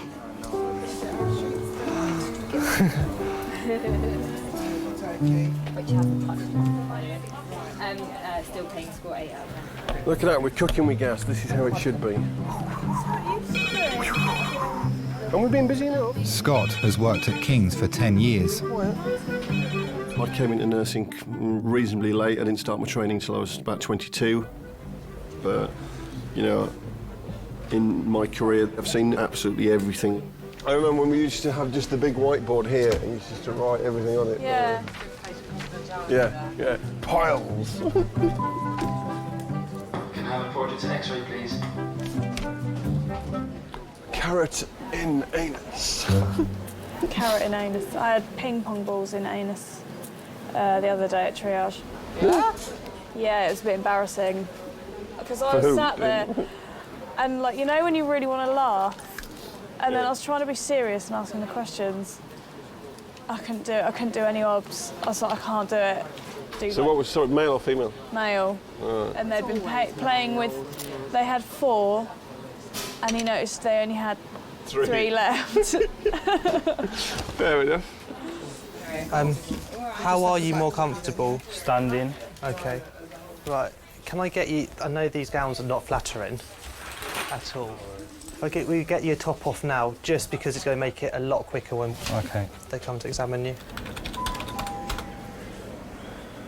Hello. Hello, sir. Have a seat for me, please. I'm fine, thank you. Well, how can I help you? I just got hit in the face with the ball.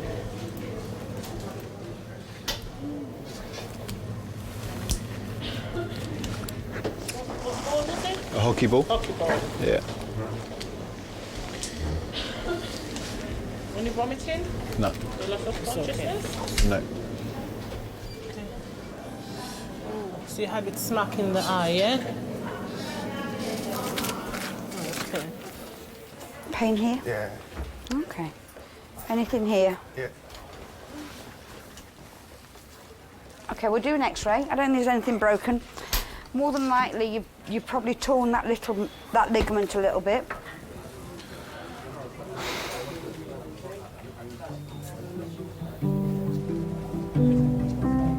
Football is the sport responsible for the most casualties in A&E, closely followed by rugby.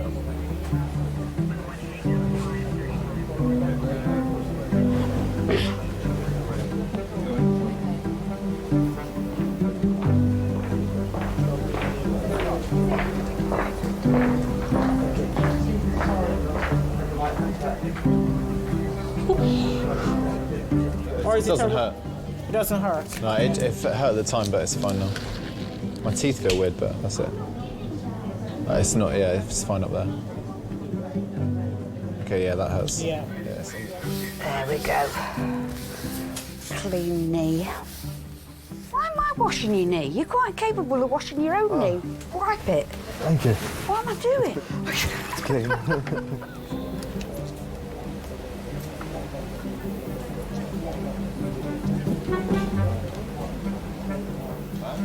All the rugby players put mud everywhere, look. See the mud trail. He thinks it's poo. He thinks it's poo.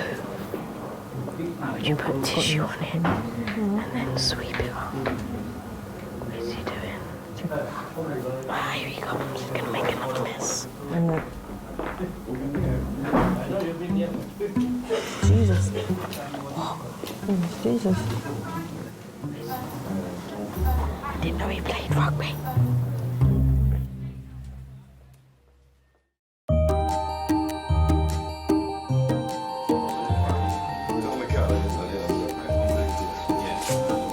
Saturday. As evening approaches, sporting injuries make way for another recreational pastime. Before you come on shift, you know it's going to be busy, pretty much. Days can be full of football injuries and nights can be full of drunken injuries. you know, unfortunately, alcohol does funny things to people. I don't need that chair. I don't need that chair.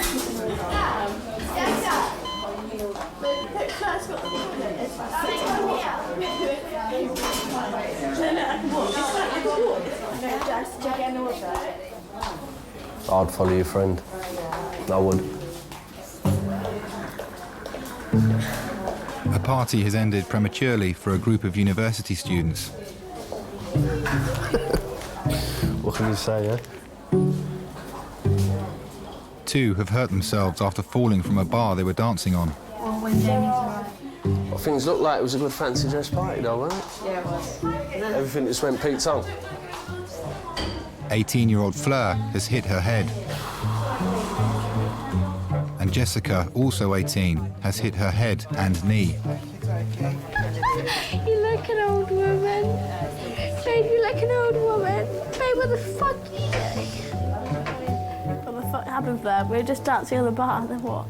All I heard was a scream and everyone... Are you kidding? Yeah. And everyone just looked at the bar and where you two had been was gone.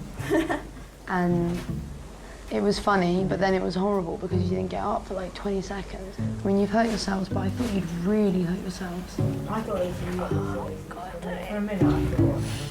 Please don't. I don't want to think about it. That's what I think, you know, like, I have like, babe, rest your head back. Shh.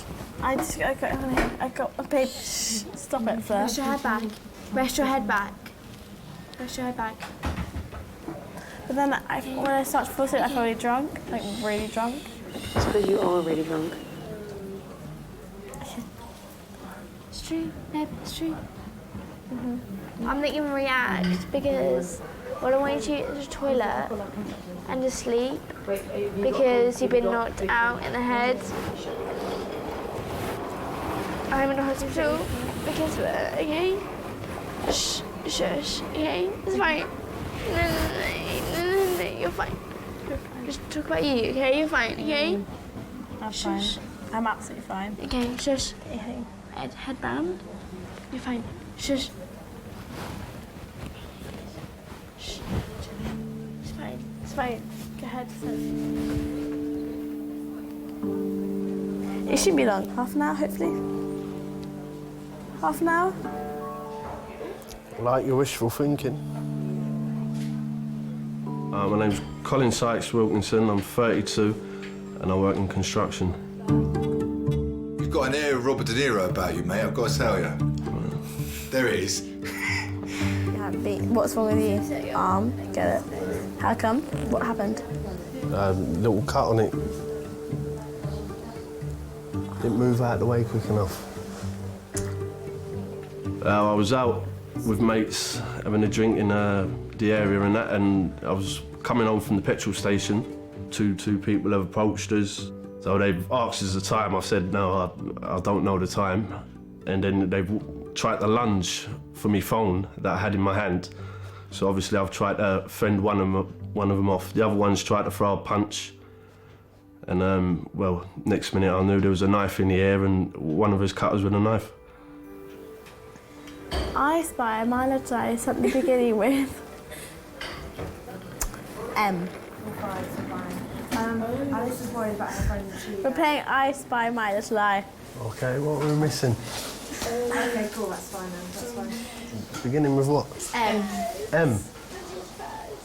She wants to talk to you. Mobile. Not many people can say they've had a knife pulled on them. What were you thinking when the knife got pulled out?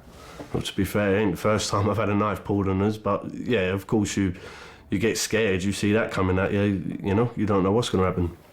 Your turn. Mister. Who's my turn? Yeah, your turn. Oh, blimey. I've been stabbed about 3 times, and I've lost count the amount of times someone has actually pulled a knife out on me.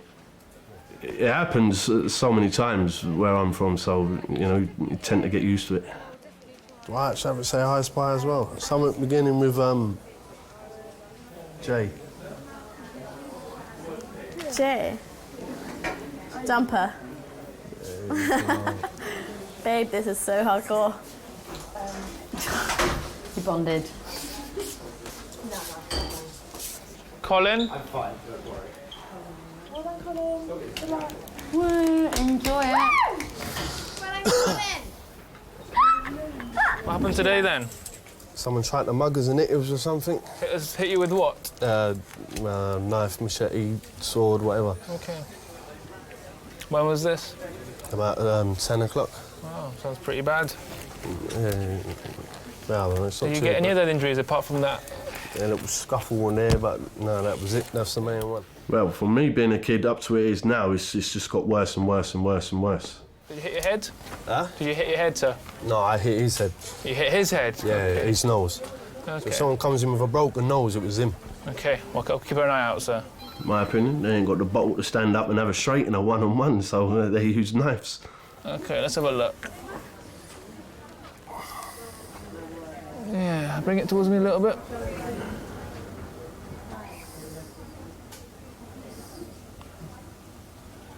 Ruined me tattoo, innit? Yeah, I've seen worse than that. I've seen people get hurt worse than that. I've seen too many things, so that wasn't nothing. Is my finger supposed to be numb? Let's just have a look at your fingers. Okay. Give my hand a squeeze as hard as you can. Okay, is it? You can't squeeze as hard because of the pain, is it? Yeah. Okay. It's just tight. So relax for me again. Can you feel that? It's numb. It's tingling. Okay. Yeah, it's proper numb. So this is numb here, is it? Yeah. About down here? No, that's all right. Okay. Yeah. These two here. It's like pins and needles. Yeah. Okay, just bear with me for a sec. Let's get one of my other doctors to have a look at that.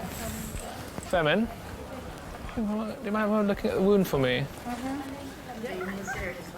Okay, this is it really hurts, but like.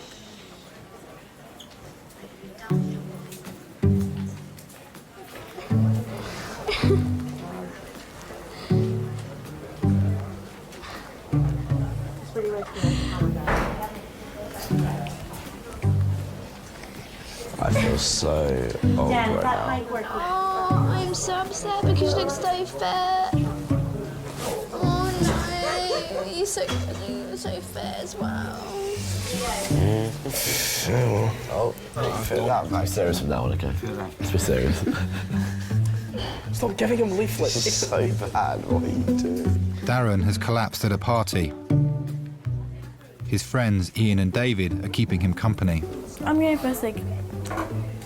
Just go on your own. No, I'd rather just go on my own. I don't have time. It's fine. Okay, no, I need to know. Okay, oh, for God's sake, I'm just outside, baby girl. It's fine.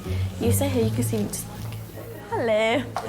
Yeah, I'm fine. Oh, you fagging. Bad time, me time. Okay. You'll let her go out and do that? No, Dave, seriously. Dave, bad move. Jen is one of the most experienced nurses at King's A&E. I'm tired now. Do you know what I fancy? You've done all kinds of nursing, haven't you? You've been a nightclub nurse. Yeah, a rave nurse, yeah. I'd walk around the club all the time, making sure people were all right and making sure no one was sleeping. You like doing a dance walk? Having a little bit of dance, yeah. Jen the Dancing Medic, that was my name. 46-year-old chap, GI bleeding, vomited blood times once a night, smells of alcohol, probably a anaerobic tear, nothing on his bloods. I spent many years, like 8 years I spent at Heaven. It was good. It was good. Crazy, but good. The House of Commons were on the Raz last night. We had a few on our money come in. Anyway, she came in, she got picked up by a pre-booked cab, which was a Bentley, wherever she had been drinking. The poor driver, she vomited all over his beautiful Bentley and pissed herself all over his Bentley. I think I've seen pretty much everything. What used to shock me 10 years ago, I've seen it. I've seen things up people's bottoms. I've seen people, come in, both of them locked together having sex. I've seen all sorts of things so things don't particularly shock me. Locked together having sex? Yeah. What do you mean? Well, I don't know if you've ever seen the ER episode when a couple come in and they've been shagging and Basically, I don't know how quite it happens, but the woman's pelvis kind of like locks, so they can't actually become uncoupled. We had a little chat and I said, look, just have these fluids, get yourself sober, and if you still want to talk to someone about how rotten you're feeling, about the fact that you can. Yeah. But at the end of the day, it doesn't matter who comes in and why they've come in, they still need our services and our care and attention. Gonna be okay. Relax, honey. We're just going to try and roll over on her front and over. Unfortunately, some nights you can have more drunk people than actually genuinely medically sick people. In my past, I've gone out and enjoyed myself till whatever time in the morning and never needed to go to A&E with any of my friends or myself. I find it a bit unbelievable that people do end up with us.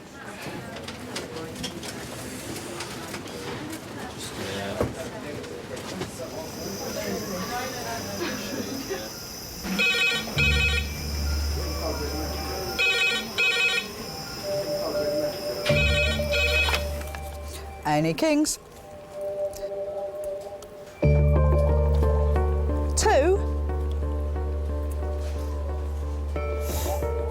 With 2. Right, yep. A birthday party has gone horribly wrong. Right. The ambulance service are en route with 2 patients from the same event. Yep, go on then. I think it's going to get a bit busy in here in a wee while. It's going to get busy? Yeah, just so lots of people coming. Yeah. OK, thanks.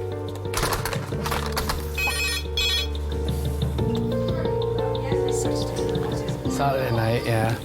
2 HEMS trauma calls, 10 minutes. 2 HEMS trauma call, 10 minutes. Oh, way. Yeah, way.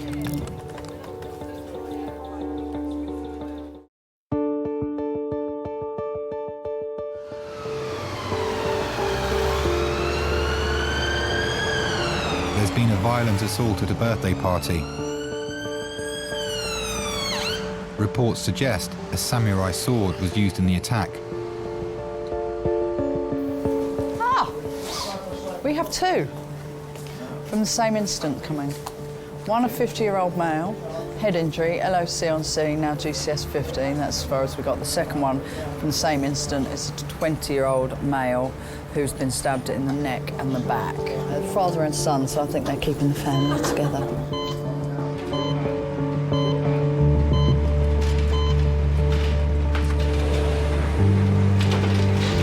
Morning, guys. This is a stabbing, the next one's a head injury. Okay.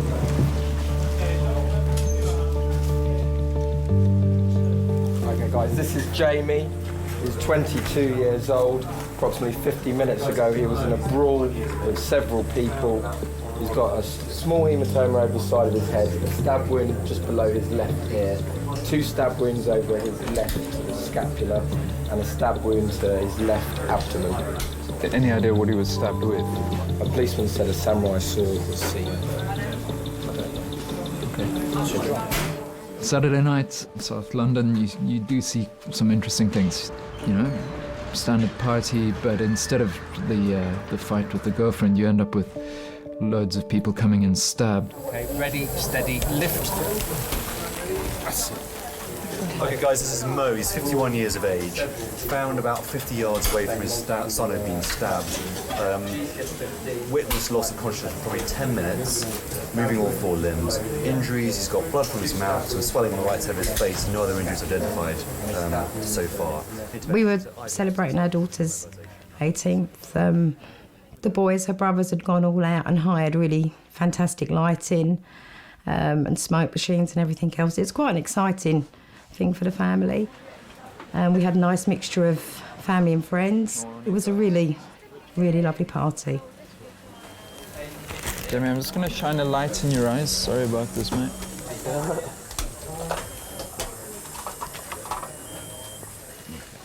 There were some boys that said they wanted to come to the party, and I said that the party had ended, that they hadn't been invited, and one of them, who was very tall, came down in my face and was very menacing and said, "Don't push me," in quite a scary way. One of them punched my son in his face, And with that, all hell broke loose. So what other time is dead? I don't know the doctors to know that. I'll ask in a couple of minutes, all right? Just have it there, my stomach. You've a wound there, yeah, just underneath your stomach area. Stabbed 4 times. Stabbed in my stomach, back twice, and my neck.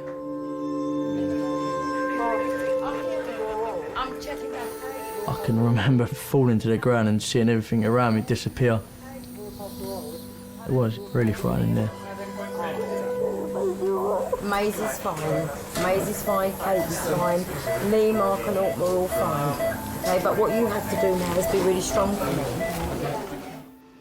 I thought he would die. That is what I thought. Is your tummy hurting there? Just try to relax.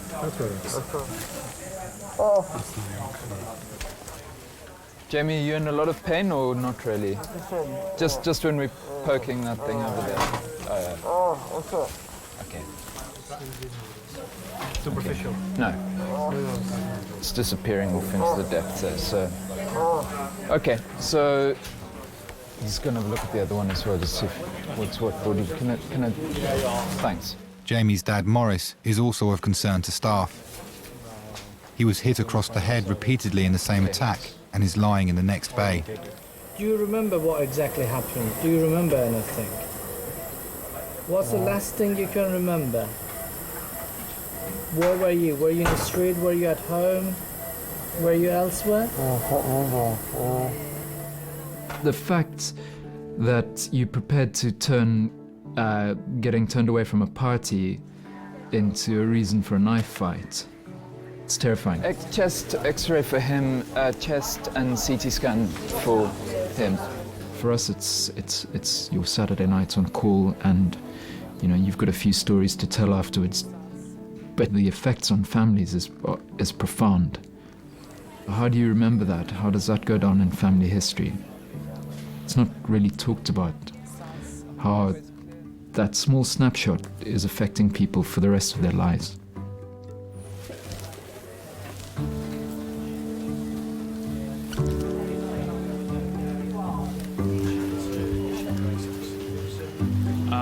It's quite a deep cut. No.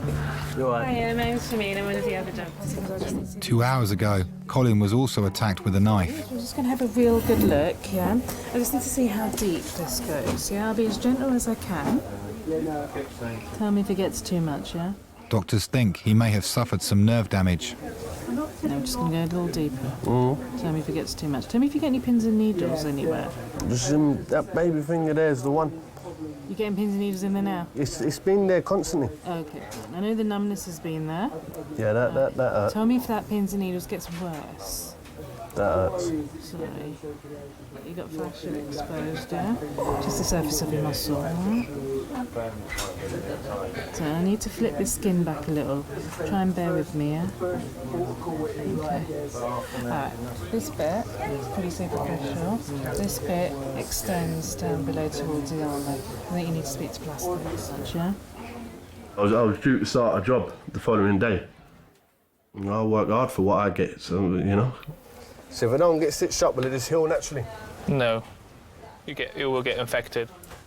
So what sort of work do you do? Bricklayer. You won't be able to lay brick with that, sir, I'm afraid. No, I'm trying to say. I've got 4 kids, you know what I'm trying to say. I need to work. You can't work with that, mate. I had to work my socks off to buy what I buy. Instead of them going out and trying to earn that money, the legitimate way, they'll just try and take it the easy way. You do have a legitimate reason to take time off work, so there's no... They can't do anything, they can't, you know, they can't fire you for not taking off work because you need surgical help. Okay, cushy. Thanks a lot, yeah? Okay. Obviously, I couldn't go into work on a building site with that room there, you know, just dust and all, infection and all that, so I couldn't actually go to work. How are you doing, Colin? Content, but I'm gonna have to wait up. Look, it is as well. It's gonna break my heart to take it, but I've got to go. You know, life's too short. So you just got to make the best of it and just crack on with life. Sit up slowly. Sorry. College is going to take his jacket. All the best. Yeah. Right, right.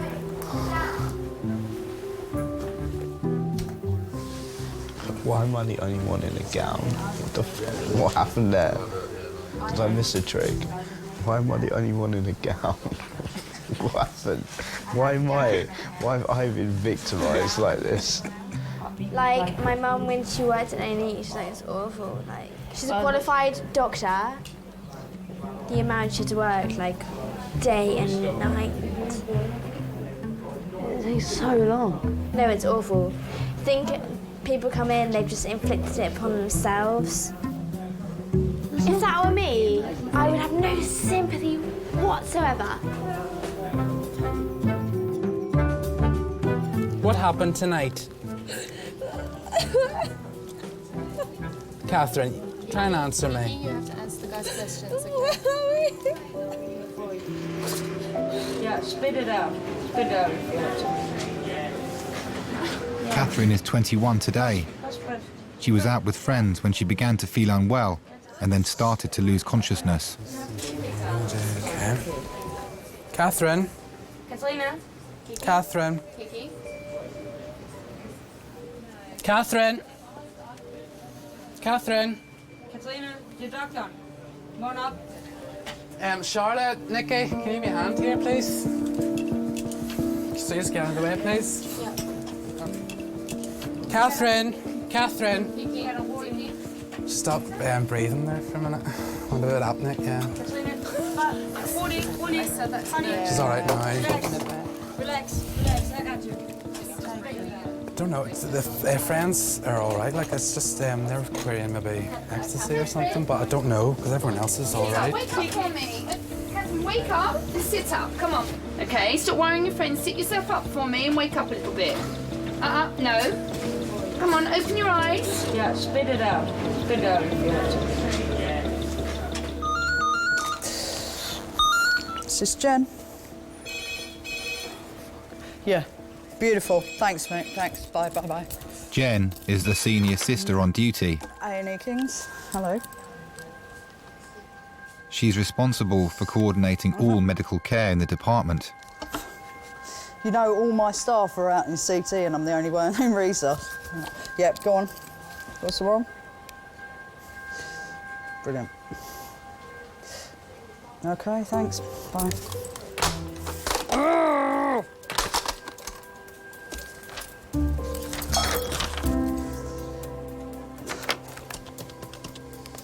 Yeah, can I have an adult trauma call, A&E resus, please? Yep, thanks. Bye.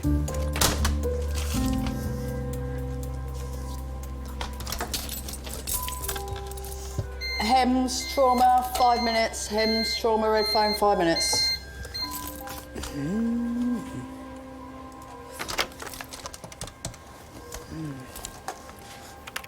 Hey, Darren, it's Jen. Is there any free nurses that could give me a hand, seeing as I'm the only person in resus and I've got another trauma call? No. Sure, thanks. Cheers, mate. Bye. Just keep breathing. Just keep breathing. Come on. Come on. Yeah. Yeah. Good girl. Did she say she took drugs tonight? I don't know. It's a possibility. Yeah. Yeah. Possibility. Yeah, no. Got it all over you. This way. Relax. Sorry, she's been asleep quite a long time. That's all right. 3 hours after falling off a bar, Jessica's knee and head are about to be assessed. Okay. Okay. Take a seat on there. She's fine. It seems like she's really disorientated, but she's just tired. Okay, so the longer we keep you awake, the easier it'll be. Okay. Do you want to tell me what's been happening? Yeah. What happened? Well, tonight, I think I got very sleepy, and I think I fell asleep. No, as in with your knee. Oh. Well, I think I got very tired. Shall we tell you what happened? And I think... Okay. No, I know. I'm not stupid. No, I know. No, I know. Do you know where you are? Yes, I do. I know I'm in a hospital, in an NHS hospital. I just need to ask you a few questions. They might seem a bit silly, but it's important, especially if you hit your head. What day is it today? It's Friday. Must be the 21st today. Okay. Today is... I would accept it Saturday or Sunday. I'm sorry. That's sorry. all right. But I know it's 22nd. I know. I'm sorry. And do you know the name of the Prime Minister? Yes. No, it's not Tony Blair. It's Gordon Brown. Sorry. Sorry. And now she's sleeping on my hand, and there's nothing I can do. Following her arrival 2 hours ago, Catherine has caused some concern. Catherine. Hiya. Catherine. Kiki. Wake up for me. Kiki. Kiki. Doctors still don't know why she collapsed. Okay. Catherine, come on, darling. Wake up for me. All right. Turn around for me. Let me have a little look at you, okay? You have to be on your back. Wake up, sweetie. I love the eyelashes, by the way. Come on, sweetheart. Up you come. Come on. For me, sweetheart. Up you come. There we are. Sorry, it's either we're being forceful with you, and I know it's horrible. She'd sort of said to us that she'd wanted to go out and maybe take something, and She was talking about she talked. I'd get the coffee away just, and she said that she had taken something, but she wasn't alone at all to take anything. There was she didn't have any drugs on her at the house. Right. There's no one in the house that takes We don't know drugs, if that someone's has actually drugs. given it. So we don't know if she has taken it, first of all. We don't know I where don't she's think got it. To be honest, she can be given to exaggerate sometimes, and I think that, and I've just dismissed it as her exaggerating that she'd taken something. So, Kiki, if you have taken anything tonight, you need to tell the doctor. Okay. If not, we do need to do some blood tests. Okay. Okay. To be honest, knowing Kiki, that's probably actually your best bet. I think you should do a blood test. We see the extremes. We see the people that have too much of a good time. You know, there's still probably 2 million others that don't actually go to A&E at all, and that's what you've got to remember, you know. The minority of people that go out end up with us. Kiki, if you did take something tonight, you desperately need to tell us. Don't push me away like that.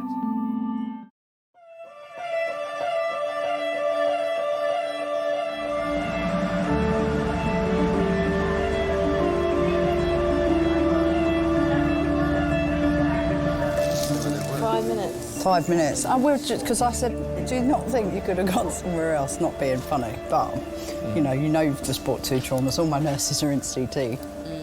We're just round the corner. There we go.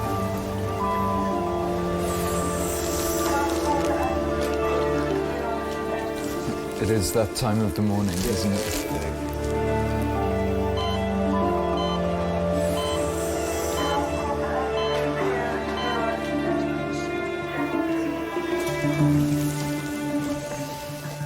So, guys, this is an unknown adult male. Approximately 1 hour ago was found collapsed in the street, unconscious with a head injury. He was GCS 7 with us. He's had an RSI for his decreased GCS. Pank time at 3:52. He's had a total of 3 milligrams of morphine. An hour and a half after being stabbed at his sister's birthday party, Jamie has returned from his scan to find a much busier resus room. Okay, guys, you happy with his ventilation, John? He hasn't seen his dad since they were both attacked. Thanks. Is you back from CT with him? Thanks very much. Oh, no. Well, I tried to have a word last time. You need to go down there, mate, please. That's my dad. No, it's not. That's my dad. It's not. It's another patient, honestly. He's down in Bay 5. Do you want to go and have a look? Okay. It's another patient, darling, I've just told you. Your brother's in there and your dad's in 5, yeah? Can I ask you a quick question?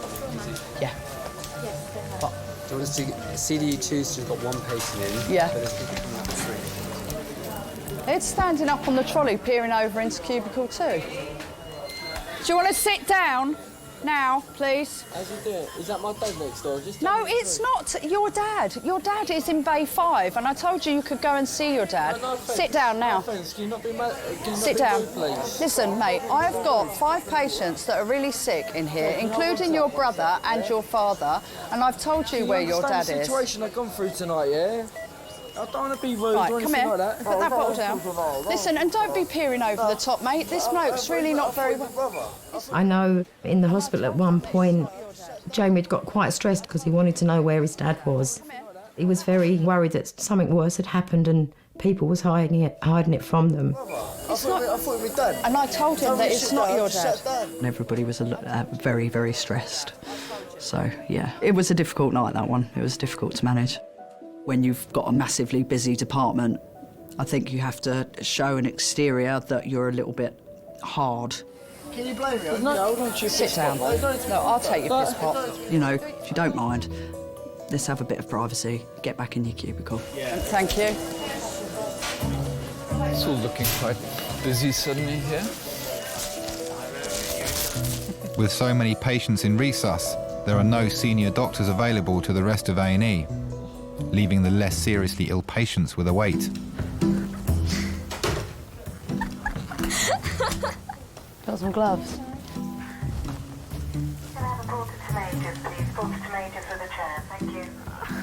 Why are you taking them? I'm going to put them on. Because, all right, are we allowed to do this? What are you going to do? Take them back? Why have they put us in here unadvised? There's so many things to play with.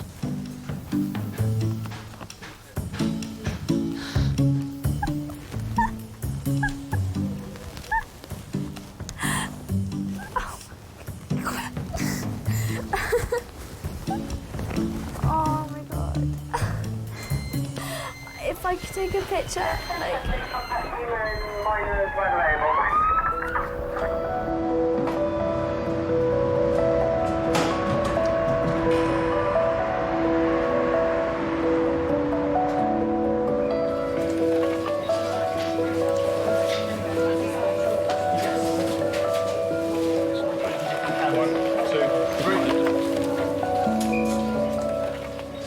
Oh my god, it actually fucking hurts. It says, how are we doing? You're doing shit. They're not doing shit, they're trying their hardest.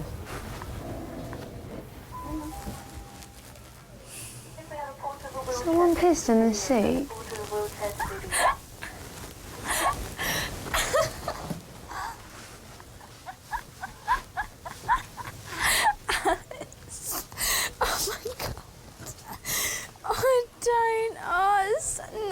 It's so bad. Fucking hell. Okay, hang on. I'll get back to you. Okay. You've got 2 patients in minors that want to know what's going on, apparently. I've already told everyone down in minors that no one's... No worries, no.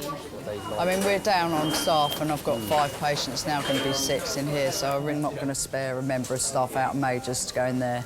This is ridiculous. There's no point, like, let's just go. The girls from the fancy dress party are still waiting to be seen. They've been joined by a university friend. Is there any doctor free after seeing anyone else? A doctor who could literally just look at the car and be like, it's not made up, she can go home. I'll see you tomorrow morning. It's as simple as that, because she's been seen already by the specific doctor. Been seen already. She hasn't been seen. No, but she hasn't been seen. She's been, what? She hasn't been seen by anyone. Literally, no one's seen me. Let's leave. No one has seen her. Yeah, the doctor already started writing you. What, saying what? She hasn't written anything. So she's going to see you. Sorry. In what, like, she's going to see me in half an hour and I've been sitting there for like... Ridiculous. Well, it's up to you. If you cannot wait, I'll just let you sign a, you know... Well, at the end of the day, okay, fine. It could be your fault. It's not about signing a release form or anything like that. What we're concerned is the head injury. That's the thing. So it needs to be seen by But she's the doctor. quite evidently not concussed at the But moment, still, so the I don't doctor understand has why to she's not see being her. seen. The doctor has to decide. Is there any other doctors free or not at the moment? At all? Any doctors at all? What, you have what? Every doctor is Have in? you seen any doctor here? No, we haven't there. seen. That's Over what I'm saying. Well, that's Max Fox. It's not any doctor. So he can't literally look at a cut and be like, that's... She just needs a tiny bit of glue. So there's no one actually qualified to do this right now. Okay. me. I've never had to wait for anything. Nothing, my dad just go and stick my hand up, done, out again. Exactly the same thing. I've never had to wait for anything, but you know, you've got to like... I can bring my dad up. I can bring him up. I think actually we might move these two next to each other. And then everybody's happy, yeah? I told your brother that he was in Bay 5 and peering over with someone who's intubated and not... I know, but it's not, you know, come on. I would never lie to anybody where their dad is, would I? I think we went through something together that night. It happened so quickly and it was so serious. There's just a massive reality that, you know, this could be it. This so quickly, in a matter of seconds, you know, 2 members of our family could have just been taken away.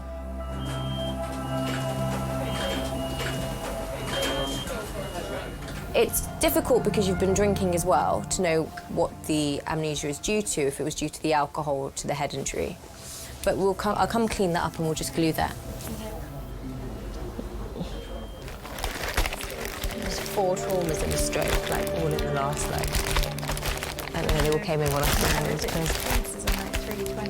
Really, crazy. Everyone's everywhere. I think everybody deserves to be looked after and loved and cared for.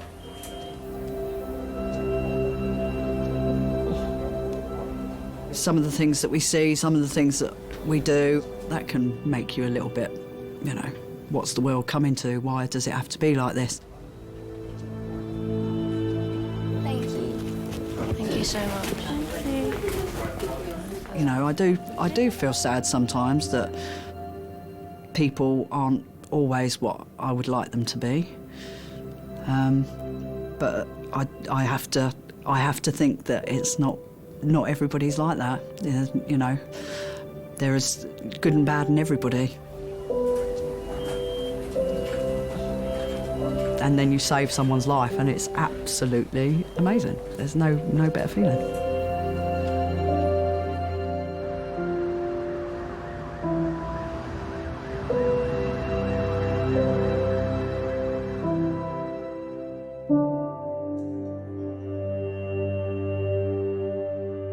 Catherine, the 21-year-old birthday girl, has had a dramatic change in condition.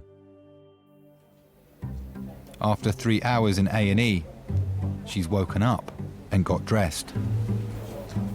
Yeah, she's just sitting down in there. She went to the toilet by herself. Okay. She wants to go home. She doesn't want to stay here any longer because they need to talk to you just quickly, and they can't talk to you out here. Can I put some on my face? I've got moisturiser here.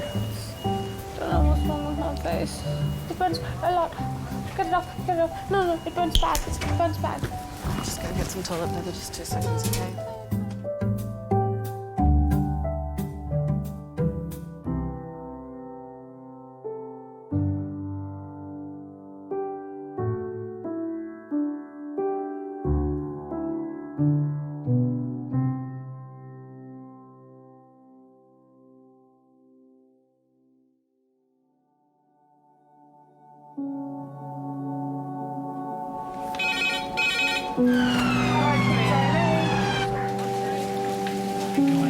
He's basically been crushed between a cherry picker and a parked car, and he's managed to have his chest and his abdo and his pelvis all kind of crushed in this single motion. You'll still find people that think, well, I'm only just nipping up the ladder, so yeah, I'll hold a cup of tea, a drill and something round my neck with one sock on and a flip-flop. You were cleaning the window? Yeah, cracked the glass and went through. Oh dear. What happened here? If you're a carpenter and you've got all your fingers, you're not a good one. They slip on the flip-flop, they spill the tea that scalds them, the drill goes through the head and they break a leg when they fall. They really think, oh, I shouldn't have really done that, should I?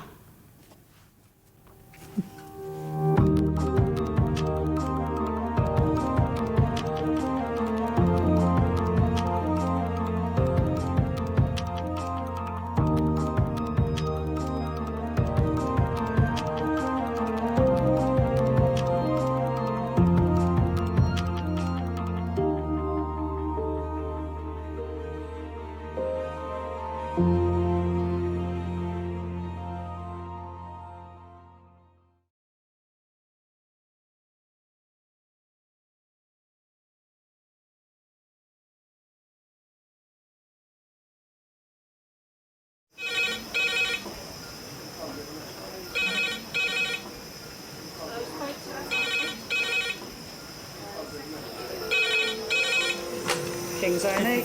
Lovely. Cheers, bye. Adult trauma call, 8 minutes. Adult trauma call, 8 minutes. I've got an unconscious gentleman he has severe traumatic brain injury.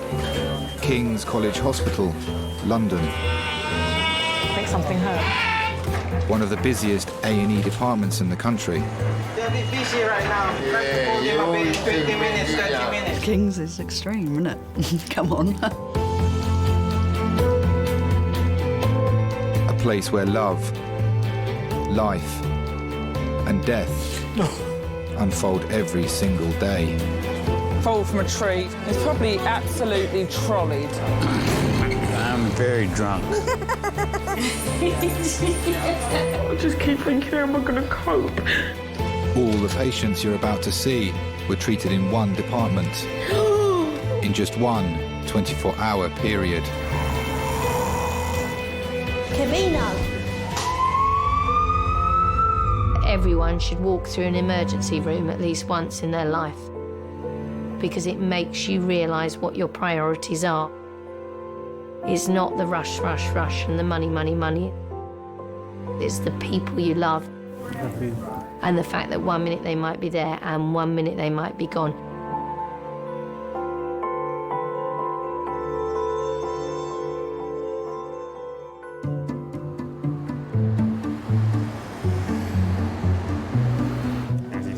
Is that Facebook? Yeah. Oh, I'm going to check in at King's Hospital. Nearly 3 million people come to A&E each year after accidents in the home. All right, now what we need to do is just take both arms above your head. The most common body part to be injured is the finger or thumb. Singe, I will be able to use my finger, won't I? I'm sure. Do you know, I did tell you what happened to Odette, didn't I? What? She blended her finger away. Did I not tell you No, that? I think you did, and I think I had that same Baby reaction. brain. So she was cleaning around the inside. Baby brain? Yeah, because she just had 2 children, baby Oh, brain. right, It's okay. like a real phenomenon. Yeah, you haven't got enough brain cells just fuck off and deplete once you have birth, Really? once you give birth. There was a bit of food left on the inside of the blender, so she just cleaned away her finger and it was still on and she switched it on. So if she can get over that... Yeah.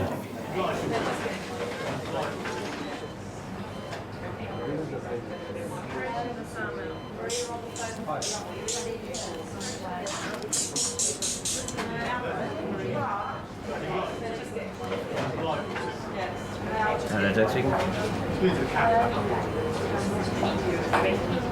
Yeah, not bad. They say I've basically damaged my spleen, so I'm in hospital at the moment. Hello, King's College A&E.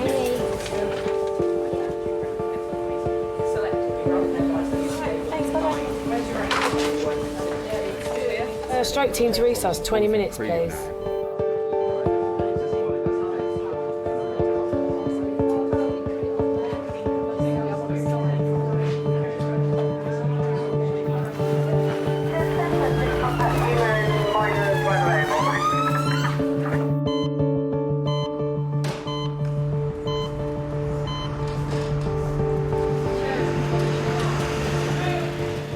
Year-old Peggy is unconscious after a suspected stroke. King's is a specialist stroke centre, treating on average 3 stroke patients every day. A stroke means a blood vessel supplying a part of the brain gets blocked. As a result, that part of the brain loses its function. Okay, so Malcolm, what's the chest line? She's got some crackers on the right base, but otherwise you've got bilateral air entry. It can cause a severe disability, and if it affects a big blood vessel, it can also kill. 3. Pupils are 2 millimetres not reacting. Not making even the slightest response to pain. Suction, please, wherever Tim's put it. That's it, lovely. Thank you. Hello, Tim. How's it going? Yeah, lady had all the symptoms of a stroke earlier on, but fitted in the ambulance, not maintaining her on arrival, put a Goodell in, breathing rather slowly, around 6 to 8 per minute, not particularly adequate breathing either. Yeah, pupils are fixed but very small. Yep. She hadn't been very well for a long time. We've had various troubles, and so it was not really unexpected. Of course, it's probably about the 3rd time she'd been into hospital. What we're going to have to do, which is probably going to have to be tubed for scan, because she's not really reacting at all. One of the worst things, though, when she said to me, "I'm dying," she knew that she was going. So are you Peggy's husband? Yes. My name is Malcolm. I'm one of the A&E doctors. This is Leanne, is our sister here. My colleague, my consultant, is just with... not very good. OK. My consultant is just with your wife at the moment. Yes. And we just wanted to come and find out a little bit more about what had happened to her this morning. Is that OK? Yes. So what happened this morning? Well, this morning, you see, we got a routine. I get up about 9 o'clock, I go in to wake her up, then I go down and do the breakfast. But I go in this morning and she's plumped over the side of the bed. Couldn't do anything with her, so we phoned the doctor said phone the ambulance, and that was it. OK. Was she responsive to you? Was she talking to you this morning? Inaudible. Right. She was mumbling, I don't want to go, I fear he's coming back in the hospital. OK. I don't want to go. Obviously, your wife is quite unwell at the moment. Yes. OK.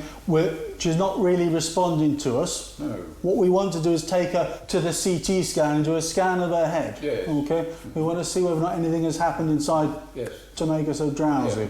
OK. She is very unwell, and I don't want to give you a false impression. I hope you don't mind, sir. No. We realise that. We're both of us will pass our sell-by date. There's no doubt about that. It's got to come sometime. OK. Well, we're going to do a scan of the head, OK? We'll see what's going on, OK? And obviously we'll get you through to see her as soon as we can, sir. Yeah. OK? Yes, thank you.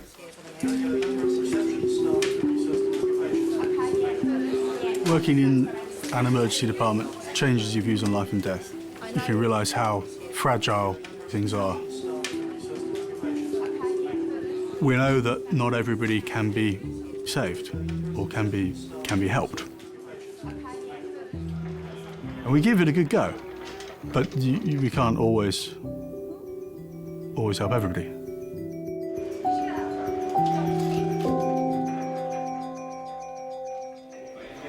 Jonathan Goodall. Ooh. No, we just hop along. Doing a good kangaroo impression there. Everyone else is being seen before us. Well, in a way, that's probably a good thing in that it proves that yours probably isn't that serious. Sally has sliced her finger opening a jar. Her husband is away for work, so she's called on ex-boyfriend Ben for support. See you again. No, you're not. What? You're not even thinking about it. Why did I not tell you? I said, have you had sex? You sound in a good mood. And you said no. You dirty little bugger. It was quite good. What makes her good? She's just a bit dirty, really. Not quite fun and bad. But she's quite annoying, so I think... She's quite annoying? Yeah. The propensity for men to put up with annoyingness for good sex is what most marriages are based on. Charlie Brown? I say, how the fucking laugh, eh? Charlie Brown? That's not a real name.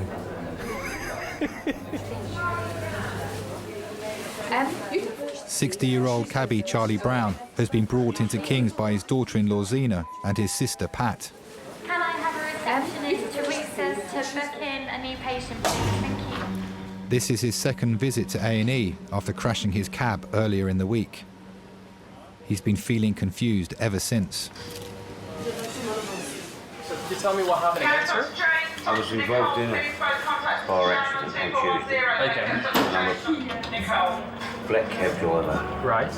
So what happened exactly? What actually happened was Saturday evening, it was raining quite hard. Tuesday night, Charlie. Tuesday night it was raining quite hard. Yeah. What I've been told since the accident, and not the evening that it happened, when the fire brigade come, was my cab went into a crash barrier on the side of the road, got jolted forward, and the ambulance crew told me what I actually had done was what you classify as I had bullseyed my head on the window screen. Yep. Charlie Brown had been a taxi driver for many, many years and was very experienced in driving. No one quite sort of worked out why he crashed his taxi. Did they take you to the hospital that time? Yeah, straight here. In here? Straight. Oh, okay. Doctor won't be long. Oh, right, no problem, no problem. Normally when someone has a trauma, crashes a car, they got aches and pains, but they're back to their usual selves. But Mr. Brown went home and was confused. We didn't know what was wrong with him. We just knew that he wasn't Charlie as we knew Charlie before his accident. We didn't know what was going on in his head or what was going on in his body. We just don't know.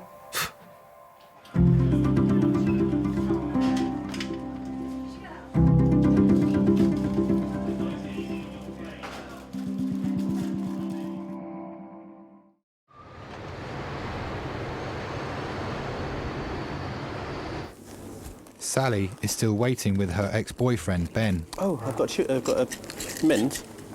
These are from Thailand. I need a wee. Okay, I can't help you with that. No, but you might have to. Oh, God. Do I really need to? Can you do No, I just want you to see my front bottom fall last time. I've seen you having a wee before. I used to go out with Ben when we were at college together. He was a shy teenager. Back then, he was really grateful to meet someone friendly and outgoing, and very over-generously, he credits me with his awakening. Oh, I really need to go to the toilet. Do you generally need some help? Oh, I really am not going to ask you to help me go to the toilet. I'll just have to do it all one-handed. And can you... It's just because I've got tights on, it's just a bit of a fap. Yeah.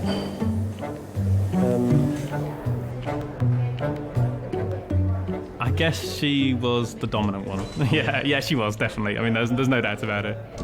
I certainly wasn't her first boyfriend, so she'd had a more varied and fun youth than I'd had. He did admit that he wasn't exactly worldly wise when he met you.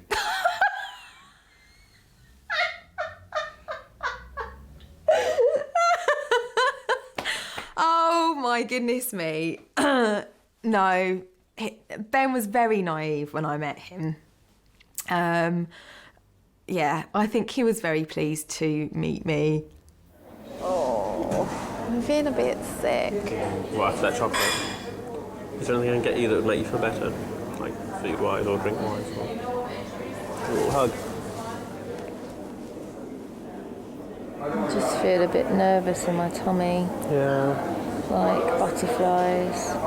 Awesome. Like the sort of butterflies that make you want to do a poo. Really?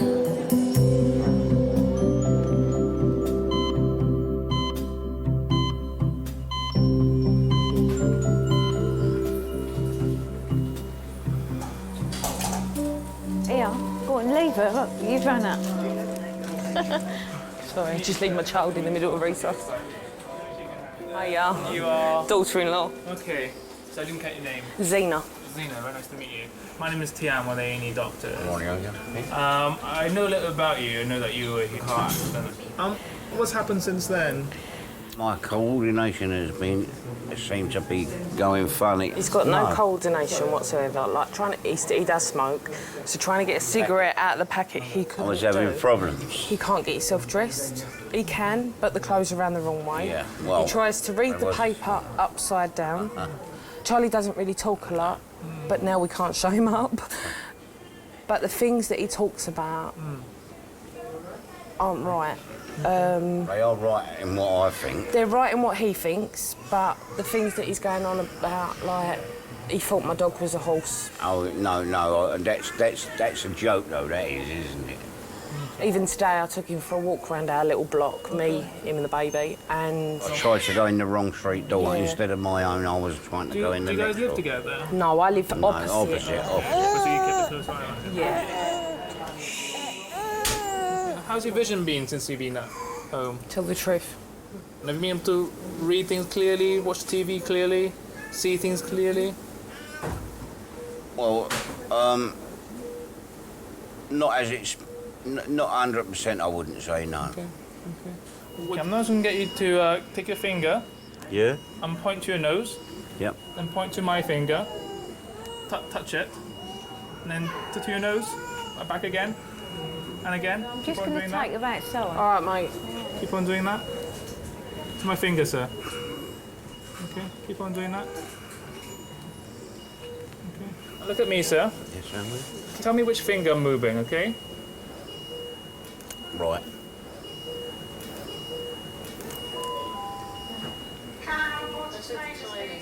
Right. I can remember thinking this is quite interesting, but I quickly worked out that it was something neurological, meaning something maybe wrong with his brain. And the things that we worry about after trauma is if there's been a tear in the lining around the brain, which causes bleeding. I'll have a look at the blood results, see what we've done. I'll come back and chat with you. Is that okay? Yeah. Thanks. Sit back then, mate. Right here. All right, mate? Just Yeah. going to make sure the baby's all right. Yeah, of course.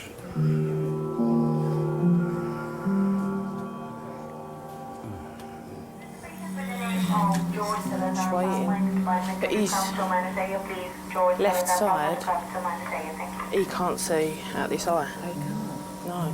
When he stood there and done this to him, he's saying that the right side, he's got, like his right side is going, but there's nothing on the left, and he was moving that.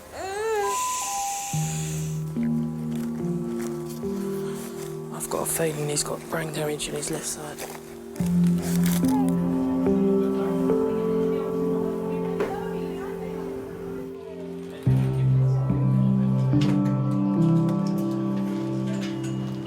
What's your speciality?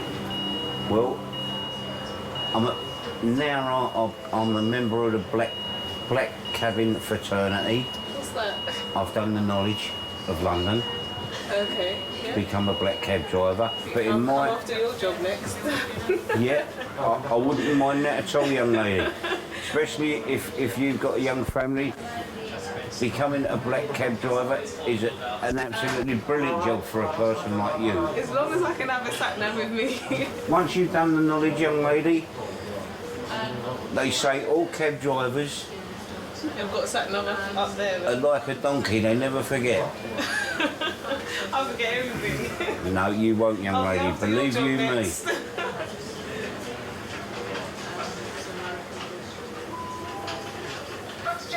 But I must admit, although I'm saying that to you now, young lady, our job recently has been made a lot harder in the fact of trying to make a living, because there is more and more private firms and they are taking our work away from us. And they don't, and the only way that they know how to get from A to B is by using a sat-nav. They haven't got the knowledge what a London driver's got.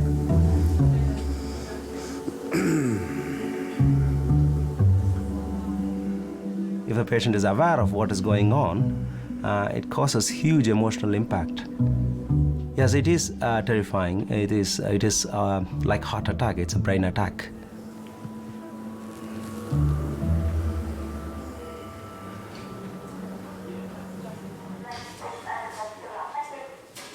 Derek is waiting for the results of his wife Peggy's brain scan.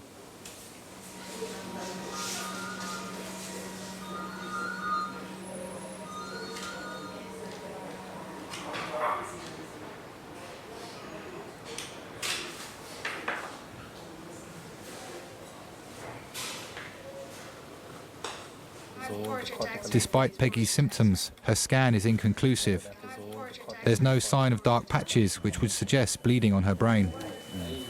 So we took her off the CT of her head. There's no obvious blood or anything on the CT, which I was suspecting in the first instance. I can't see any areas of obvious infarct on there. But the fact is she's still within a sort of 3-hour period at the moment. Have you guys felt anything should be done? No. No. If it is clear-cut 3 seizures and CT doesn't show anything major. Tim? Yeah. Just had a chat with the stroke guys. They don't want to do anything, so I think we should wake her up. Okay, yeah, let's see. And see how we go. I'm going to have a quick chat with her husband as well and explain to him what's going on here. Yeah, go for it. We'll go from there.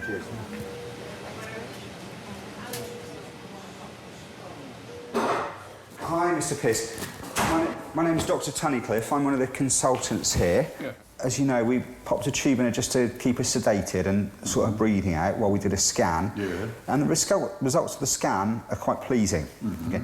There's no obvious major bleeding there, which we were concerned about. And there's no obvious treatable stroke there that we can see. Sometimes we can treat strokes by giving a medication. But there's nothing there that obviously needs treating at the moment. Now, that doesn't mean to say she's not had a stroke. She may still have had a stroke. Yes. Okay. But what we're now going to do, we're now going to wake her up, okay, get her nice and awake again, and then we can reassess her again with her nice and awake and see what we need to do. You've got any chest pain at the moment? Peggy? You know to let us know if it comes Peggy? back. No, you're all right. Open your eyes for us.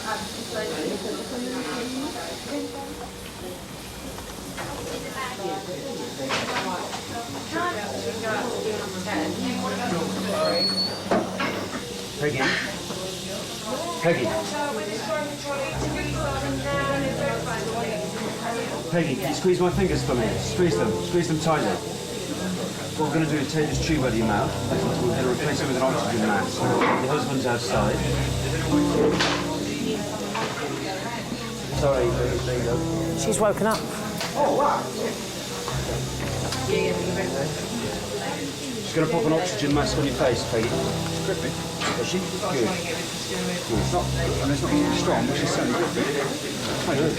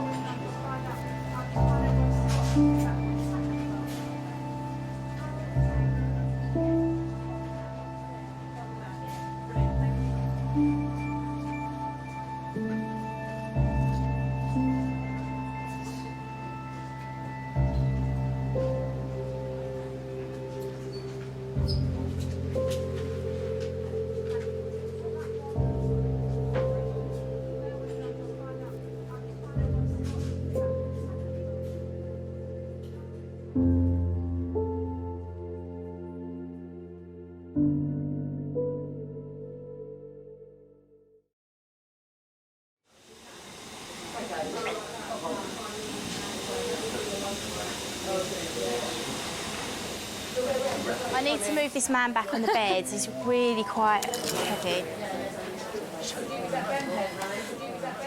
Right, just lay down for us for 2 seconds. Right. Ready, steady.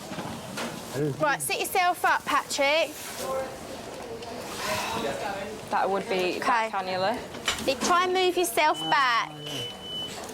That's it. You're doing really well. Oh, yeah. You are. That's it. Just move back a little bit.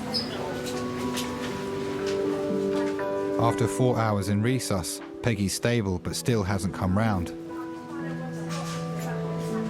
She's had a bit of trouble with this before, but Peggy's always been cured, shall we say, and come out for another year of being fit again. Yeah, it's always hard, but of course you never know what's going to happen. You're in the lap of the gods to know what's going to happen next. That's two.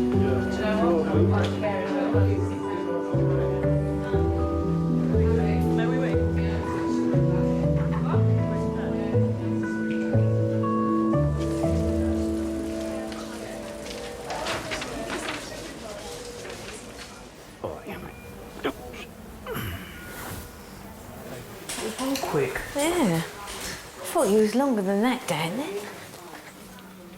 Charlie Brown's also had a brain scan to find out the source of his confusion. That was quick. Yeah.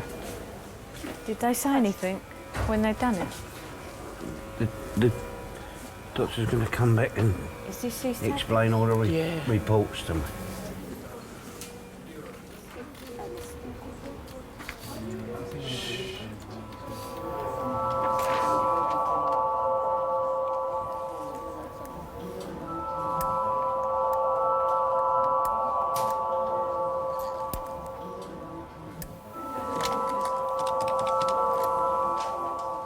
Hello there, my name is Tian, A&E S01 in Kings. Can I discuss the patient with you, please? It's Charlie Brown, a 60-year-old gentleman who was a cab driver travelling 20-30 miles an hour. Hit a railing, bullseye to the windscreen. On head CT, he's got a bleed on his right. Looks like subdural. Do you want the hospital number to have a look at the CT? You got a key, sir? Yeah, thank you very much for seeing him. Okay, thank you. Blimey, that's massive, huh?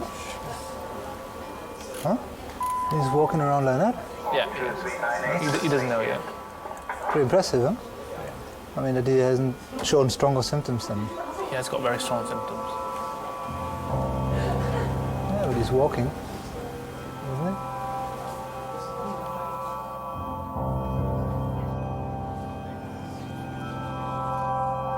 Did a show. Oh, gosh. Images to X-ray, please. Thank you. Wow. Yeah.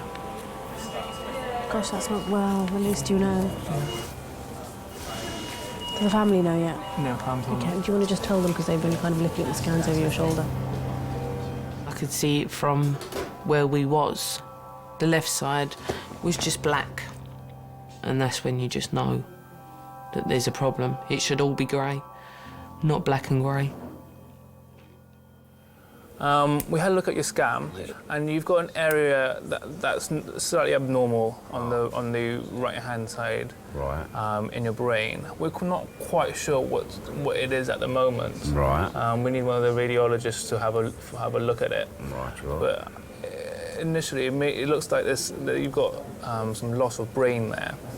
The cause of which is slightly uncertain at the moment. But I just thought I'd come and tell you what's happened so far. Okay. But what sort of things put problems like that back together again? In other words, how can you fix it? How can you fix it? We can't, depending on, the problem is we're not quite sure where it is at the moment. So once we know, we'll discuss with the relevant doctors regarding how we can help you. Yeah, so we're sorry about the lack of That's not a problem. clarity at the moment, but we'll try and sort things out and come and talk to you as soon as we know. Lovely. Okay? Yeah. I'll be around.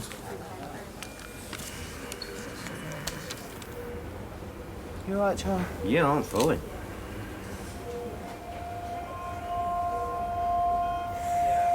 Pat, will you just watch over me?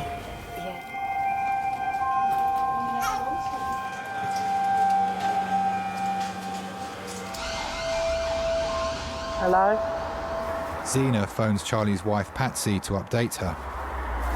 Right, his brain scan's back. On his right side of his brain, there's something severely abnormal. They don't know.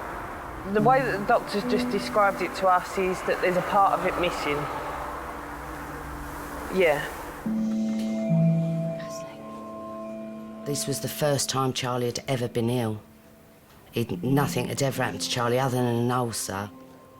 And Charlie always said he was invincible. Nothing was ever going to happen to Charlie. I just want you to focus on you for now, right? I know it's hard, but please just focus on you. Right, I don't need you fucking going down and all. I got this cancer, keratosis, and Bowen's disease. Charlie's accident was on the 26th. On the 25th, I got told, this is terminal.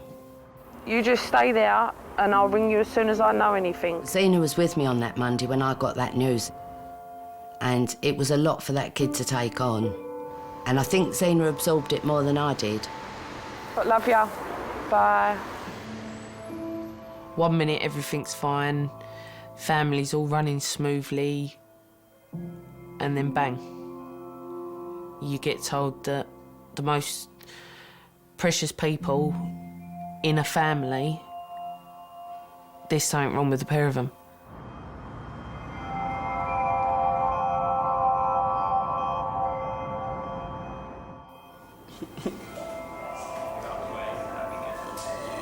My leg. It's hurting, brother, man. Hope everything's all right.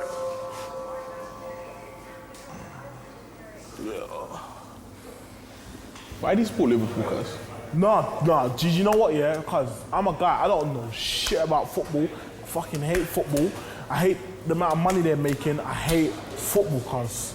But obviously, yeah, you know, like when everyone's back in the days going, yeah, I support Man U, rare, tear. And when I went to school, bare people wanted to support Arsenal because they were sponsored by Nike. I was just like, fuck that. I'm gonna be versatile. I'm gonna just do whatever, do the opposite of what everyone's doing. If everyone's supporting, then you pick the rubbishest team. Fam, I was with Liverpool from day, fam. I'm with Manchester United from day. Glory hunter, fam. You me? Yeah. How can I be a glory hunter? That's the only team I've ever supported. Told man, Liverpool's the one. Liverpool's rubbish, bro. Where are they now? Third from the bottom. I don't know what bottoms, fam. I just know because I support Liverpool. Though you can't tell me about what players play. All I know is Matt Manneman. That is he has been playing for Liverpool for years. Sally Cullen, please. Oh, that's me. Thanks. Is it all right if my friend comes? Of course. Thanks. How did you do it? I was getting a rubber stopper out of a Kilner jar, and I was like, you know, you build up quite an amount of pressure trying to get something out, and then as it came out, it cut through my knuckle. Okay. And also I've been frightened to bend it in case blood squirts out of it. Okay. Well, have a seat on this blue chair here. Have a look.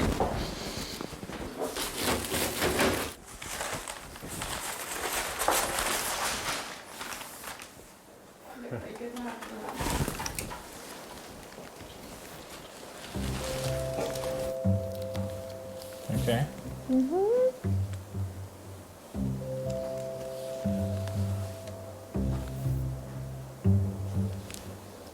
right. Yeah, I'm just a bit squeamish, sorry. As long as you're moving a finger Yeah, that's a good sign, isn't it? and you can feel me touching the Yes, end of and your I finger. can. Yeah, I can. And we're happy, really. Oh, right, good. That's reassuring. What happened to you and Ben in the end? Why did it not last? I don't know. You'll have to ask him. He dumped me. No. He did dump me, but rightly so, because we were very young and he wanted to just go off and experience a bit of the world. Other women. Dr. Magic with his magic liquid. And he doesn't need to stitch me up, he's just going to give it a magic kiss better. Well, this has ruined my plans of becoming a hand model. I've got another one.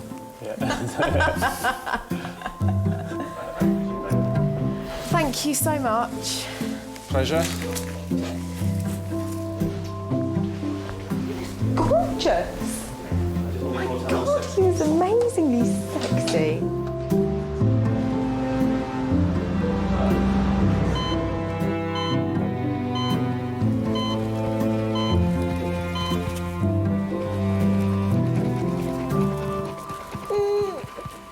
Auntie Pat's going to give it a shot. Mummy needs to make some phone calls. When I spoke to Patsy's sister, and that was when it hit home that it was real, that something was seriously wrong and what was going to happen to us all. Right, he's had a CT scan. His right side of the brain, he's got a part missing. And that's what the doctors just told us. He's got a part a bit of his right side of his brain missing. Fuck knows. And I keep laughing in shock. I don't know. Poor Pat, she's laughing with me. Pat, what does it mean? What's happened to Grandad? Pat, where's it gone? I don't know where he's lost it. One of the passengers. I don't know then. And we're waiting for brain surgeons to assess his thing.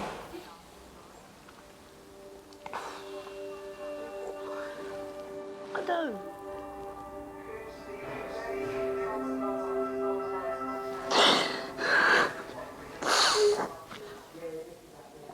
I just keep thinking, what if I do next?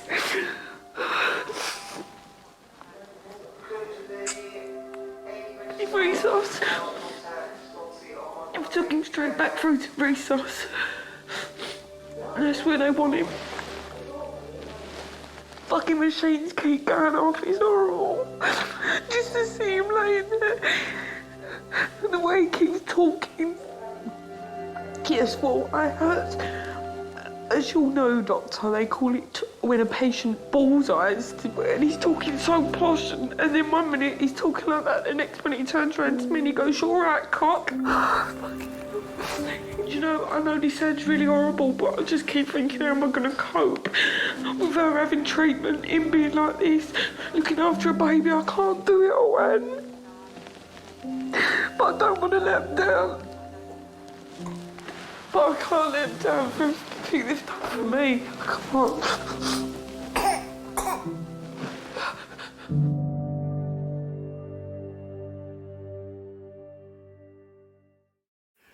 Oh, my leg.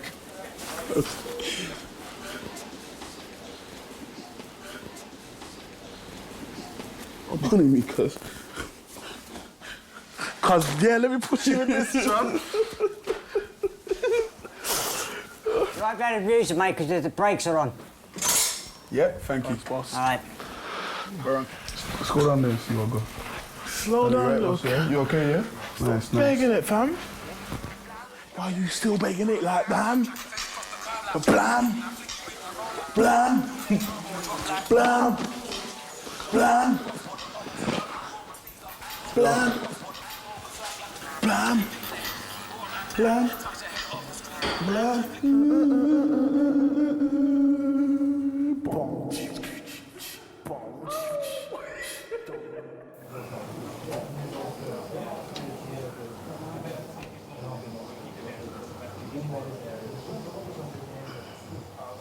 I had a check with you, see? Hey, mate. Doctor's chat Hey, with you. no, not yet. Not yet, mate. 2.5 hours after arriving in resus, Charlie and his family are waiting for a diagnosis. You try to think that they're just going to come in and tell you that everything's all right and that they've made a mistake. You don't think that they're going to come in and tell you bad news. The CT hedge, as you probably have got up already, shows an area of right-sided low attenuation, which is not there on Tuesday. I've spoken to the neurosurgeon, Mr. Koch. Hello, Mabel. Rosy red cheeks. She's been screaming.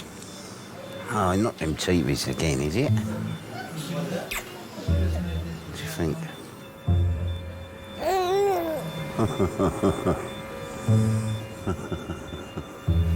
This little piggy go market.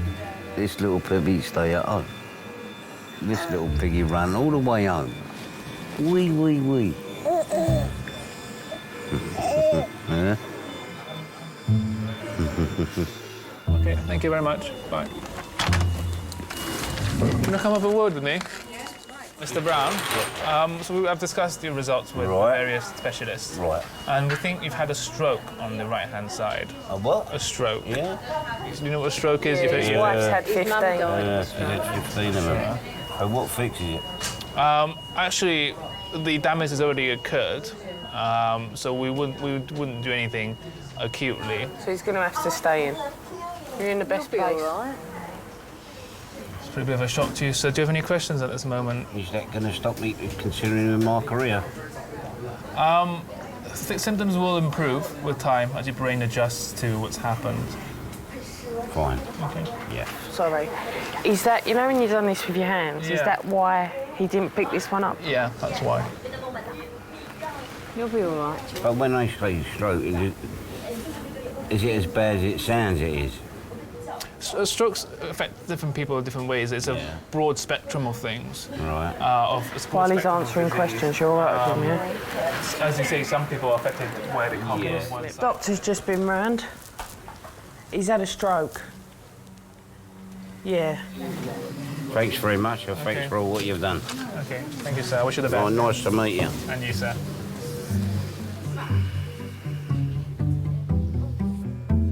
I was relieved that I was alive. I couldn't face dying because I always think, if I'm not here, what are they going to do without me? Little old Charlie Brown. Charlie's wife Patsy comes to see him in resus. Whatever job Charlie's had, he's took to heart.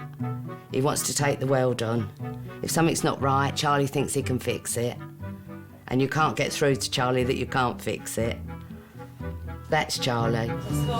Listen to me now, right? It's too dangerous for you to drive at the moment.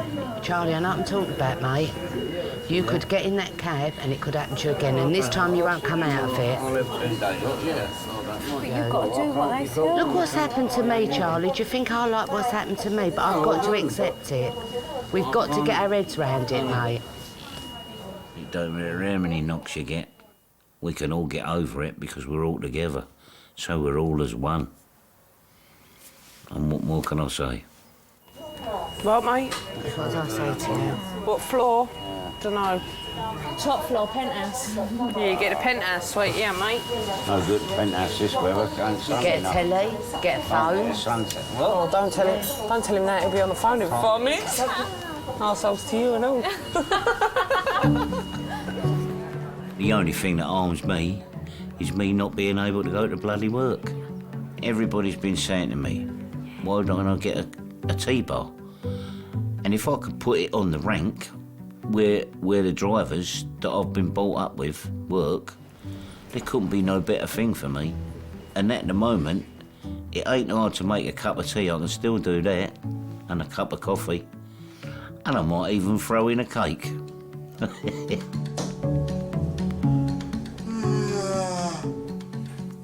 wanna be like big dudes.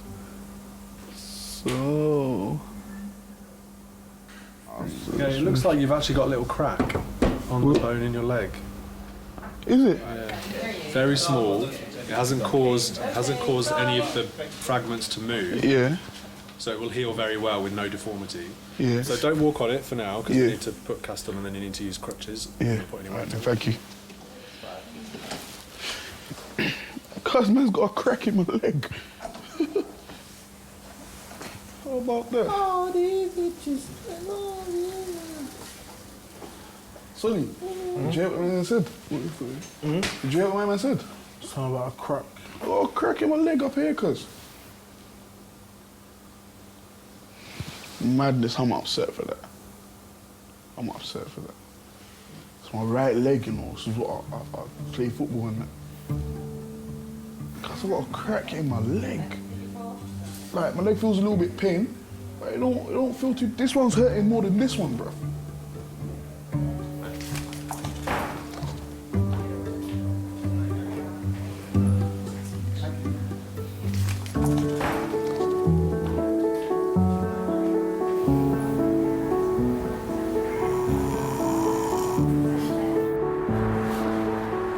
Sina? Baby? At the side of the pram, at the side of the bed. What's she on? Oh, yeah. Oh, I've left it. He's going away with the doctor. Oh, you've left the baby. Pat's come out and left the baby in fucking resus. I thought you pulled the baby out. Oh, God.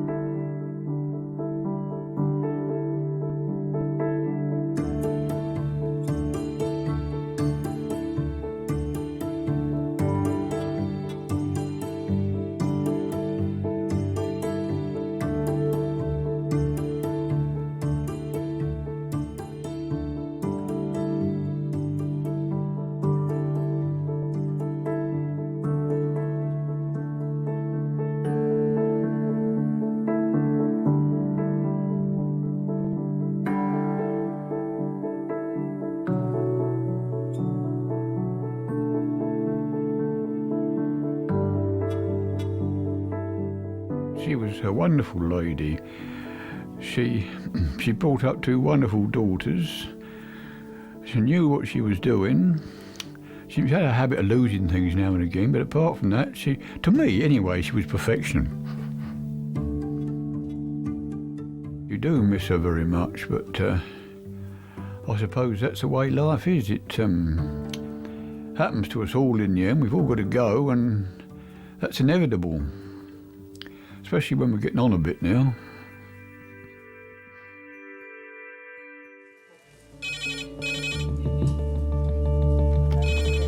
Trauma red phone 6 minutes. Trauma red phone 6 minutes. Used to be Saturday night's all right for fighting. It's obviously Thursday night's all right for stabbing. Colin is in hospital and someone broke into the house and stabbed him. He's saying to me basically, if I carry on cleaning my ears, I can kill myself because I'm pushing the infection into my brain, yeah? So if I can just get you to pop your T-shirt off underneath there. Was he here when you took it off? Yeah. When you took your T-shirt off? Yeah. I'm going to end up hitting him.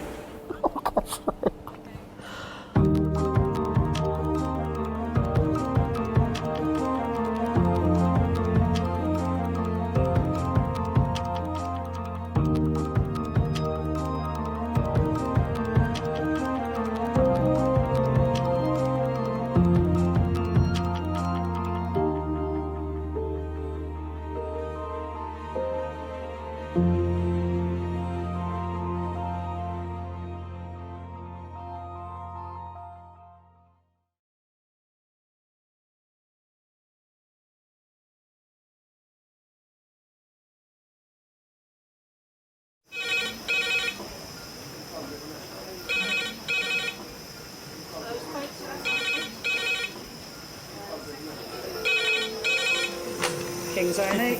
Lovely. Cheers, bye. Adult trauma call, 8 minutes. Adult trauma call, 8 minutes. I've got an unconscious gentleman. He has severe traumatic brain injury. King's College Hospital, London. I think something hurt. One of the busiest A&E departments in the country. They're a bit busy right now. Try to call them a bit, 20 minutes, 30 minutes. King's is extreme, isn't it? Come on. A place where love, life, and death unfold every single day. Fall from a tree. It's probably absolutely trolleyed. I'm very drunk. I just keep thinking, how am I going to cope? All the patients you're about to see were treated in one department in just one 24-hour period. Camino. Everyone should walk through an emergency room at least once in their life because it makes you realise what your priorities are. It's not the rush, rush, rush and the money, money, money. It's the people you love and the fact that 1 minute they might be there and 1 minute they might be gone.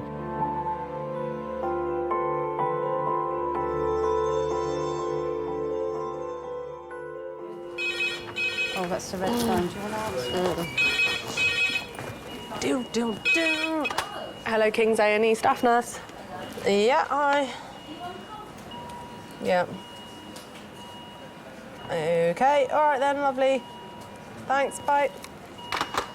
Oh, lovely. Fall, 4 to 5 stairs, landed on back of head, nil loss of consciousness, intoxicated, left arm numbness and paralysis. Red phone, 20 to 25 minutes. Red phone, 20 to 25 minutes. They said he's very intoxicated.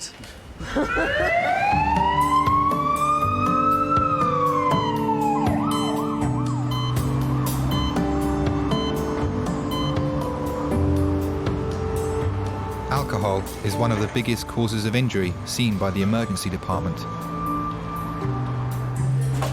On an average weekend, about a quarter of the patients are drunk. It drives me nuts that people drink as much as they do. It drives me nuts that people take drugs and then come to us half an hour later saying that they feel funny. Well, what did you expect? If you weren't feeling funny, then you bought the wrong drug. This gentleman, his name is Sean, he's 39. Basically, he's fallen down about 4 or 5 steps on the landing. He's been drinking since 10 o'clock this morning due to a family bereavement yesterday. He's saying he's got pain and tenderness to the back of his neck. Okay. He's had a hell of a lot to drink, no drugs apparently. Yeah, no. So Okay. might be. Yeah. Do you want a second cannula or do you just want blood? He'll need bloods. What's he got? Yeah, just his bloods is great. Yeah. John, I'm Marie. I'm just going to take some blood on this side, okay? Did he have opiates? No. What's he had? I didn't hear. Oh, drunk. Drunk. He's been drinking all day, right. yeah. Oh, grand. Come on, please. What's the matter, my friend? Please, yeah? What? I need my mum. Oh, maybe she's coming in, I'm not sure. Sean, if you need to be sick at any stage... Oh, it's my mum, yeah? Well, we'll get her in a moment. Can you take this fucking thing off my neck, please? Well, not just yet, just because we're worried about your neck, that's all. But as soon as we can, we will. I need to speak to my mum. I don't know if she's here yet, Sean, but just wait 1 minute. Yes, come with me in the ambulance. Yes, Sean? Can you bring her in? Is that all right? Thanks a lot. We're going to bring her in now, OK? Oh, all right. Well. Excuse Mum. Thanks. Hey there. How you going? I think he really is pretty keen to see you anyway. Do you want to pop up the end of here? 16. Oh, really? OK. My name is Graham anyway. I'm one of the consultants here. Mum?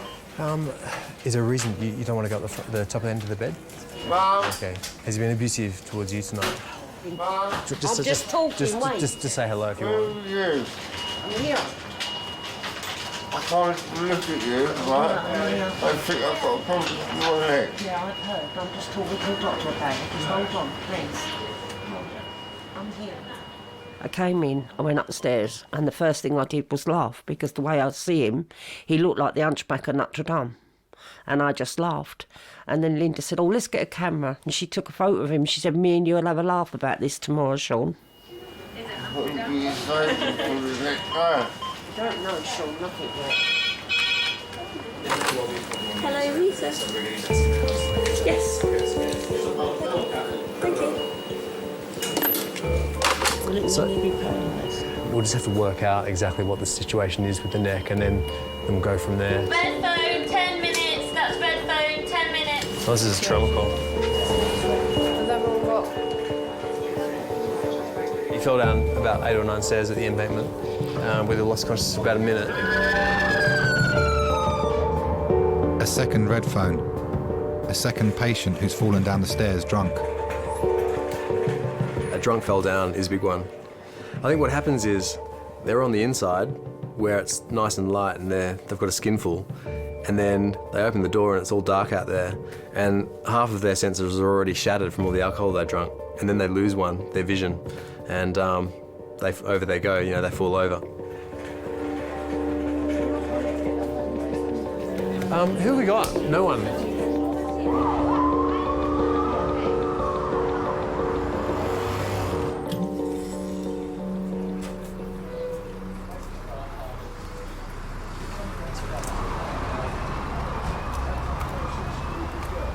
Okay, mate. Is that you that fell down the stairs? Yeah. Really? Yeah. Should we sort you out? I just want a bit of fag one. We got a whole team in there waiting for you.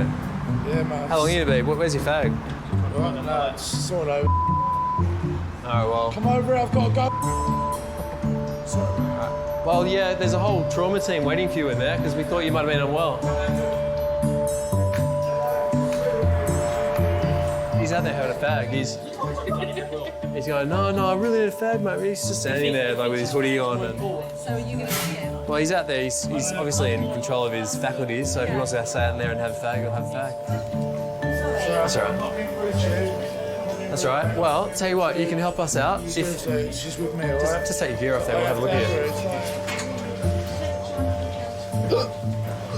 you. Interestingly, actually, it was on one occasion I kind of had too much to drink, and I fell down the stairs, and I ended up as you know, a casualty in A&E, which was mortifying for me, obviously, for a number of reasons. You've been drinking tonight, obviously, huh? Yeah. Yeah? How much you had to drink? I can't tell you. Just turn away from me again. My head is fucked, mate. Seriously, like, I've had a lot of fights in my life, mate. Yeah, I've had a lot of tear-ups and this and that. Take a nice big deep breath. Deep breath. And out. Go on. Don't get me wrong, bruv, yeah? I've fallen over drunk before, yeah? Yeah. And I've done this and I've done that, yeah, but this is hardcore. Okay. Right? Let's have a little look. So, the back of my head is killing, mate. It's a fair old bump you got. When you get a bang on the head, what we're concerned about is not just the cut and the bump on the outside, it's the chance of a bruise or a bleed inside where the brain is, yeah? There's no signs of that going on at the minute, but we've always got to think ahead, you know, what chances are you developing that, Like yeah? I say, I've had some tears in my life. I've Yes. never had Okay. Mate, I'll just never put had this a around. lump like that, mate. Do you know what I mean? We'll put a drip in so we can take some blood, yeah? No, mate, no, I'm not having no drips. Are you sure? Don't have needles, mate. Is that right? Yeah. I think we need to watch you for a while. It's probably going to be an overnight stay, to be honest. My real birthday, mate. She can't. Oh, I've got to go then. Well, she might be able to sit in a chair next to you. That's all right. Well, that sounds fair on She her. can touch me out when you're not looking. She might want to sleep. She don't want to sleep. She wants to touch me out.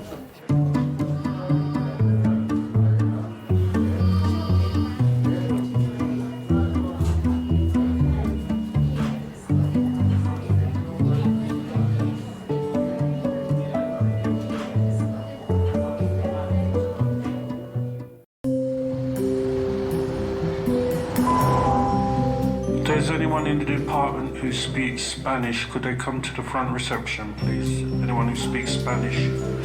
Anybody who speaks Spanish? Yeah. Hayel. I was feeling drunk like maybe 3 hours ago, but now I could do anything right now, speak to anyone and do anything, and I don't feel drunk. I'm not drunk. I don't feel like I did yesterday. No. Because I sobered up. I feel quite Because of weird, what like, happened. do you reckon? Do you want some water? No, here, I'll just,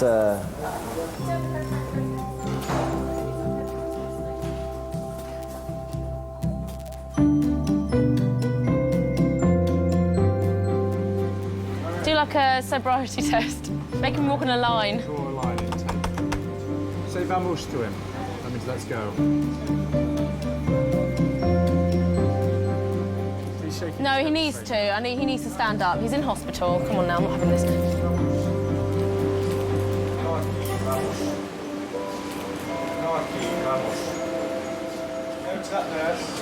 Oh, flipping out. I do feel like a Mrs. Mop sometimes. You know, it's like they've been too drunk to get to their bedroom, so they just stopped off in A&E and, you know, so I'm there to look after them, mop their brow till they wake up, and then, you know, kind of feed the hangover with a couple of packets of crisps and a can of Coke and some coffee. Oh, I have to keep him up here. He's in a real state, isn't he? Oh, for goodness sake, come on now. Right, we might as well walk him into a cubicle now, after all this kerfuffle. It'll have to be number 11, and might as well just keep the drunks together. Goodness me, you've had a good night, haven't you? Did you go out? Have a drink? Did you have a good night? Did you dance? Woohoo! I like it. Brilliant.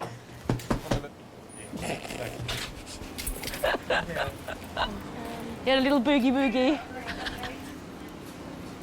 Now, one question. Is that hair real? Oh, look. All my boyfriends. All lined up. Keep them done. No, I just don't know which one to choose. I think it would have to be number 10. My little William.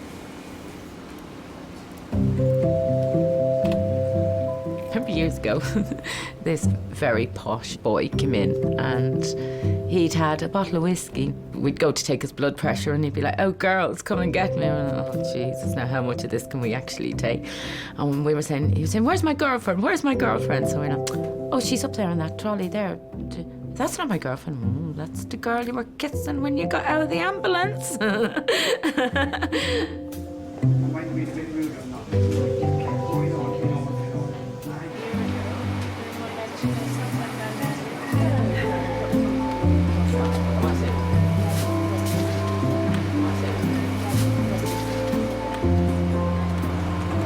Warm as a fruit bat.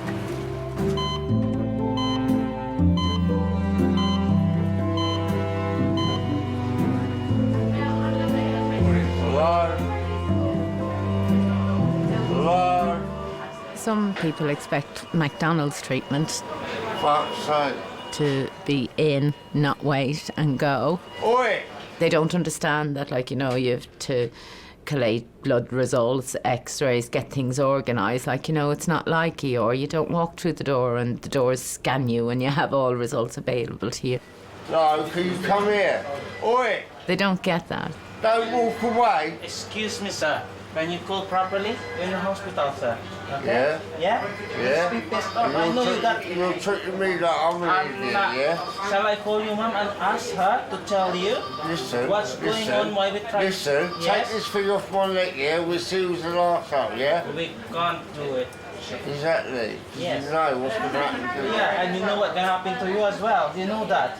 No, Yeah? right here, right now. Yeah, well, he's talking to the doctor right now. Yeah? Can you She hear? take me for a fact, can't she? We can't. No, my mum can. My mum can.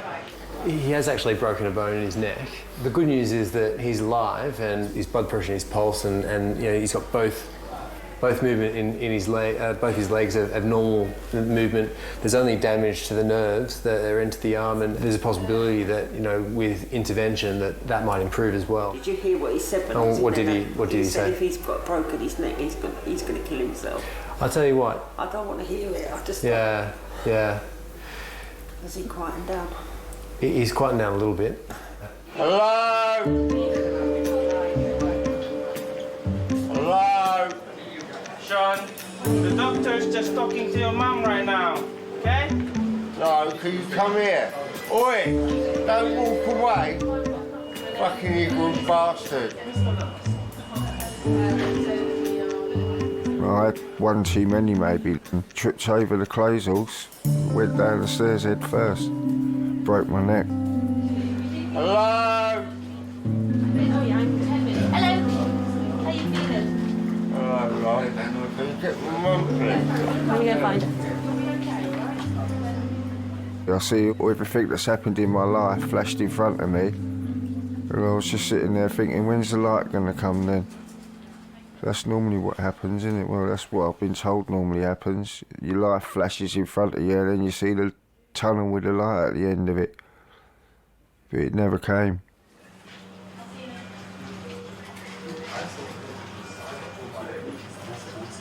I broke my hip now. I hope you're happy, yeah? Stay still. Why have we got to be happy? We're not Hopefully, happy. I hope you're happy. You might keep still, bro. It's nice to meet you. We're going to go home and we'll be back tomorrow. Don't worry about me, babe. I ain't talking to you when you're like this, Sean. There we go. Keep still, bro. Sean's been through a hell of a lot in his life, through beatings and everything else.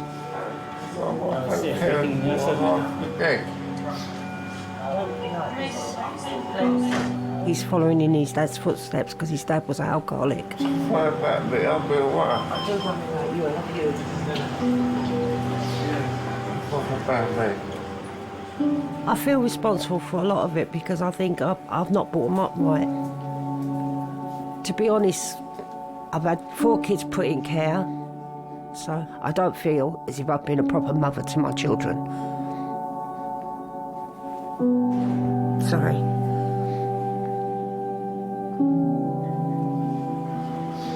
Nothing to live for anyway, I found you to give up with me. I haven't given up on you, I'm here. I came with you, didn't I? No. I just don't like hearing the way you talk. When you abuse people. Don't worry about me, man. Take this thing off. Take this fucking thing off of me and I'll get out of this fucking hospital right now. Right? I'll fucking show you what you can do. Sean, stop. Put that back on your finger. Sean. Show you what you can do. Sean, stop.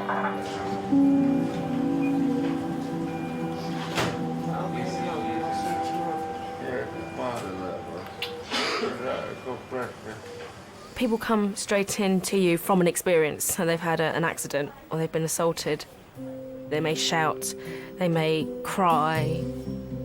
It's because they're frightened or, you know, they haven't had the chance to talk about it or understand what's happened to them.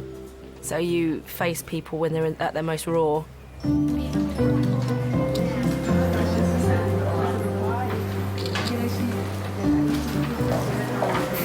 Which one's the best, you think? That one? Or? That's quite cool. When was the blood pouring out, though? Well, you know, when you were just sitting down outside the park where all those people were helping you. Oh, yeah. And it really was just pouring down your face.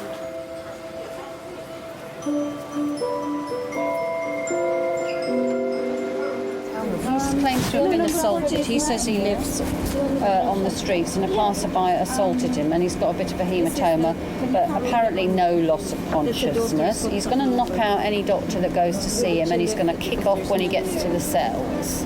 I don't know what he's going to do to the nurses that assess him. Cute police officer though, so it's okay. Maybe Right, we'll he's leave. quite sweet. We'll let Sweet face. you sort him out. Yeah, they do. He seems he's got a sweet face, hasn't he? Hello, Majors.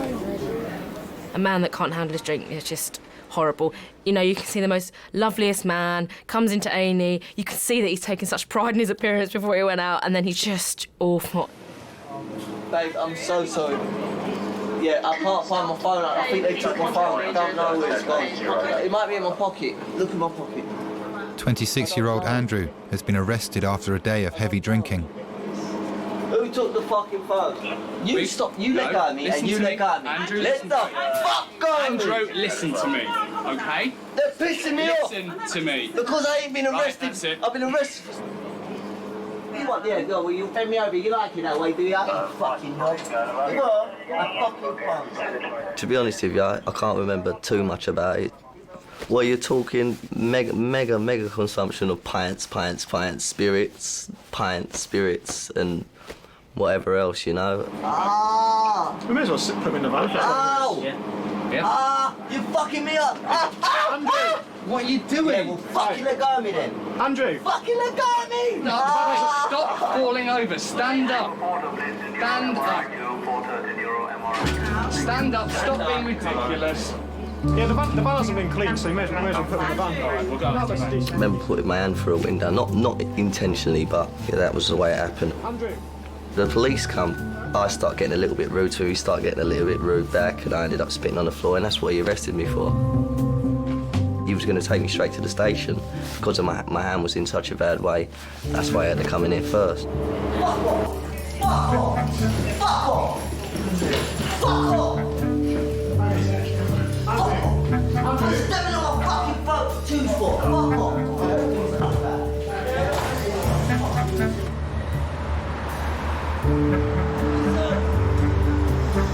They took me back to the station. I felt horrid.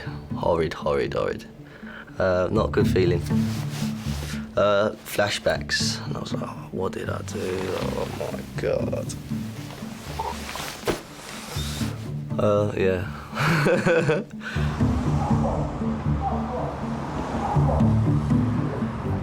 You know, I'm genuinely sorry about what happened that night. If I could take it all back, I would, definitely, 100,000%.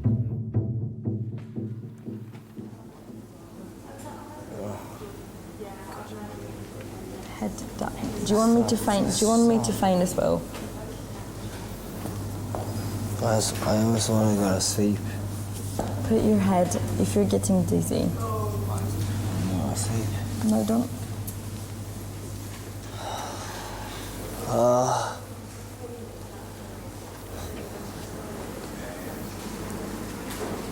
Oh dear. I fucking hate hospitals. Everyone hates hospitals. It's fine.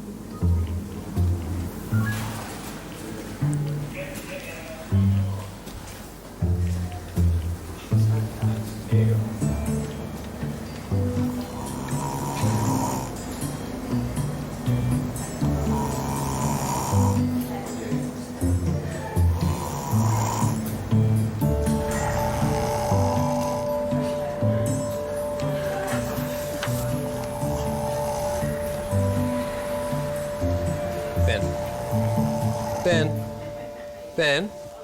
G'day, mate. Sorry to bother you. We've got a bed for you in a sec. Hey, have you got any allergies? Ben? Are you allergic to anything, mate? Ben, come on, mate. Are you allergic to anything? Squeeze my hand. Squeeze my hand, mate. Ben! Squeeze my hand. Squeeze. Ben, come on, wake up. Fuck off. Well, you need to cooperate, mate. This is going to happen a few times overnight, so be prepared. Ben, squeeze my hand. Ben, squeeze my hand, mate. Just squeeze it. Ben! Wake up and... Don't talk to me like I'm a fucking mug, all right? Well, wake up and cooperate. Squeeze my hand, mate. If I talk to you like that, well, I'll be sitting here right now. Listen, if you talk to me like that, I'll kick you out on the street, right? It's easy as that. Talk to you like I'm a mug then. Well, cooperate with me. It's simple as that. Fucking hell, mate, all right? Just cooperate with me. It's as simple as that, yeah? If you cooperate with me, then I walk away and sit down again. Squeeze my hand. Good man. Now listen, are you allergic to anything? I have asthma. So you can't have pills that affect your asthma. You allergic to anything else? No. Give people warnings, and if they're not going to toe the line, then we don't. You know, we're not punching bags for them. That piece of work over there is for CDU. There's nothing you're worried about, is there? No. No. A bit worried he might survive. That's fine. I'm so happy.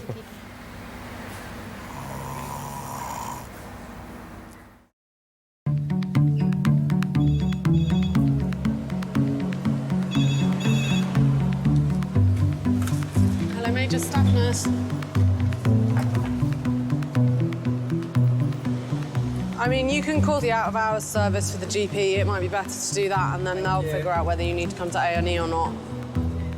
You'll go to triage, you'll be assessed. They'll decide which bit of A&E to go to. You'll probably have a long wait. And then the doctor will see you. All right.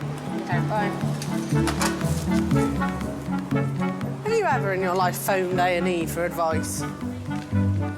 Hello, I was wondering if you could help me. I think I've got tonsillitis. Just do your temperature quickly on under your mouth, please. Right, thank you. Close your mouth. That's it.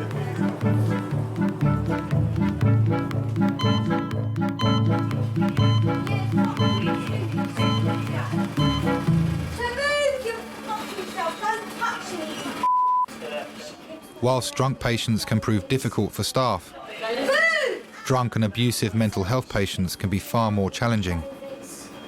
I think she's called saying she's taken an overdose of 3/4 of a bottle of vodka or a bottle of vodka, and apparently 10, 15, 20, maybe 50 paracetamols.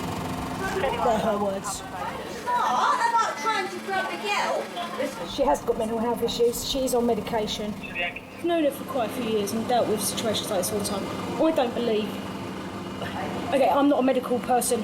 I know nothing about the overdose thing. I don't believe she's taken that many tablets. She's attention-seeking. Don't start about trying to grab the girl. Having brought the patient to King's, the police are now keen to leave her there. No, I'm going to toilet. Truth of the matter is, I'm not willing to stay here with her all night on a Saturday night when I've got people. I know it sounds really, and I know your face is looking, well, it's our job. What But she's also a danger to herself and other people, the way she's behaving. She's unmanageable here. What are you doing? Why are you a man grabbing the girl? We've had occasions where the person has been brought in, decuffed and they've gone, and they've literally, I remember a guy, he went absolutely crazy and it was frightening. I was petrified. There was minimal staff in the department at that time because it was a night shift, so it had quietened down a bit, and he'd picked up the big metal bins and he was throwing them around the department, and it was really frightening. No, I'm going to go piss, yeah? And the mum and oh, fuck, that's what you say, silly. She will calm down. She normally does. She doesn't like the blokes, which doesn't help. How come I've got lumbered here? My only other issue is I have no way of getting back because I was the only driver and I didn't leave my car here. My concern is that I've got 1,000,001 other patients here. I have to ensure staff and patient safety, and the way she is at the moment, she's quite unmanageable. She's quite at risk of going off and hurting herself. There are sharps everywhere. There are cannulas everywhere. She's being aggressive with you guys. She's at risk of hurting herself. Sorry, excuse me. No, it's okay. She's refusing treatment at the moment and just being a total nightmare. Excuse me, can I have a quick word? Claire, number 6 under surgeons now. Yeah. They've just looked up. She's a risk to hurting other people as well. It's such a risky place. I've got so many vulnerable people here. I can't afford to be hit. I can't afford other patients to be hit and other members of staff. She is very volatile. The way I've been trained, right, as a police officer... Our security won't stop her walking out. OK, I'm just saying from our side, from the police side, the way we've been trained... She's not manageable in this situation, and so...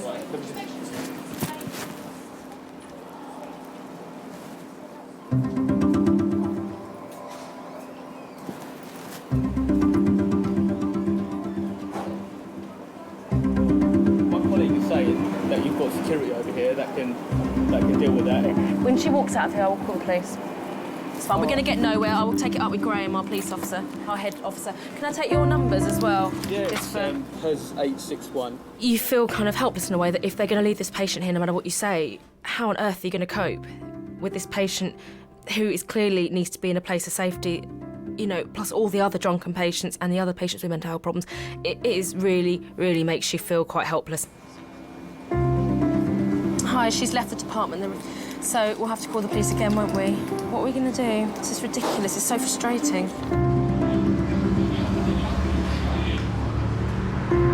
Kevin, I had CT on the phone. They said you brought somebody to neuro CT that should have gone to general CT. So we've got somebody here that needs to go to neuro CT. So when you take them to neuro CT, if you transfer the other one back to general CT. Yeah, just... Thank you, Kevin. Are you free, Nikki?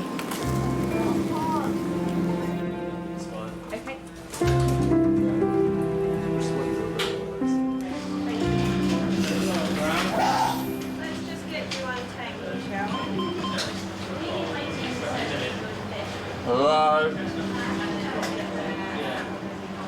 Hello, anybody? Hello? Just wait, Sean. Since I've turned 18, a lot of the injuries that I've suffered, have been drink-related. I've been run over about 4 or 5 times. I've been smacked across the head 5 times with a claw hammer. Been smacked in the head with a machete. Had my jaw broken in 3 places. My nose has been broke about 40 times. Mate, I'll take the fucking thing off. Sean, don't try to do that. You're not thinking about yourself and your future right now. Listen, mate, I ain't sitting here staring at the fucking 2 lights all right, yeah? Just to do you a favour, yeah? Because you're doing your job, yeah? But you ain't thinking of me at all, yeah? When I left Philippines, I felt very shocked about what I have seen and the amount of alcohol that people are consume and the effects that they normally goes with it. Can't sleep on my back anyway, yeah? No, right? listen to us. Staring at the 2 lights, yeah, ain't doing me no favours, is it? All you're thinking about is you and your career, mate, not me at all. Do you know you've broken your neck? Yeah, I do know I've broken okay, my neck, so yeah? if you... But I can't sleep on my back, yeah? Okay. And I ain't gonna start trying to sleep on my back, yeah? Just do you a favour. No, it's to do you and your job, yeah? It's nightmare. Like you got 4 people in the front of you, they're all drunk. And you need to keep an eye on all of them because they need to be monitored. Maybe the other would need to be more awake. You have to come them every 15 minutes or every half an hour, just make sure they're still breathing or something. They're like the worst patients you're gonna have. Listen, like, my leg, yeah, is for life, yeah? Yeah. Your job is just a career. So you're concerned about your neck, are you? That's why you need to keep still, otherwise you can lose all sensation from here downwards. Yeah. Be on a breath. You know, like Superman. You know the guy that played Superman. You could be him. Yeah. I've turned the lights off, so it's a bit better. Yeah, now. and I still can't sleep on my back. What part of that can't you get? Mate, listen to me now. Listen to me now. Get my clothes. I'm going home. You've got to fill this up, can you? Listen, mate. Right? I don't care what I can do and what I can't do. Yeah. You're not fucking gonna make me, yeah? Fall asleep on my back, yeah? Staring at all these fucking lights, yeah? Yeah? You're not gonna make me do that, yeah? You can't make me do that, yeah? What? Yeah? If you start walking, you could become paralysed. Watch them. You probably never will go home. You're gonna have to sit there and watch me all night, yeah? Because every time I get... Hey, Sean, no one's going to make you do anything. So if you try to get up and remove all this, no one's going to stop you, okay? Because you're your own boss. But if you do that, there's every chance you might paralyse yourself from the neck down. So you just need to understand we're trying to do this for your future, all right? No, I don't think you are trying to do that, yeah? Well, you've got a broken neck, my friend. Yeah, I've broke my neck. Yeah? Right? Yeah? Yeah? Yeah? But I ain't gonna sit here staring at all the lights in the hallway, yeah? But there's very little I can do about that right now, but there is a bed upstairs that's getting ready for you, all right? Come then, let's go. That's not that easy, Sean. Maybe it'll be an hour or more, then you'll go upstairs. So right now I'm going to walk away and I'm not coming back again because I've got another patient coming in. Can you turn me over then? No, you've got a broken neck, mate. See you later. See ya. Oi! Right. Okay. Hey, Sean. Listen, mate. Sean, you've got a broken neck. Wait one way or the other. You've got a broken neck, Sean. If you roll over, paralysed from the neck down. Do you understand? You leave me here, yeah? Staring up at the ceiling, yeah? There's a light there, there's a light there. So how am I supposed to go to sleep? Maybe I'll give you a little something in your vein to help you sleep. How about that? Go on, then. A little something, it'll just calm you down a little bit. That one? All right. Shall we get some lorazepam? Just calm down and try to cooperate with us because we're trying to help you, that's all. I am trying to cooperate. All right, well, stay calm.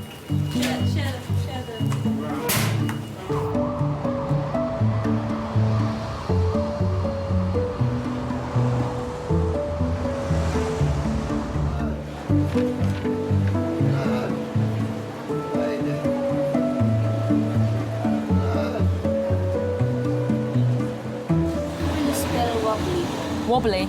W-O-B-B-L-Y.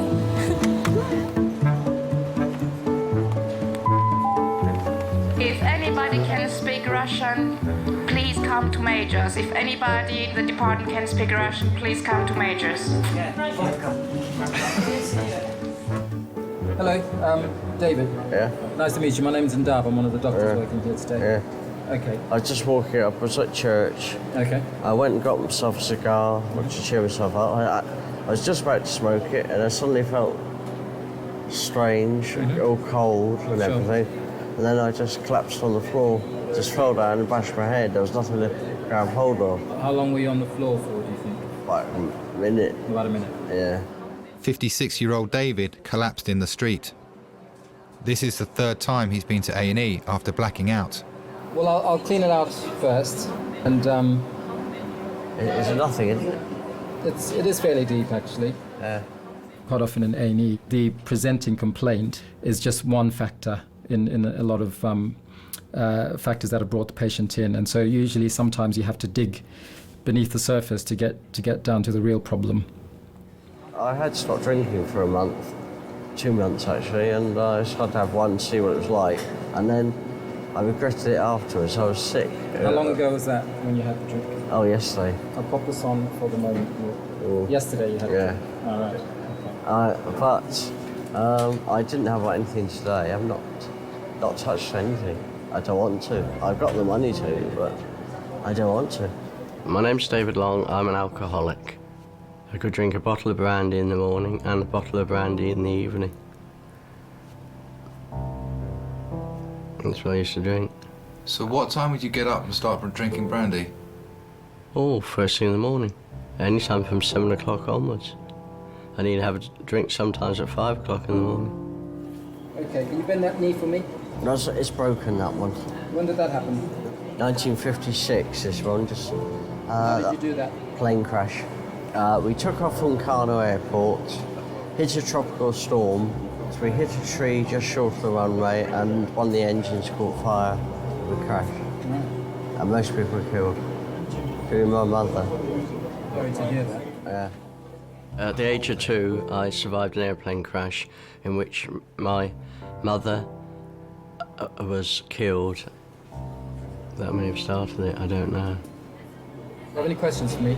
No, I was just saying when I get out and have a pint. Hopefully No, soon. I won't have a pint now. They do actually, just the something. Well, I'll ridiculous situation. I've kept off drink for months, and then this happens. I had to have one pint. Ooh. If I'd been on the piss, I wouldn't mind it. That's what annoys me even more. Fine. We'll have a chat about that once we've got all the information together. Right, yeah. All right, I'll see you shortly. Yeah. Do you drink to forget, David? Yes. And for pressure of work and things like that. My way of coping with life. ever see other people getting on. I'm not. My father wanted me to be better because he was a self-educated person, and he wanted me to excel at things, which I didn't do. Did you feel loved by your dad? Not really, no. He thought I was a failure. Tragic, it really is.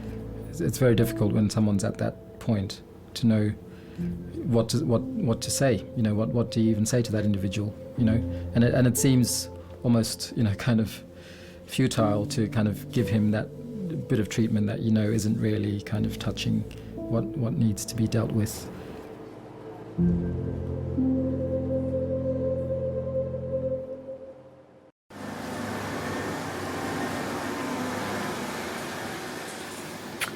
Egg, bacon and sausage tomorrow morning, man, in the cafe before I go home. Might even treat myself to a can of beer. It's supposed to be good, you know, it helps you sleep.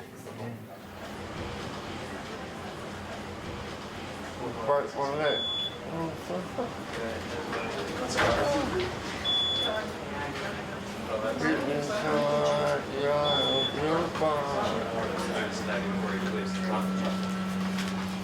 Hello.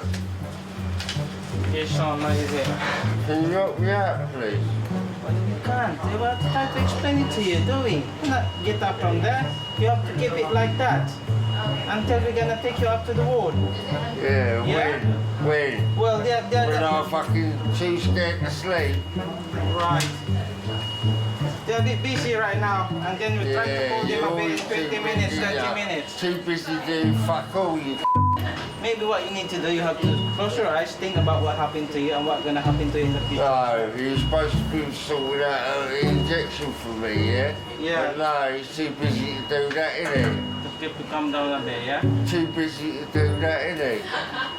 He's all full of shit. Oh. Hello? Yes. I didn't mean to slag any of you off, right? Yeah? But he told me he's going to get me an injection to help me sleep. Yeah, that's why I'm trying to prepare now. Sorry, son. I really don't mean to give it to you, you know that, yeah? I know you're only doing your job right, yeah? Yeah? Yeah. Much obliged to you, yeah? I don't blame you for it. Just close your eyes so maybe you can go to sleep.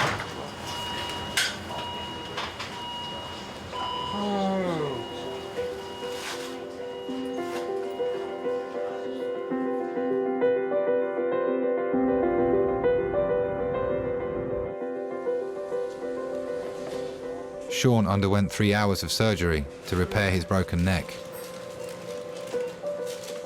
My GP said to me that I was very, very, very lucky. And I said to her, why is that then? And she said to me, because you was within an inch of being paralysed from the neck down.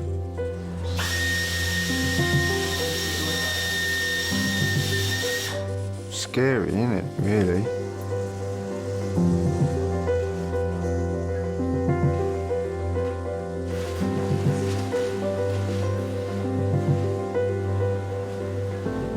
Since I've come out of hospital, I have maybe 1 or 2 cans, that's it. And that's not like every day, that's like when I can be bothered to go to the shop and buy them. Most of the time I just sit in my bedroom now, watching telly. Can't hurt myself in there laying on my bed, can I? Alcohol's so readily available. You know, I've seen what it can do. I've seen the long-term damage.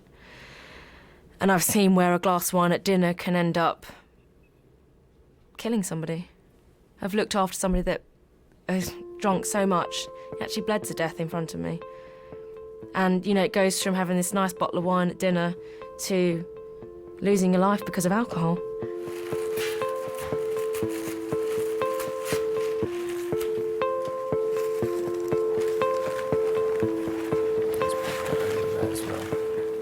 It must be so awful to have to get up every day, and the only way you can face reality is to drink.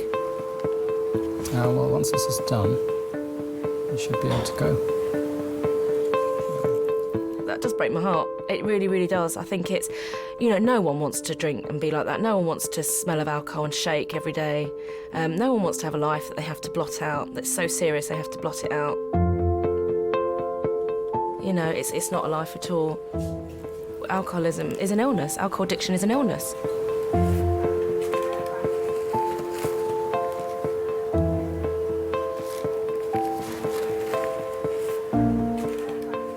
I still occasionally binge drink, but I'm trying. As it's Lent, I'm trying to give it up.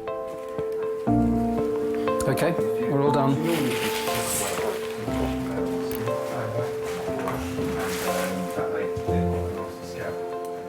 Booze has ruined my life.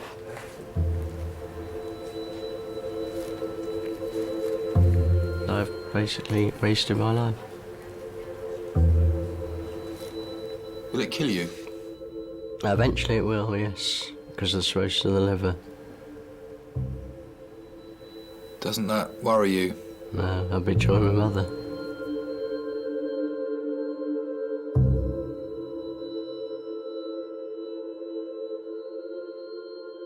In A&E, it generally is a patch-up, put a plaster on it, because I think that's all we are able to do. We'll fix the physical side of things, the shakes, the fits, and we'll replenish what they've lost through alcohol, but I think in the long term we try and guide people to the right services. But I think usually in A&E it's a plaster.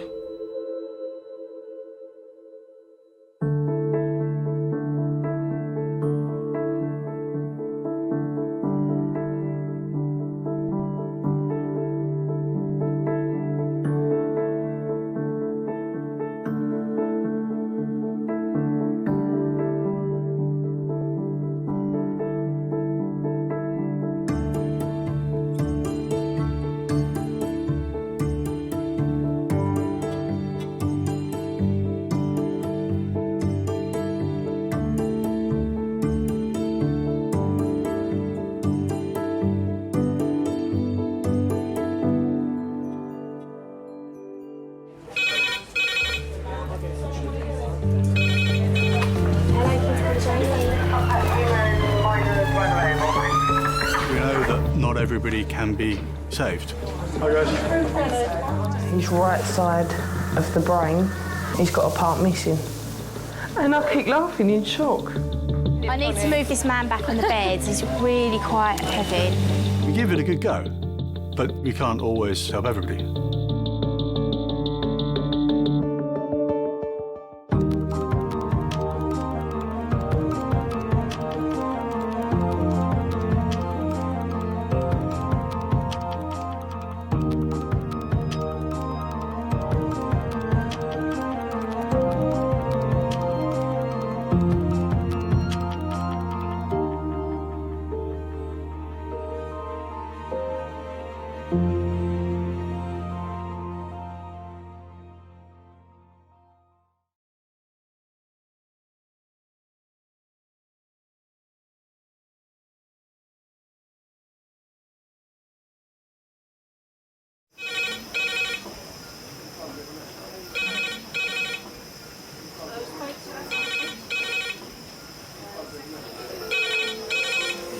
King's A&E.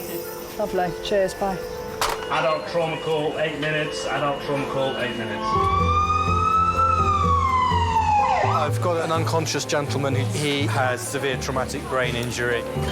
King's College Hospital, London. I think something hurt. One of the busiest A&E departments in the country. They're a bit busy right now. Try to call them a bit, 20 minutes, 30 minutes. King's is extreme, isn't it? Come on. A place where love, life, and death unfold every single day. Fall from a tree. It's probably absolutely trolleyed. I'm very drunk. I just keep thinking, how am I going to cope? All the patients you're about to see were treated in one department in just one 24-hour period. Camino. Everyone should walk through an emergency room at least once in their life. because it makes you realise what your priorities are. It's not the rush, rush, rush and the money, money, money. It's the people you love and the fact that 1 minute they might be there and 1 minute they might be gone.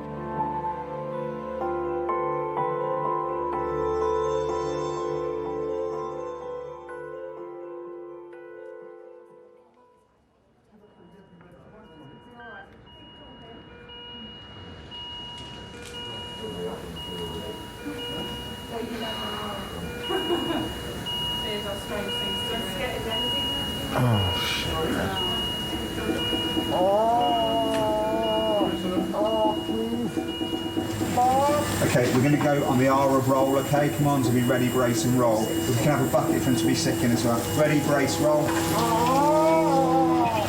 The resus room is central to all emergency departments. It's where the most seriously ill patients are treated. Hello, Kings. What are you scared of? My patients becoming ill or more ill or dying. You know, if a patient does die, you just go through it in your head, you know, have I done the right thing? Have I done something wrong? It's terrifying. Adult trauma call in 15 minutes.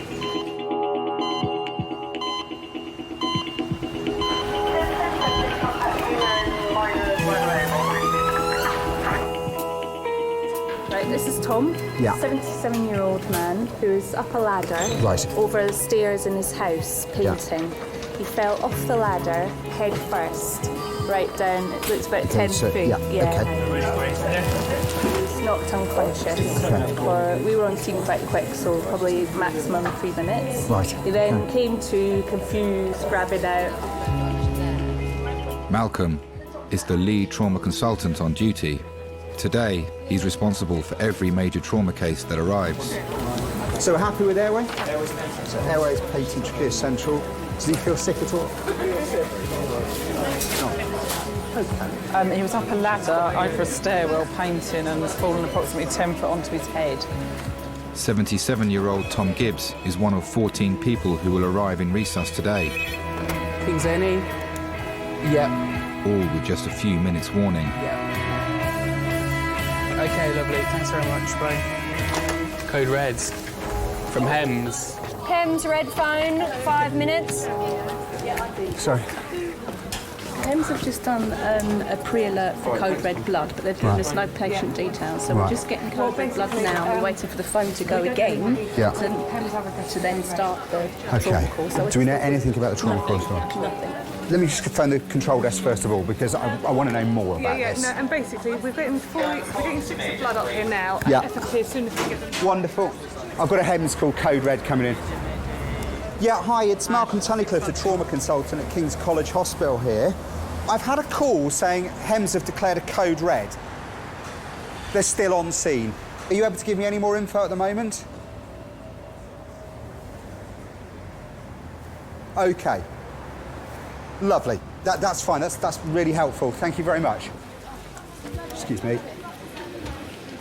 HEMS, or helicopter emergency medics, handle only the most serious cases. HEMS are just loading this patient now. There's a guy who's been hit by a bus. He's sick. All right. Can we just pre-alert theatres that we may, if they could keep a theatre free now? We've got quite a juicy one coming in a minute. Fear of making a mistake makes you not cut corners. Hello, King's College Hospital. Hello, it's Malcolm Tunnicliffe, the trauma consultant here. Hi. Bankers, lawyers, so on. Yeah, of course they've got an important job to do. But I tell you what, I'd rather face the fear of losing £1 million on the stock exchange than of a patient of mine committing any harm. That's pressure. OK, can we put a trauma call out now? They're 6 minutes away, but put it out for now. He's got chest, abdo and pelvic injuries. He's been entrapped by the bus. Is it hands? Yeah. OK, Katie, can I have 2 units of blood run through now, please? You splash paint all up Jane's settee. What? You had the paintbrush in your hand. And then you felt it was all on the floor. when you fell onto the paintbrush? Really other damage? No, only where you tried to get up and hold on a radiator. There was blood all down the radiator because you was absolutely covered in it. All on the floor where it was pouring out your nose, out your mouth.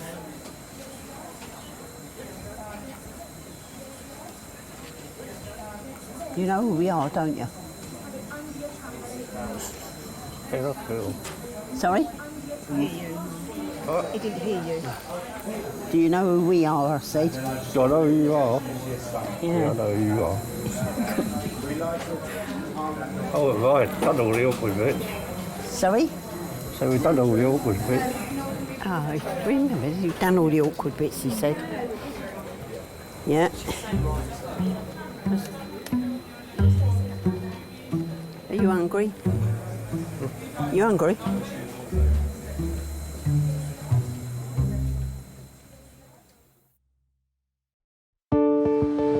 Thames have requested code red blood. All we know is the patient's extremely sick. They've been run over by a bus. Juicy one. Juicy one, come here. Big guy been run over by a bus, actually run over. Blood's being teed. I'm going in number 1, Jackie, but I'd like the surgical consultant as well, if possible. The trauma team have 5 minutes to prepare for the arrival of a man run over by a bus. Yeah, it's quite a sick guy coming in. Jackie, what we'll probably need as well, I would guess he's been thoracostomised. So if we get 32 French chest drains straight in, if possible as well, after your initial assessment, yeah? One either side. Hi, switchboard. I need to speak to Mr. Halal, the surgical consultant on call. We had one guy that was riding his motorbike. I remember this is the first big, horrid trauma call that came in when I was a junior nurse. There was a guy on a motorbike, was riding it too fast, and he came off his bike and he was thrown quite far, and he hit the divider down the middle of the road. It used to be like giant corrugated iron, like a bendy piece of metal. The impact, basically, he amputated his leg from just above the knee, clean off, no leathers on. And he just hosed out over the floor and arrested in the road from massive hemorrhage. And he was resuscitated for ages and ages and ages, but he'd lost so much blood that he died. And I remember having to put him in the body bag and his leg went in the bag separately. And that was my first kind of realisation of major trauma. Helena, we've got a young man coming in who has been run over by a bus and entrapped. He's intubated and ventilated. He has chest, abdominal and pelvic injuries and is cardiovascularly unstable. Thanks. Right, Malcolm. Yeah? I've left him a voicemail. So Savas who's on, so Helena's just going to try and go there. We just speak to that. Jean-Luc probably on the end of that. Just so we can have an extension for him, we can get hold of him. Yeah. Resource sister. Make sure there's nothing there. And straight in. Hello. Hang on a sec. Is everyone here for the team? Betadine on. Yes, thank you, Leanne. Yes, thanks. Bye. Okay. Someone else is doing that, yeah? Yeah. Where did Sharon go?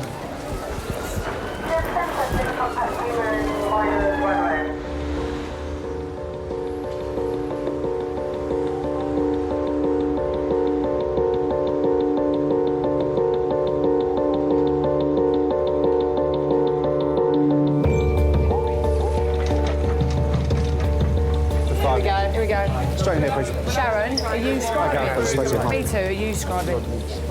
Right, we'll have to keep another trolley in. Okay, blood on the left arm, okay? Peter. Cross ready. Okay, far away. Guys, everyone listen. This guy is approximately 30 years of age. He was hit by a bus going approximately 15 miles an hour. It bullseyed the windscreen and then was trapped, folded in half, under the front of the bus. GCS 13 at sea, losing 1 for eyes, 1 for voice, moving all 4 limbs. Injuries, he's got head injuries with a right periorbital hematoma. He's got a right side flail chest with surgical emphysema. Definite pelvis, degloving of the left anterior shin and foot, and an abrasion to the right shin. He's had a rapid sequence induction with a PANC time of 14:45, had 2 of morphine, 2 of midazolam. He has had 50 of ketamine. Immediate needs, blood, more IV access, and possibly sort of control of breathing. Lovely, thank you very much. Okay, Peter, happy with the tube? No, not yet. No. Okay, Jackie, talk to me. Right, heart rate is 154. Thank you. Jesus Christ. Peter, happy? Okay. You just take that on and then I'll relieve you. Everything Malcolm does in the next 15 minutes will be solely to keep the patient alive, so he can be scanned and have his injuries assessed. Outside that door, there's some folding screens. Can you just put one across them doors so Okay, people can't see straight in? put tubes in both sides. Yeah. Gareth, just put your finger in there, just see if he's up that I'm side not getting as well. blood pressure We've here, got a guys. drain coming.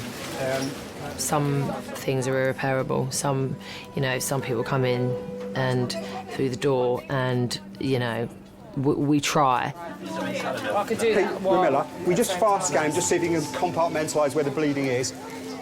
If there's nothing in his belly, we'll go to angio. If not, we'll go to theatre if there's a lot of blood in his belly. I think it makes you see how fragile life is, definitely. 1 minute you're walking down the street or you're going around Sainsbury's with your trolley, next minute you're in the back of an ambulance. It can happen just like that. Squeeze that. And can I have another 32 French drain? Thank you. Needs a cut. Just cut. Yeah, thank you. And another underwater seal, please. Do you want it now? For me to give it? Yeah. Got that, Bethany?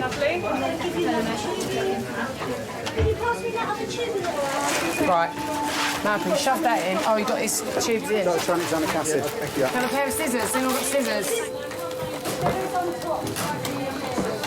Okay, left drain is swinging there. Can we just ring 5620? CT should be ready. And angio. It's got no obvious blood in his belly. So we'd like to go up head to toe with possible angio, okay? Okay, good. Can you put a three-way tap on please. that line? Guys, we're happy he's got a tube in. We're happy both drains are swinging. Okay, we've got access, we've got blood. Okay, what I would like to do ASAP is go up to angio, okay? Don't squirt that in my face, please. You've done your code red visits? Yeah. Yeah, we haven't got any bloods off him yet Is anyway. that monitor Just over for got me? the code Get on red. here. He's dropped his blood pressure, Yeah, man. no, he has. Yeah, go. What do you think he's... Go. You come with us? Yeah. For 2 units. What's that? Sounded like you were saying see you later there. I was just like, what? There should be no sharps in there. Come on, Jack. No, we're just going to go through this way. Well, we're going to start. We're looking at CT first. Got it. Sorry. Another housekeeper, Sabrina, toss with the yellow mop bucket, please. Yeah, just keep squeezing the blood. He's going to need all of it.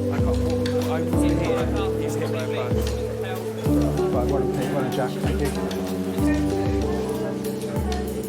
Anyone bleed surgeons? No, thank you. Yeah, there was blood on the floor and that bin will need emptying, please.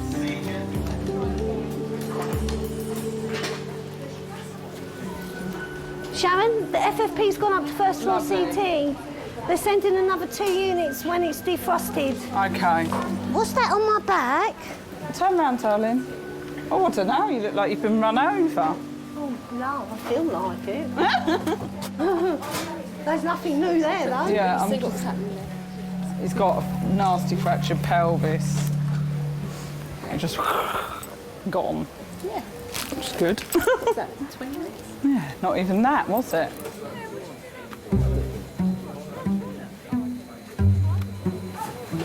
Still waiting for all your things to come up. Still waiting for all the x-rays and things to come back, what you had done. It's been 2 hours since Tom Gibbs fell from a ladder while decorating his daughter's home.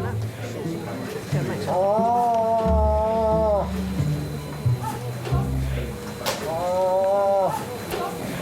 Very busy in here. It's very busy in here.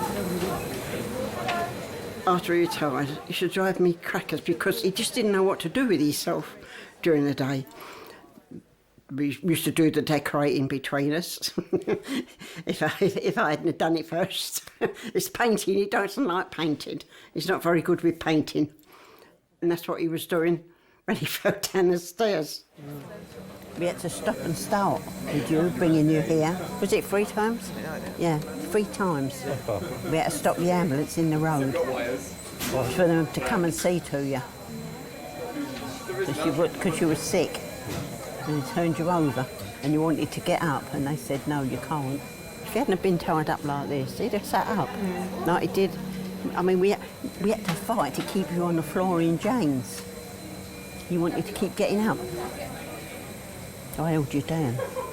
Got my own back on you. You should let me get up. No.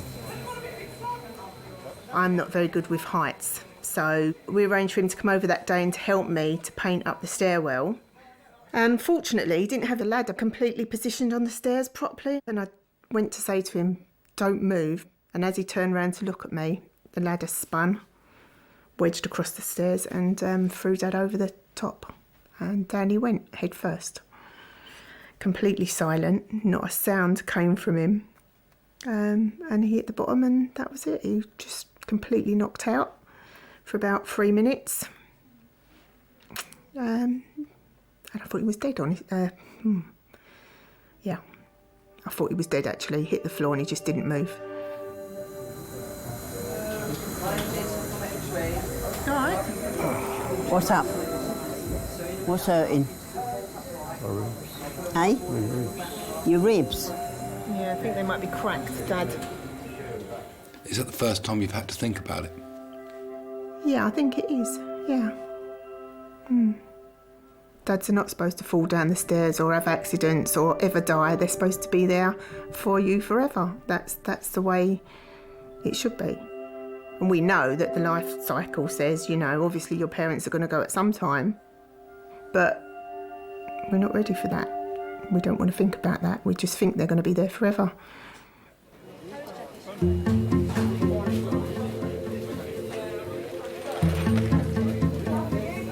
Tom, what the scan shows that where you've hit your head, you have a tiny bleed just inside the skull. He'll be staying in for the next 24 hours because we need to... You've got to stay in, yeah, you've got to stay in for the next 24 hours, just to make sure that you're okay. We like fussing. They like people to practice on. Look, you mucked up all their things you have, bleeding all over them. Take that for your sleep.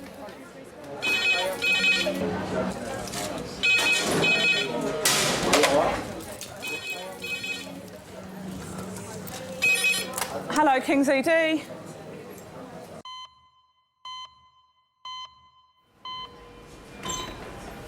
Guys, absolutely brilliant effort, okay? Really, really well done, okay? We know what his source of hemorrhage is now. It's really good. Which is? What is it? This is pelvis, this is the bony injury.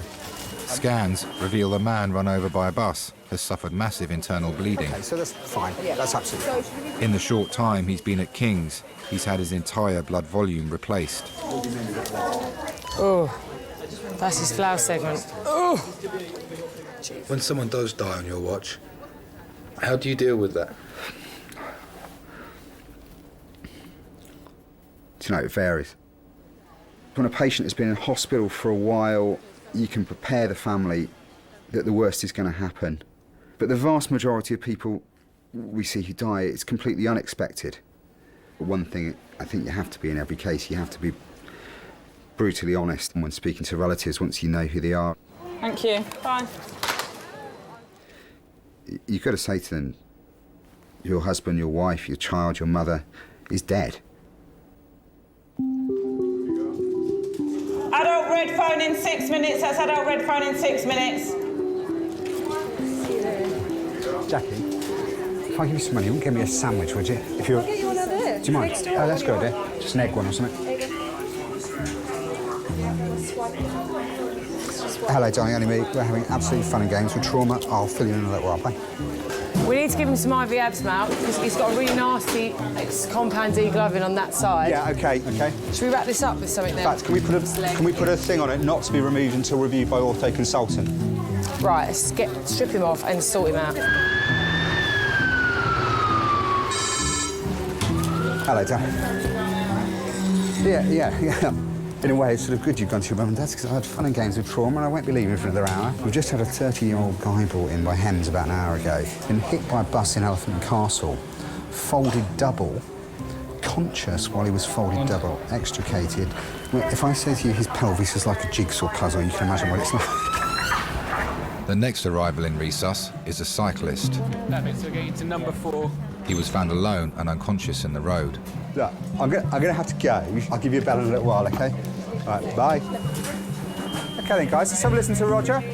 Okay, this is a 40-year-old male, mechanism injury, fell from bike, apparently isolated head injury, combative, moving all 4 limbs with a blood sugar of 5.2. Okay, thank you. Okay, can I have a listen? Helen, can you have a gentle feel of his pelvis and look at his scrotum and external meatus as well? Thank you, Noah. I haven't bloody eaten all day.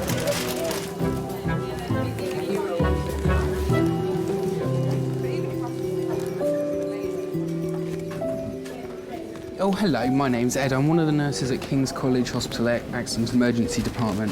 I've had a patient brought in after a bike accident. We found this number in his mobile telephone, and I was wondering whether you could give me some details of his next of kin.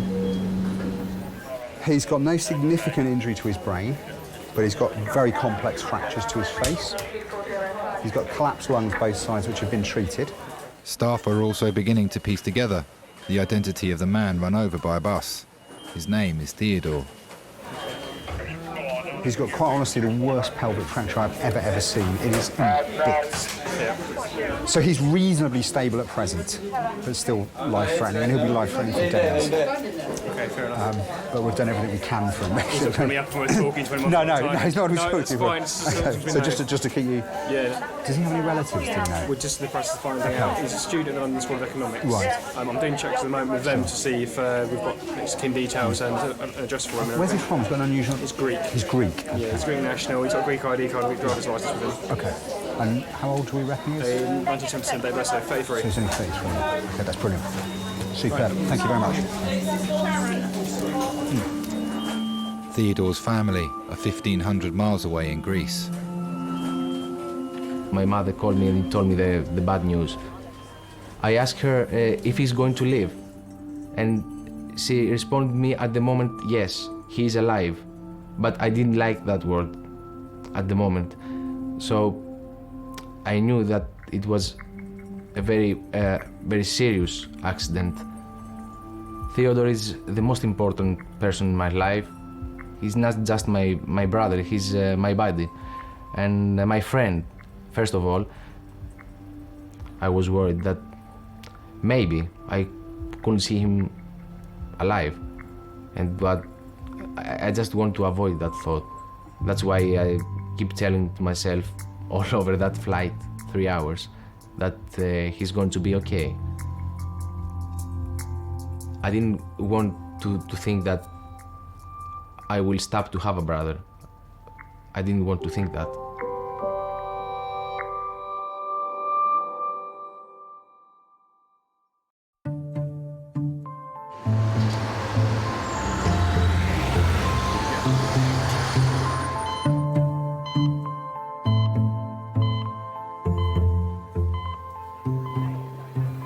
You're right. It's William. Does he like to be known as William or Bill? Yeah, or Will. Will? Yeah. Hello. 4 hours after falling from his bike, William has yet to wake up fully. Can you squeeze my hand for me? Squeeze it tight. Squeeze it tight. Okay. Do you know what day it is, Will? It's 12:30. 12:30. Okay. Do you know where you are at the moment? Will? Do you know where you are at the moment? Yeah, where are you? Tell me. What place is this? All right, darling. Don't worry. He was extubated quite a while ago. Yeah. And they were making his GCS13, but he's not obeying commands at all now. Won't squeeze my hand, stick out his tongue, nothing like that. Not very good. No. Let's have a look, shall we? Thank you very much. Clemens Paul, I'm one of the consultants here. All right. Hi. I'll just have a examine him. May look a little bit cruel because I just will need to stimulate him a little bit to really, to really see what he's able to do.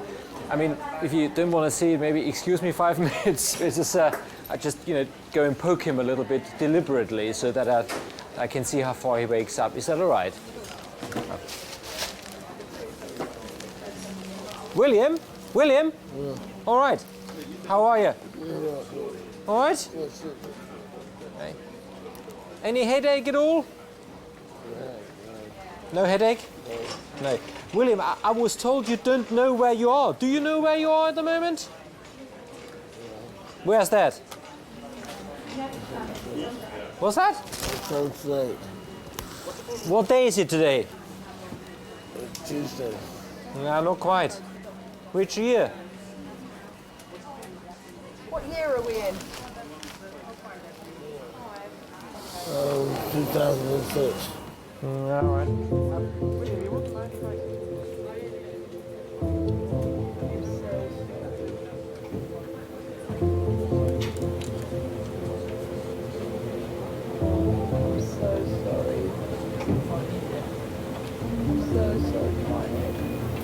I'm going to let that all kick in.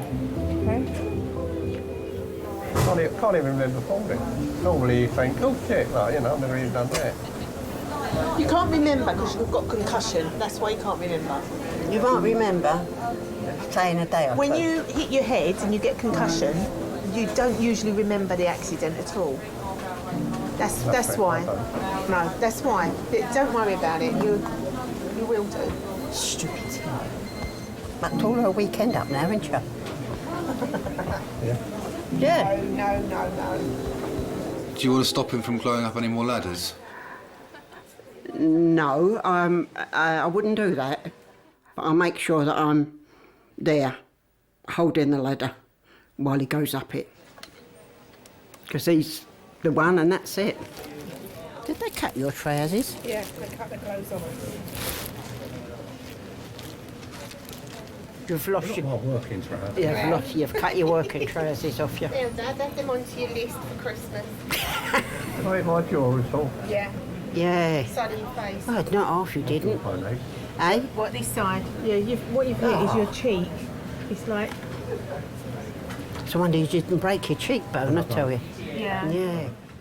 How long have you been married for? 60 years this year. We've got one problem now, and none of us wants to die first. Leave the other one behind. What's that 40, 81 and that? That's measuring probably his heart rate. Doing all right, is it? Yeah. I try and keep off that subject because I don't like that subject. I don't even think about it.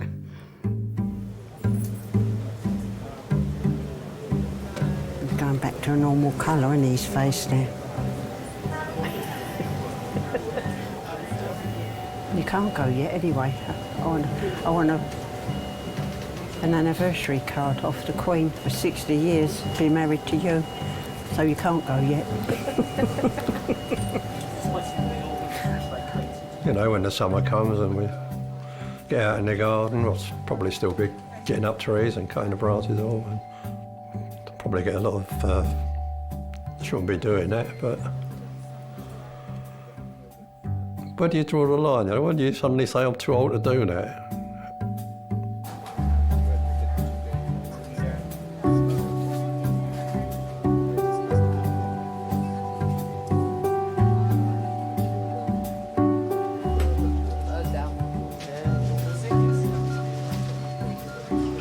Son, I'll give you a full rundown in a second, okay? You happy, Katie? Yeah. Peter? Ready, steady, and down. Beautiful. Well, I'm now going to clean his face up while we've got a little window. 3 hours after Malcolm should have finished for the day, he finally hands over his patient, Theodore. So, this is 33-year-old Theodorus. He's a Greek national who's a student at LSE. He was crossing the road at Elephant and Castle when he was hit by a double-decker bus, not sure what speed. But at scene, he was found to be bent double under the front of the bus. His head was touching his toes. He was conscious and extricated. Yeah, quite often you go home after work and you think of a patient. Have I done the right thing? have it done. And sometimes I'll go home and I'll ring someone who's at work and say, look, I don't think I've done the right thing here. Can you just check something for me, or can you do this test for me? Or can you just check something out for me? And quite, more often than not, I said, no, it's absolutely fine. Don't worry, but it's just that thought that comes into your head. Have I missed something? Have I missed something? God. Really good job done by everyone here. He was in CT in 10 minutes. Katie? Superb. Oh no, I've got that bloody... Superb. Tomorrow, she. Superb. What? Brilliant. What is? Yeah. We're not going to X-ray. We're doing them here. Brilliant. Change their minds. Thank you. Clem, can you tell his educational supervisor and anaesthetist whoever? Good job. Did you know today is the 25th birthday, official birthday of Haribo? No, I'll tell my wife. She likes Haribo sweets.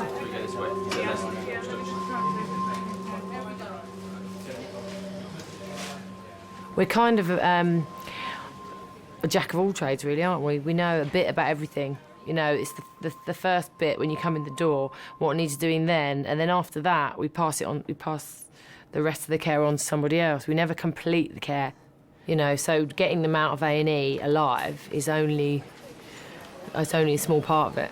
That's the best bit. Obviously, that is no guarantee that they're still going to live.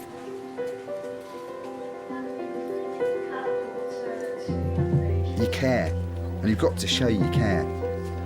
And if you didn't care about what you were doing, well, what's the point in doing it? I don't know that fear ever goes. I don't think that fear goes from when your first day as a doctor to your last day as a doctor.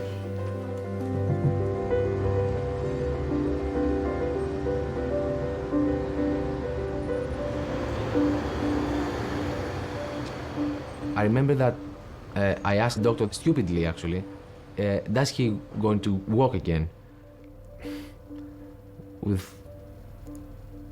He looked at me and said that at this moment we're fighting for his life. It's not that important if he's going to walk again or not. And then I realized that this is a very serious situation.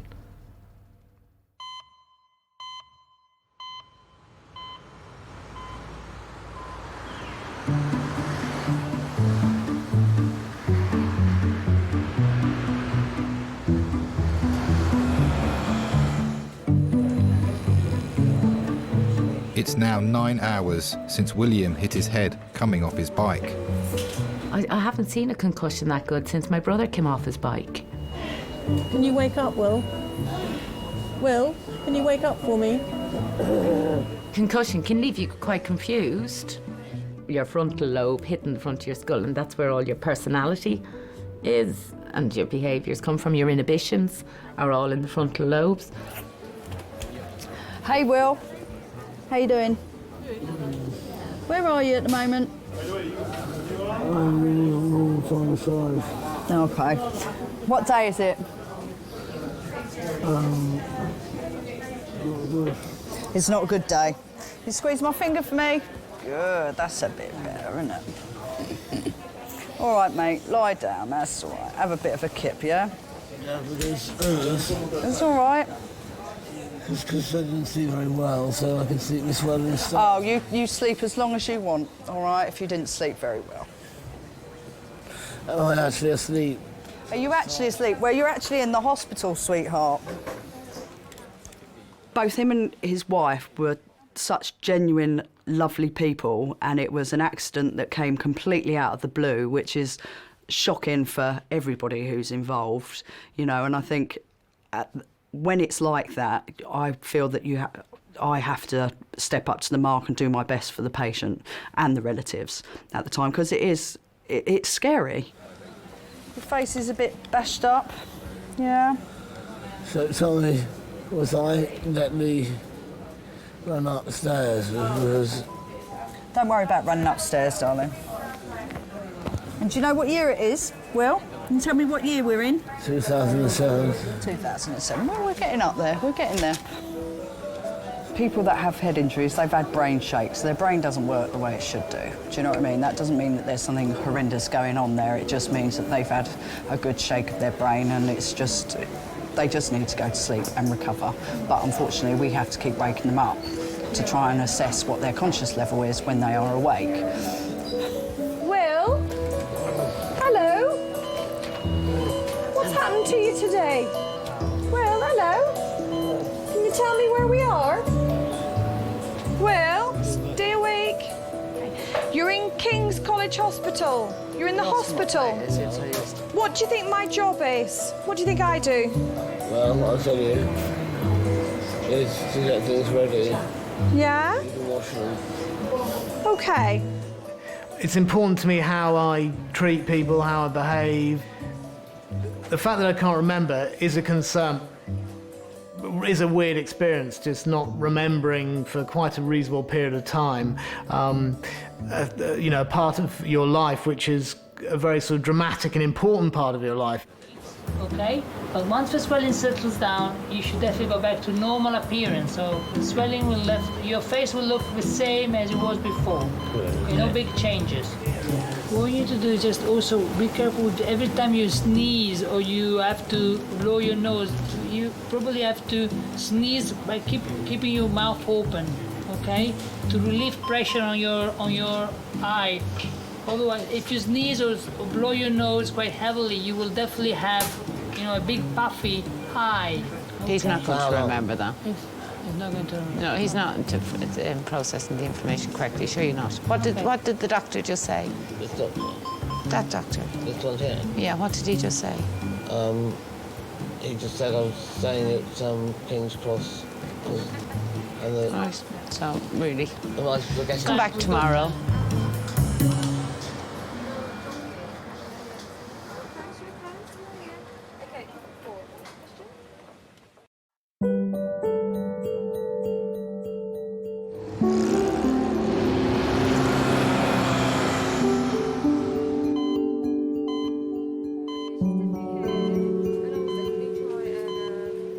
Yeah, have a little look. There's something going on there, love. And it's really sore and it's lumpy. Oh, you're going to dig that in? What? What? He said there is something in there, isn't there? Have you not got any gardening gloves? Ow! Sorry. I thought he was out. Remember that time I asked you to do bloods at 9:30? You said don't start till 10 o'clock.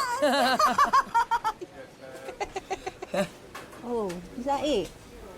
That is it. Is there more? See that massive, massive, huge splinter? That, I reckon you're going to have to take a bit of time off work. I need a thumectomy. Jeez. Well, I knew I was right, seeing my senses. Give it a wash. I washed it. You knew you were right. You said you got bitten by an insect. Well, I said It's a there was splinter. I said I was either bitten or there was one of those. Wound care. You stop taking the mickey. A splinter. It was like enormous. It was like it was like a match. See, it kept me awake because every time I moved my hand and I hurt. It's the smallest splinter I've ever seen in my life. Even my son having that in his little toe wouldn't have moaned. Listen, but it's just that my pain. I'm quite sensitive. That's all. How do you actually do it so it goes?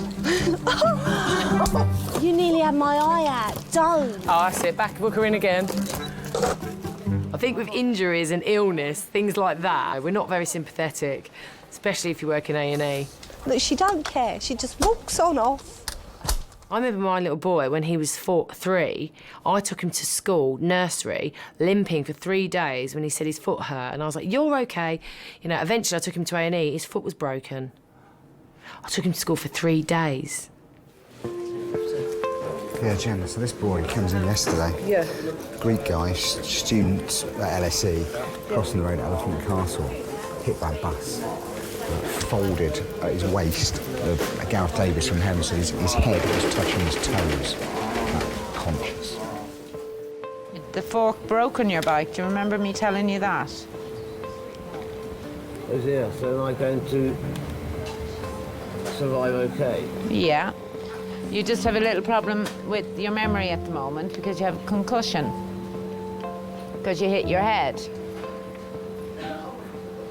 God, that's bad luck, isn't it? It is bad luck, yeah.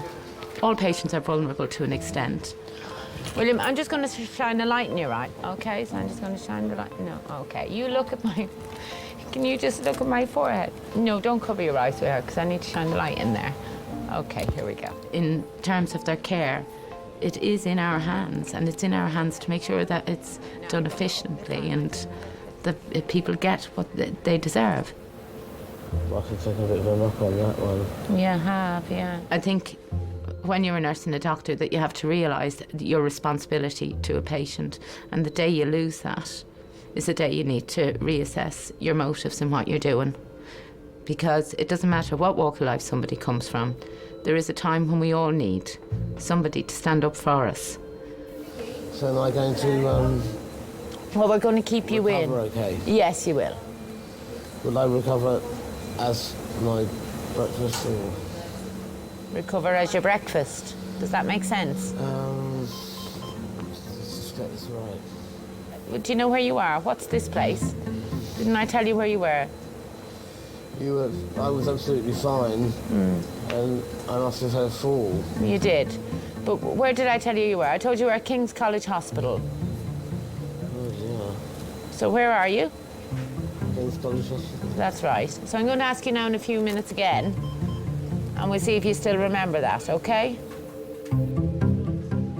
I wasn't in a position to make a decision, or probably even conscious or who knows what at the time, so I'm really glad that there was someone who was really connecting to my situation and really making sure that everything was done possible for my well-being, which for me I'm really moved by, and I think that really is fantastic, and I'd like to thank that lady. William? Yeah. Where are you? Where am I? Yeah. What's this place? Hospital. Right, good. Which hospital? I'm King's College Hospital. Very good. We're getting there.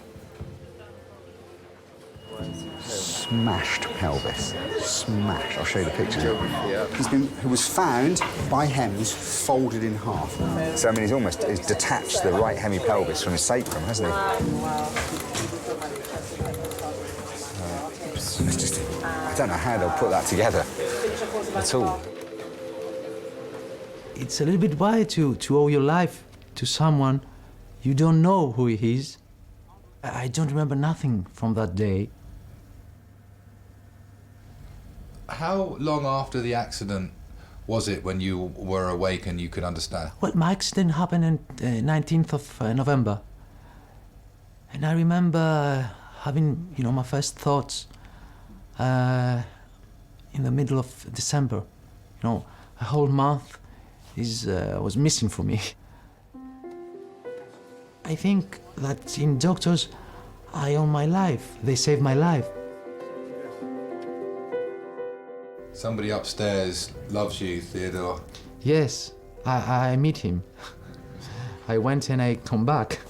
So yes, someone is upstairs and he's very kind with me. He was very kind with me. And it still is.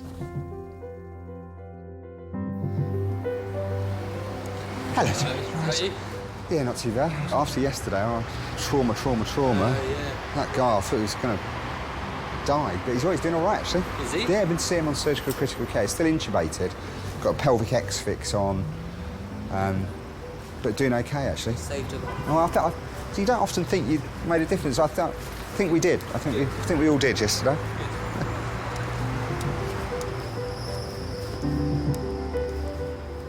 You love it, don't you? Yeah, I do. I don't deny it. Why should I deny it? It's extremely satisfying. It's extremely satisfying. But then it's my job. That's what I'm trained to do.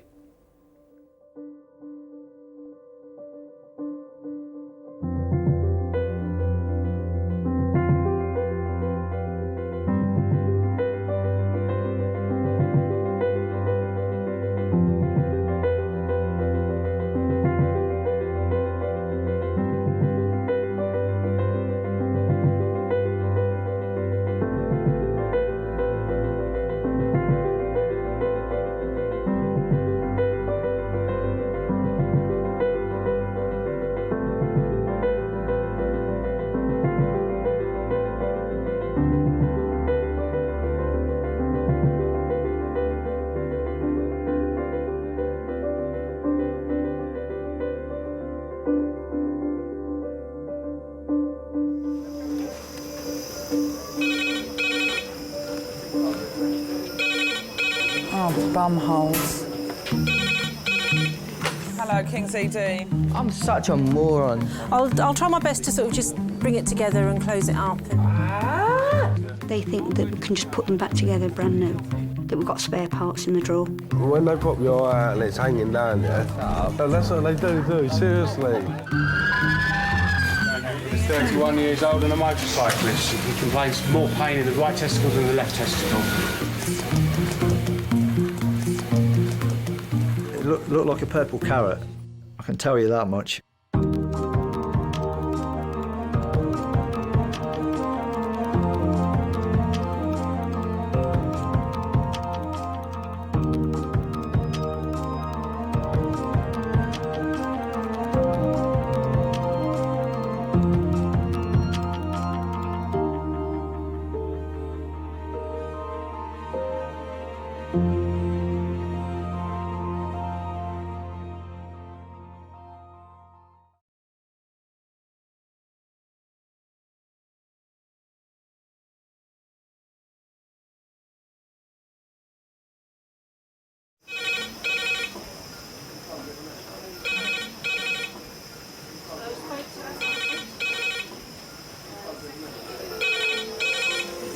King's A&E. Lovely. Cheers, bye. Adult trauma call, 8 minutes. Adult trauma call, 8 minutes. I've got an unconscious gentleman. He has severe traumatic brain injury. King's College Hospital, London. I think something hurt. One of the busiest A&E departments in the country. They're a bit busy right now. Yeah, 15 minutes, 30 minutes. King's is extreme, isn't it? Come on.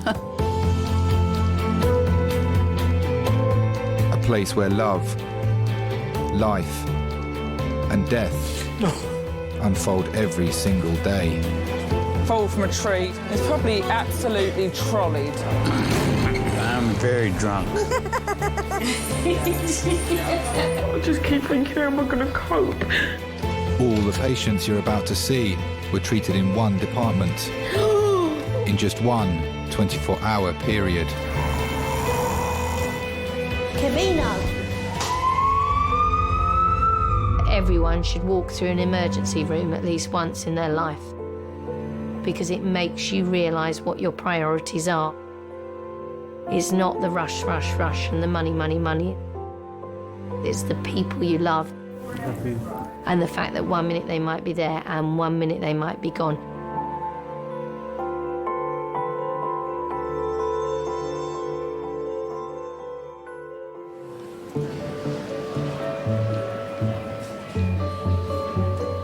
King's College Hospital's A&E department sees on average 350 patients a day, 150 of them in minors. I remember I got a massive splinter under my nail, and I thought, oh, I'll go out and get that cut out. And there was a notice that said minimum waiting time and approximately 4.5 hours. And I thought, I don't think so.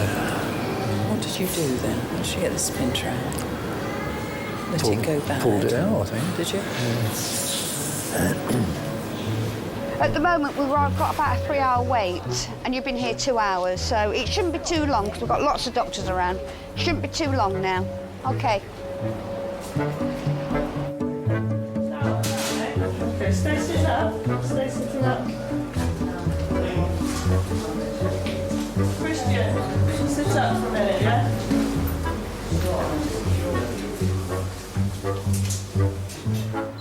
You know that old adage, it takes all sorts to make a world?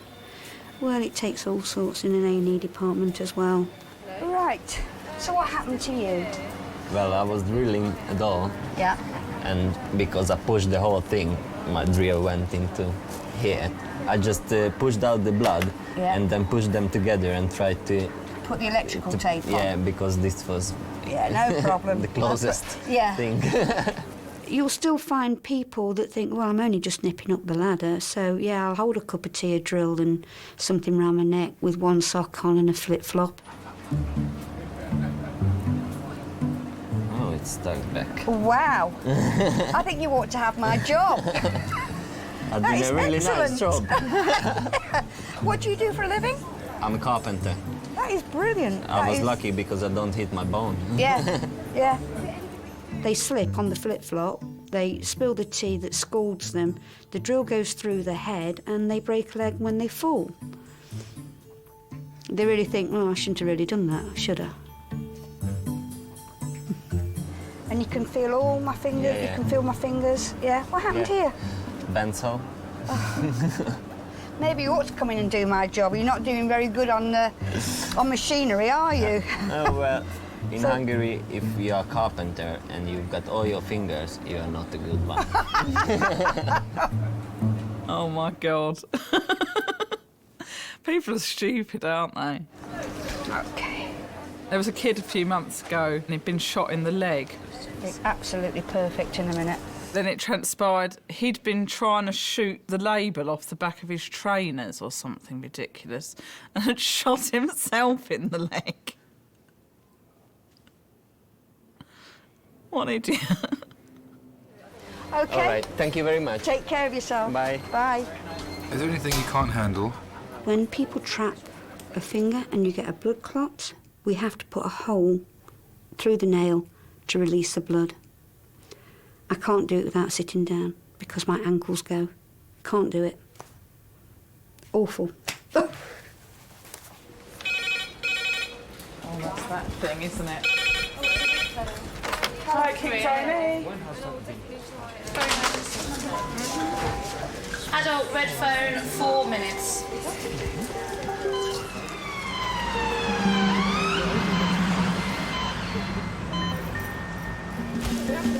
In the morning, recess is really calm, the red phone goes, and you think, oh, I hope it's something interesting, which is an awful thing to say, an awful thing for the poor patient. But you do, you think, oh, I hope it's something I could do with something interesting today. Perk the day up a bit, pass an hour or two, make it go by quickly. A construction worker has been trapped under a cherry picker, breaking his leg in several places and crushing his chest. William, just take a nice big deep breath. That's pretty sore, is it? Yeah. OK, mate, OK, mate. What about there? No. OK. No.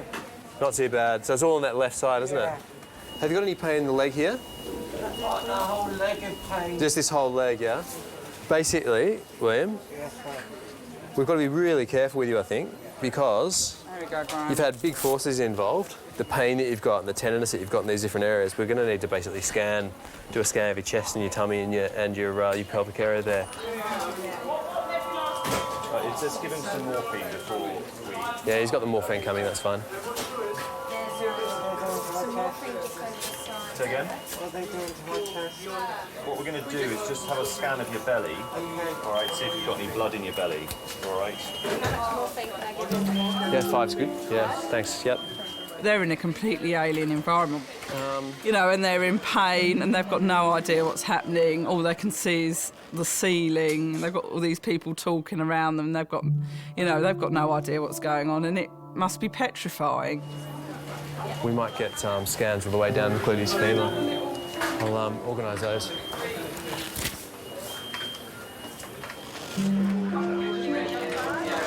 Is that the trauma radiologist? Hey, it's Graham Fleming here, one of the consultants in trauma and ED. There's a fella down here called William Slegg, who he must be in his 30s. He's basically been crushed this morning between a cherry picker and a parked car. And during the mechanism, he somehow kind of fell, and he's managed to have his chest and his abdo and his pelvis all kind of crushed in this single motion.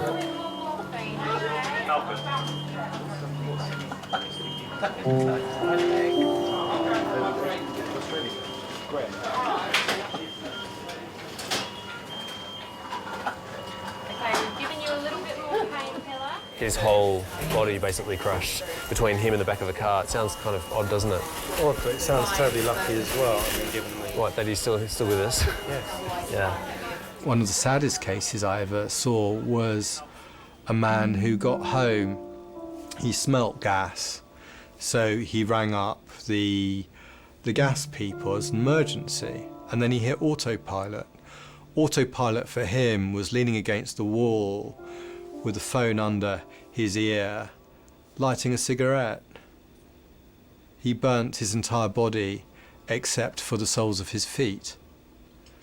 And I recall even to this day the debate we had, because it was a non-survivable injury, but he was completely lucid. And his wife and daughter came to visit, and the question was, should we look him in the eye and tell him that he was going to die in the next 48 hours or so, and that there could be no treatment for him? Those who are looking for eternal life, for the second coming of Christ, it's not as easy as some people have it. Most Christians, they are not following the commandment of God, and we will be judged by it. You sure you don't want a flapjack?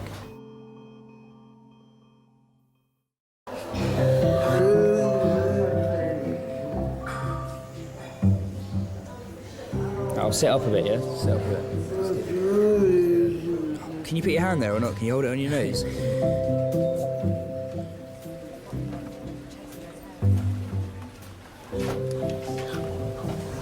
I'm getting fed up sitting here. We'd be a long while these things take. You know that. You could be here all day doing this.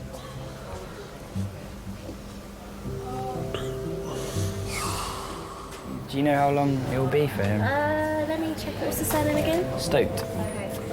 Thank you. He's actually the next patient to be called. Awesome, that's great. Do you want me to wake him up now or just wait till they come out? Just listen out for his name. Okay, I will. Thank you very much. Cheers. We went out quite late and someone tried to steal his wallet and his phone and punched him in the face. So we're like, he's got a cut across his nose, which he needs to stitch him. So. He's a good guy as well. I wish like, it's bad that bad things happen to good people, but it happened. Yeah, I'd do anything for this guy. He's my best friend since we were little. So, yeah, he's a good guy.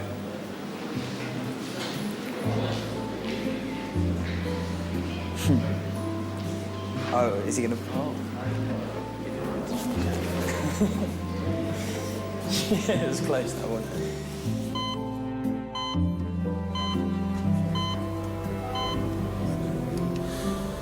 He said to me, like, you're lucky and unlucky. Lucky what? That he didn't... You're lucky that you didn't cut a main artery. Yeah, and unlucky in what? But you still cut it. Still cut it, yeah. This morning, 39-year-old Darren was cleaning his windows when he fell through a pane of glass. There's like a lot of the skin on the arm. It does. You might have to have a skin graft if it's that bad. I had to hold the skin back in. You know, it dropped like that and I had to push it in to hold it in. Yeah. She said, can you wrap a towel around it? But I thought, how can I with one arm? Well, you just get a towel and... She said, get a clean towel, she said. Wrap around it, yeah. I just pushed pressure on it like that. What did you phone, 999? Yeah. Well, I ain't going to phone you first, am I? Well, your mum said, why don't you phone us? Or, you panic, you phone and... You have to, don't you, though? Phone straight away, don't you? He said, it's a lot of blood, he said. It's a couple of pints, I think. You laughed, you didn't see it, did you? It's all up the carpet, it's all up the passage. All the blood was going everywhere, like, up the wall, on the carpet. Just pumping out, it's like dripping tap. It's like fingerprints on the walls. Oh, we'll have to have it redecorating then. Yeah, like drip, drip, drip. You know, say it's the foot, it goes psh, psh, like that.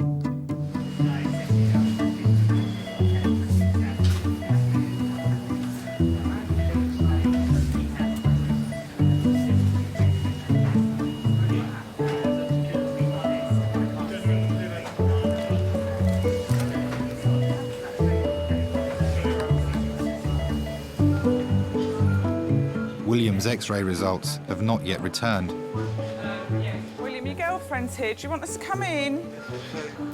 But doctors have decided that his injuries are not life-threatening.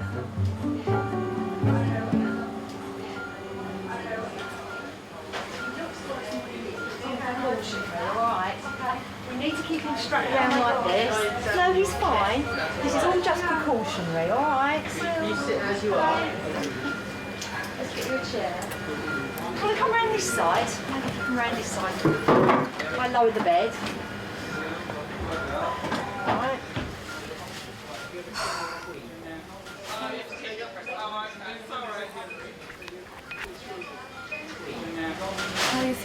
anyway? Great. Can you count from 20 to 1 for me? It just broke all my ribs and my leg. So what happened? Basically, you carry some stuff or something? No. Sorry, I'm grumpy because I'm angry. We have the cherry picker, the big blue machine. You know, the big blue one that can go up to the roof and down. Yeah. And the wheels are the same size as tractor wheels. So I had to try and stop the traffic. Okay. But at the bottom of the road there was a car there. Driver. What? I can't hear. I can't hear. Don't worry. I thought I was dead. I went underneath and it went all over me. With the car, I don't get it. Stop being stupid and listen. Yeah, listen. Imagine a tractor is here. Okay. A car is here. And I'm standing behind the car in front of the cherry picker so that I can then stop the traffic. Okay. The big Tractor. Imagine how much weight. Yeah, I can imagine. First my leg cracked 3 times.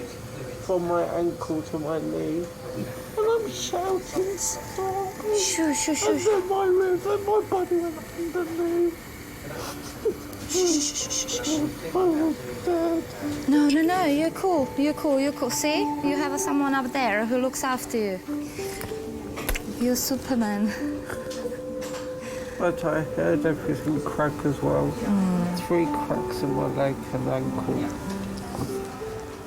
There are some very strange things that happen to people that are not their fault. We had a poor man in where a tyre that he was fixing exploded and unfortunately severely damaged his cervical spine. If you're stuck between 2 huge lumps of metal and those 2 lumps move together and you get away with it, well, that's something to hold on to, isn't it?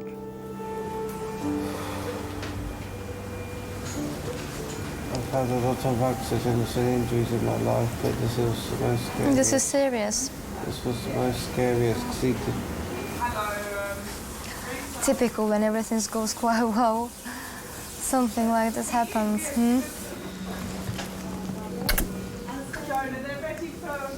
Love you. Love you more. More. Love you. See you in a bit. I've got to go, Mum. Okay. I'll call you in a second. Okay. Love you too. Bye. Alex, it's time to wake up. Come on, man. Let's get up. Alex has been mugged and punched in the face. His old school friend Patrick is on hand to help. Doctor's room. Alex, no swearing, man. There's people around. Don't swear. Come on. Oh, shit. I think it must have been about 12 or 13 when we first met. Yeah, he's a chatty bloke and just wanted to be my friend from the beginning, so... We've been waiting. We've been here fucking ages. Alex, don't get angry at me. This way, not that way. Come on, this way. I thought he was a bit of a loser when I first met him, but... Take my hand. It's good. Sorry. Wait, shut up. Get. I'm not on you. Can I come with him? Is that all right? Awesome. He's one of these guys who's always quite sentimental, if you know what I mean. He likes to... Well, I was going to say show his affection, but that sounds gay as well. But no, he's a top lad. Yeah, he's a nice guy. Do you want me to push it? He's absolutely massive. I'll push it. It's good. Oh no, honestly, here you go. He's an absolute tank. I didn't want to go to the hospital straight away, but Pat was like, you need to get it sorted out, because otherwise you're going to be left with a scar. You know, Pat was busy, I'd say, really. He didn't have to go and take me. They could have been a thing, but... what do you mean he was busy? Well, he was with some girl that he just met at the club, and he didn't tell you about this, did he? He didn't want me to say anything about it. Al, you gotta get up, man. What? Alex, no swearing, man. We're in hospital. Would you tell me to shut up? Yeah. You never say that shit to me. We're best mates. You'd be stupid. You swear at me. It's awful. Oh, can I put this somewhere? Yeah, I'll get you that other tray. Oh, thanks, man. That's awesome. I'm tired, man. This shit's fine. Mate, you just gotta stay awake for like 15 minutes, just talk to her, yeah? It'll be alright. I've got a feeling this might hurt you a little bit, so...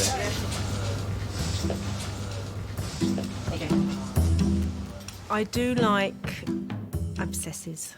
I like draining abscesses and squeezing out all the pus.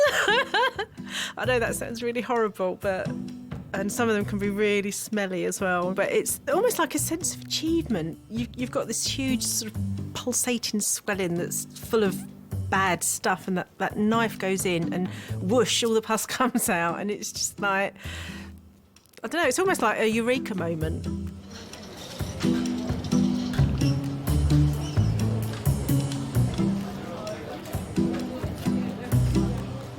When you touch it around here, man. All right, okay. You see when I touch it like that? Is that painful, yeah? Yes, man, yeah. Okay, It's like someone's whacked me with a hammer. Okay. It's really hurting me, man. Okay. I think he's got Achilles rupture, actually. I feel like I thought I felt like a gap. I don't even know who you're talking about, so... Sorry. Yes, thank you. I might have to be on crutches. They said I can't walk on it, man. It's making it worse, So I'm have to style you with the crutches, man. All right, just meet me, man. Hurry up, my man. Go on. I want to go home, man.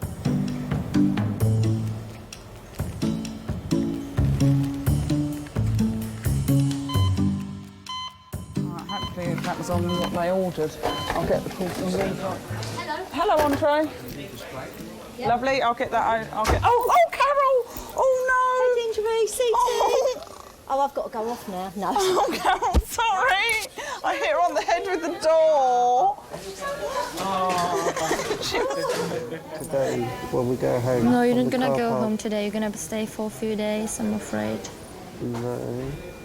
Seriously, you have to stay a few days, darling. Seriously? Why? Stop being silly. Can't they just plaster it? No, you'll fall in love. How are you doing? Fine. You still got some pain, haven't you? Yeah. So we're going to give you some more intravenous. And if the X-ray confirms the clinical suspicion that you've got a broken leg, the issue will be what needs to be done and when it needs to be done. They'll be staying here today. Oh yes. I would say to you, even if you hadn't broken your leg, you need to be with us for pain relief. You've already had 25 milligrams of morphine, which is a good dose. You wouldn't really want to go home with a paracetamol and aspirin, would you? No way. Am I allowed to drink any water? I give you again. We have to wait until we get the films and we see how your leg goes. So we'll get an answer for you hopefully in the next hour or two. Thank you very much.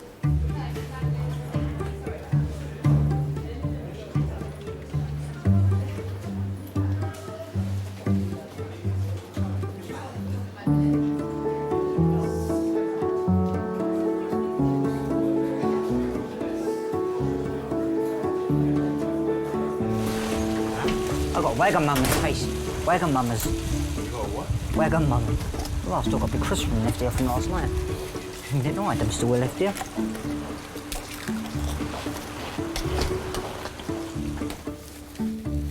So what's this all about then? You've been a hero. Yeah, a genuine hero. Don't see many of those. What happened? It's standard for me, though. Oh, you're one of those, are you? Modest. One of the great heroes of our time. Yeah. Alex, I love the story. Come on, tell it. Come on. How did you save a woman's life? You were on the train station. You were on the platform. What happened? Fell onto the tracks, smashed back. Fell onto the tracks. Oh my God, that's really scary. Freaking out. Oh my God. So you didn't jump on the tracks, did you? Someone had to. Oh my God. Some people say she's being electrocuted. I was Come this way a bit, sweetheart. All right, this is going to sting a little bit. I'm just saying. I imagine he saw someone in danger, thought, whatever, I'm going to sort this out, and just got in the way and did it. It's impressive. I know a lot of people aren't like that, so that's cool. So you jumped onto the tracks? Yeah, and I stopped the train. You stopped the train? How did you stop the train? With my bare hands. Oh, no, come on, right, OK, I don't believe that one. Like Superman or Hancock. So, yeah, sorry. Go on, keep talking, because I want to distract you from the pain. Yeah. The hero story. Well, yeah, I spent a while after that happened telling that story quite a lot, to be honest. You know, to impress the ladies and stuff like that. I think I've ended up exaggerating it so much that I don't even know what's true anymore. I mean, does she know that you saved her? No, well, No. before she didn't. When we left, she was being brought to an ambulance. I mean, that is pretty amazing. That is something to tell the grandchildren, isn't it? Is it painful, Alex? Not really. Well, you're a hero, aren't you? Yeah. Is that a bit stinging? All right, that's the last one, sweetheart. All right. I'm not a player like Patrick is, though. He's a bit of a ladies' man these days. He got freezing the other day. Alex, do you want a photograph or not? He claims that he didn't even have to do anything. They came onto him. I was like, what the fuck? With that hat on? What the hell? I hope that's on video. Did you see my two guys that I had in there? The one that I was suturing his nose, somebody had an epileptic fit on the train station, fell onto the tracks, and he jumped down onto the tracks and saved her. That's amazing, isn't it? What a hero. Yeah. So what happened to him this time? Somebody's headbutted him.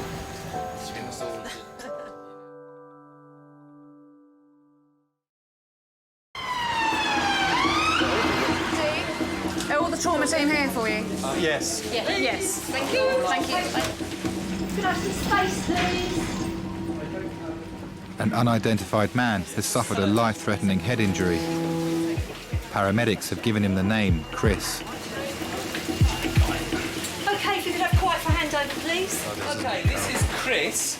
We think he's 50 years old. He had an unwitnessed fall from an unknown height from a ladder onto concrete. His injuries, he had a large occipital pocket hematoma with active arterial hemorrhage.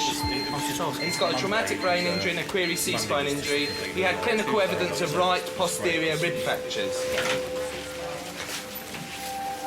Do we know how high the ladder was, although we don't... I said an unknown height. It's an unknown height.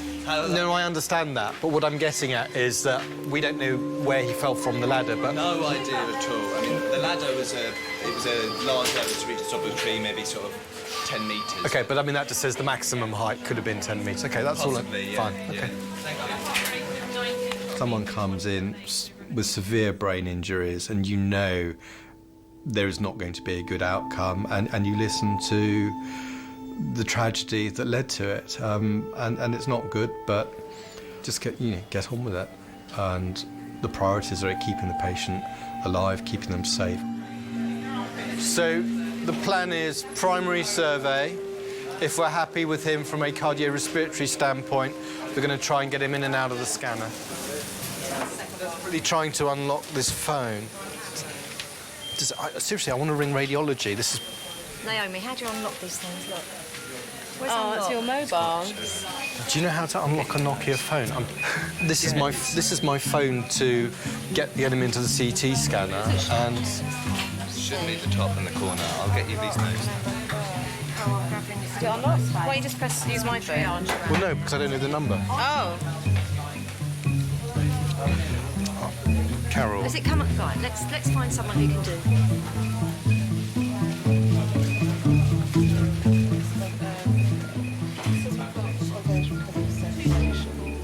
I would say the greatest loss to a person would be their personality and their ability to think and retain information and to talk. So if you gave me the choice between losing one or two legs and my person being destroyed, then I would give up the legs. Yeah, hi, it's Decotac, trauma consultant. I've got an unconscious gentleman who's intubated, fall from an unknown height onto concrete. He clinically has severe traumatic brain injury. We need to scan him from head to pelvis, please. I don't think... Do we have a name yet?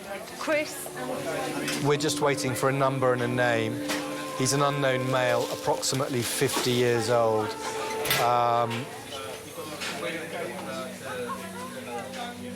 When Nick first came in, he was, for some reason, known as Chris Unknown.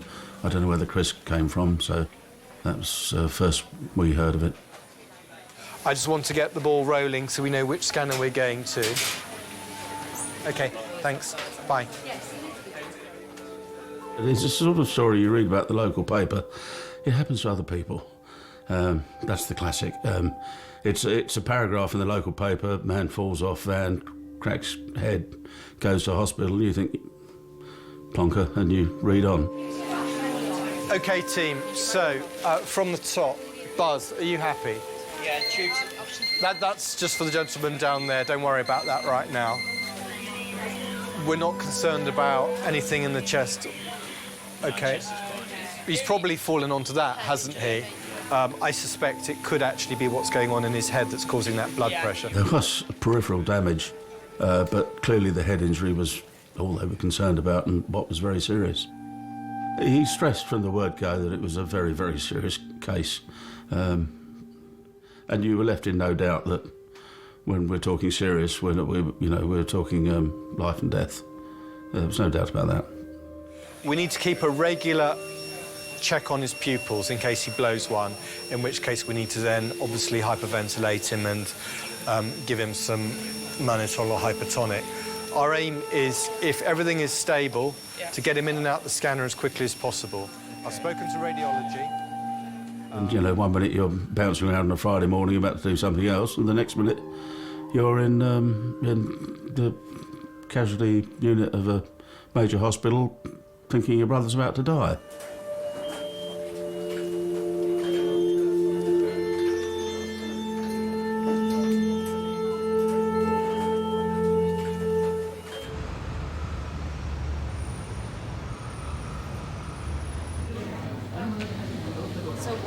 What did you do about your two? It's kind of funny. I got to work this morning, sat down on my desk. Yeah, I just pushed my chair back to get up.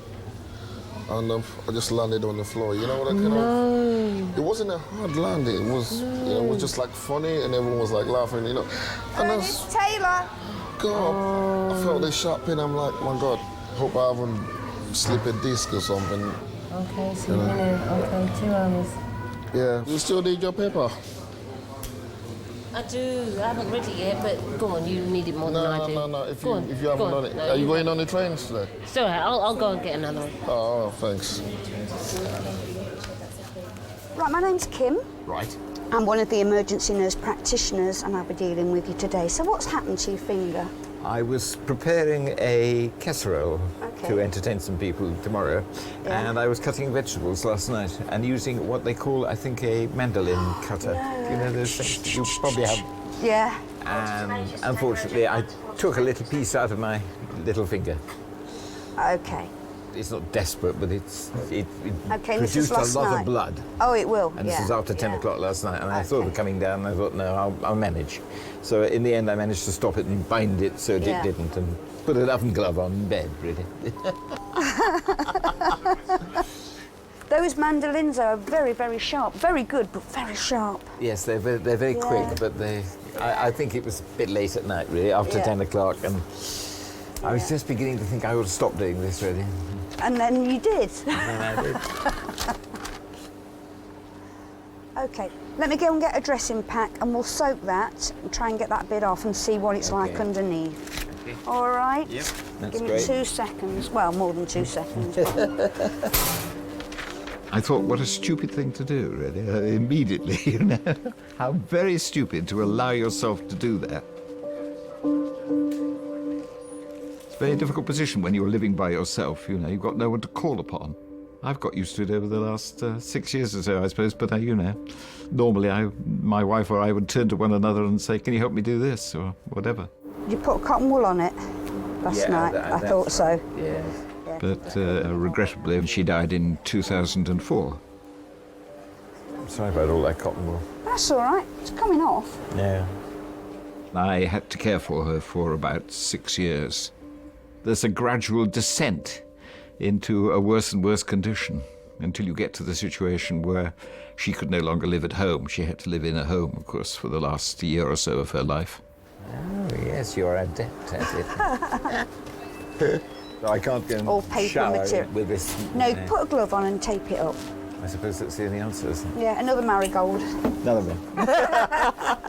Thank you very much indeed. Take care. Bye. Okay, bye. Caring is quite tough going, especially towards the latter part of it. And you stand by waiting for the next step where things will get worse.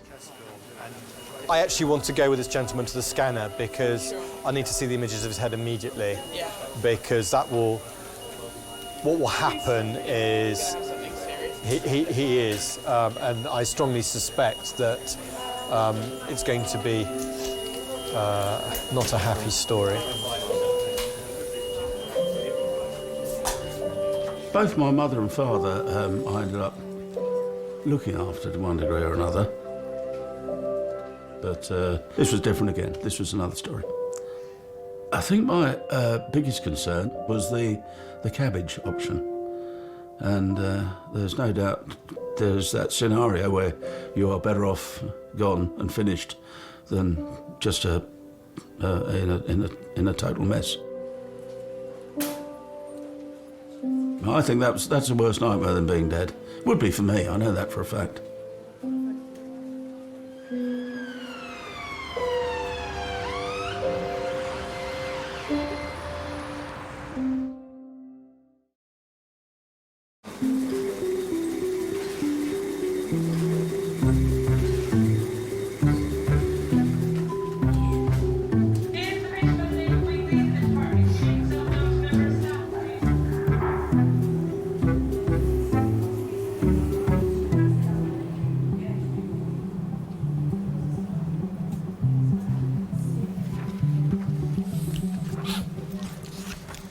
Hello. Hi.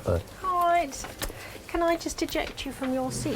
Thank you very much. I'm Nancy, I'm one of the nurse practitioners. So what's happened?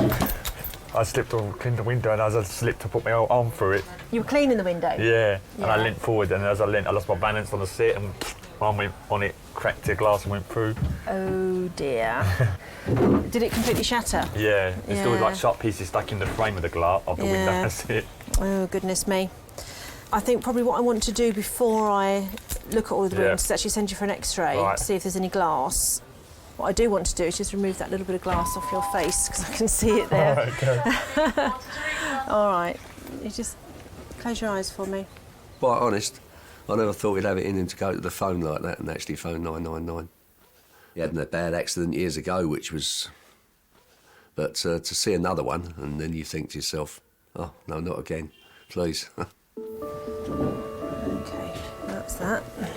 OK.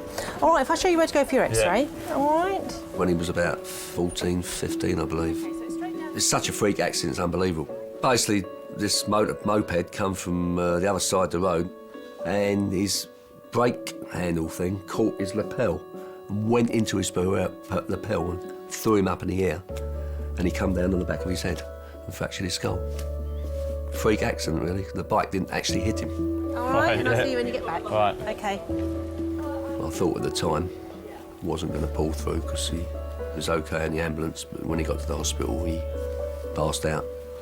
Pretty horrific, pretty frightening. Like saying about that X-ray. That way, look, X-ray. Is it that way? Through having that brain injury, a lot of brain cells died. And who knows what he could have been today, you don't know. So obviously, I feel a bit aggrieved about that after all these years still, but thankfully he's still here. You know, you have a brain injury or you have a head injury like that, it could have been a lot worse.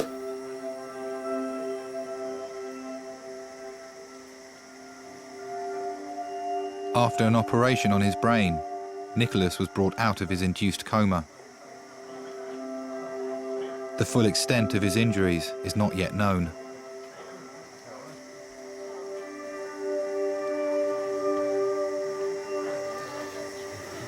We're going in favourites. Cricket starts on Wednesday. First test at Brisbane. And we're starting as favourites. Won all the warm-up games. Not sure that's a good thing.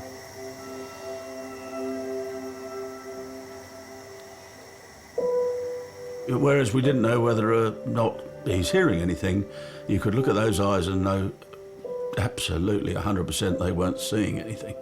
Or if they were seeing anything, that they didn't understand anything they were seeing.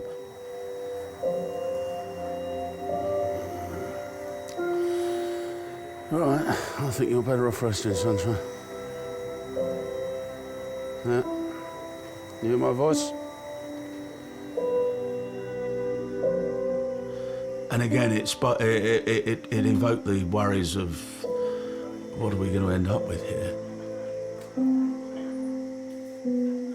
I mean, we've got a massive problem in the modern world with people living beyond their not just enjoyable life, but their useful life, their meaningful life. I don't know how to... we are keeping alive people that just really are better off not here. OK, mate. I'll see you in a couple of days. A bit more progress. Yep.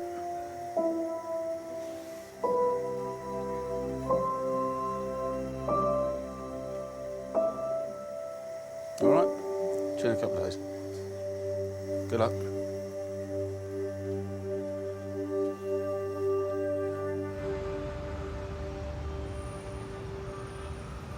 Having looked at the x-ray, it looks like it's quite a big wound.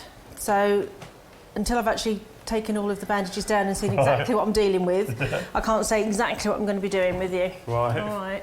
I spent half my life in hospitals. If you only knew how many months of the year I've actually spent in hospitals with my kids being younger as well. I just want to get in and out. That's all I want to do. Yeah. So I've had my fair share of hospitals, I can tell you. So let's take the bandages off and see what we've got. I'd rather not look. OK, that's fine. You don't have to look. And, you know, it'd be just nice not to have to go to them. But unfortunately, that's what they're there for. Yeah, I mean, there's lots of glass on the surface. All right, sorry, sweetheart. Oh, OK, so that is more your hand, isn't it? That's painful there. That's lovely. All right, I will need to put some local anaesthetic into the skin there because I really need to have a look deep inside, and I can't do that obviously because it's going to be a little bit too painful for you. That's going to be the worst bit. That's going to be the bit that stings. Right. And then after that, you're not going to feel anything. All right. All right. When you say stings, what, bad? It's not bad. It's, you know, it's bearable. Yeah. Yeah. OK, so this is the local anaesthetic. Oh, not the other way. All right, the hand will probably be the worst, so if we get that one out of the way first. All right. Sorry, sweetheart. All right, take some nice deep breaths for me. Well done. You're doing really well. It wasn't that bad as I thought it was. There you go, you see. Yeah. Often it is the expectation that's the worst thing, isn't it? The thought of it is worse. Yeah. And what I need to do, I just need to have a good look underneath this flap, all right, and see what's occurring. So there's no tendons visible. Right. All right, that's the important thing. Yeah. So I'm going to give it a good clean. Yeah. And stitch it back up. Okay. But there's no major damage done there. Ooh. Can you still feel that? Yeah. Is that really painful? A bit, yeah. Do you want some more anaesthetic in there? A bit, maybe, yeah. Yeah? Yeah, you do worry over these things, you know, you just... if you're worried about it every day of the year, you put yourself in a box, really, worrying about it all, but you have to take life. Life has to go on, doesn't it? You know, whatever accidents you have to sort of move on from that, and otherwise, you know, if you just keep thinking about it all the time, it plays on your mind all the time, it sends you mad as well, so you have to move forward.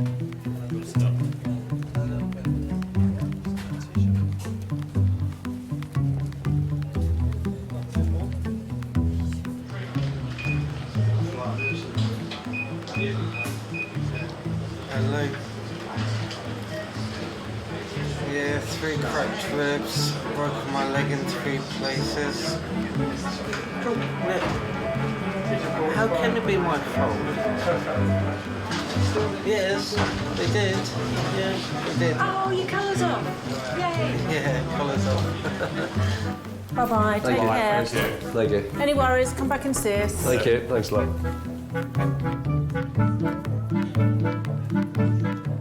I just think it's not very wise to stand on a chair with socks on because you can slip.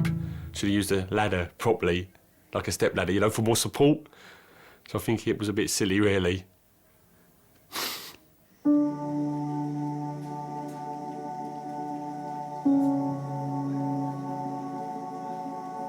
You play the cards that are dealt you, and you get on with it. You don't run away from it, and you don't feel sorry for yourself, and you just do your best. Had a motto at the time: hope for the best, prepare for the worst, which is what we started doing, hoping for the best won out.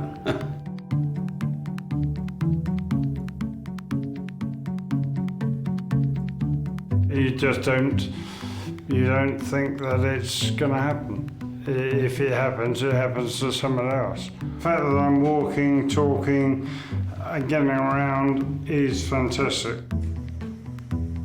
Kings, without doubt, gave my brother back to me, and you're just lost in admiration when you walk into that intensive care unit. You just feel stupid. Has he told you he loves you? No. No, we're not that close.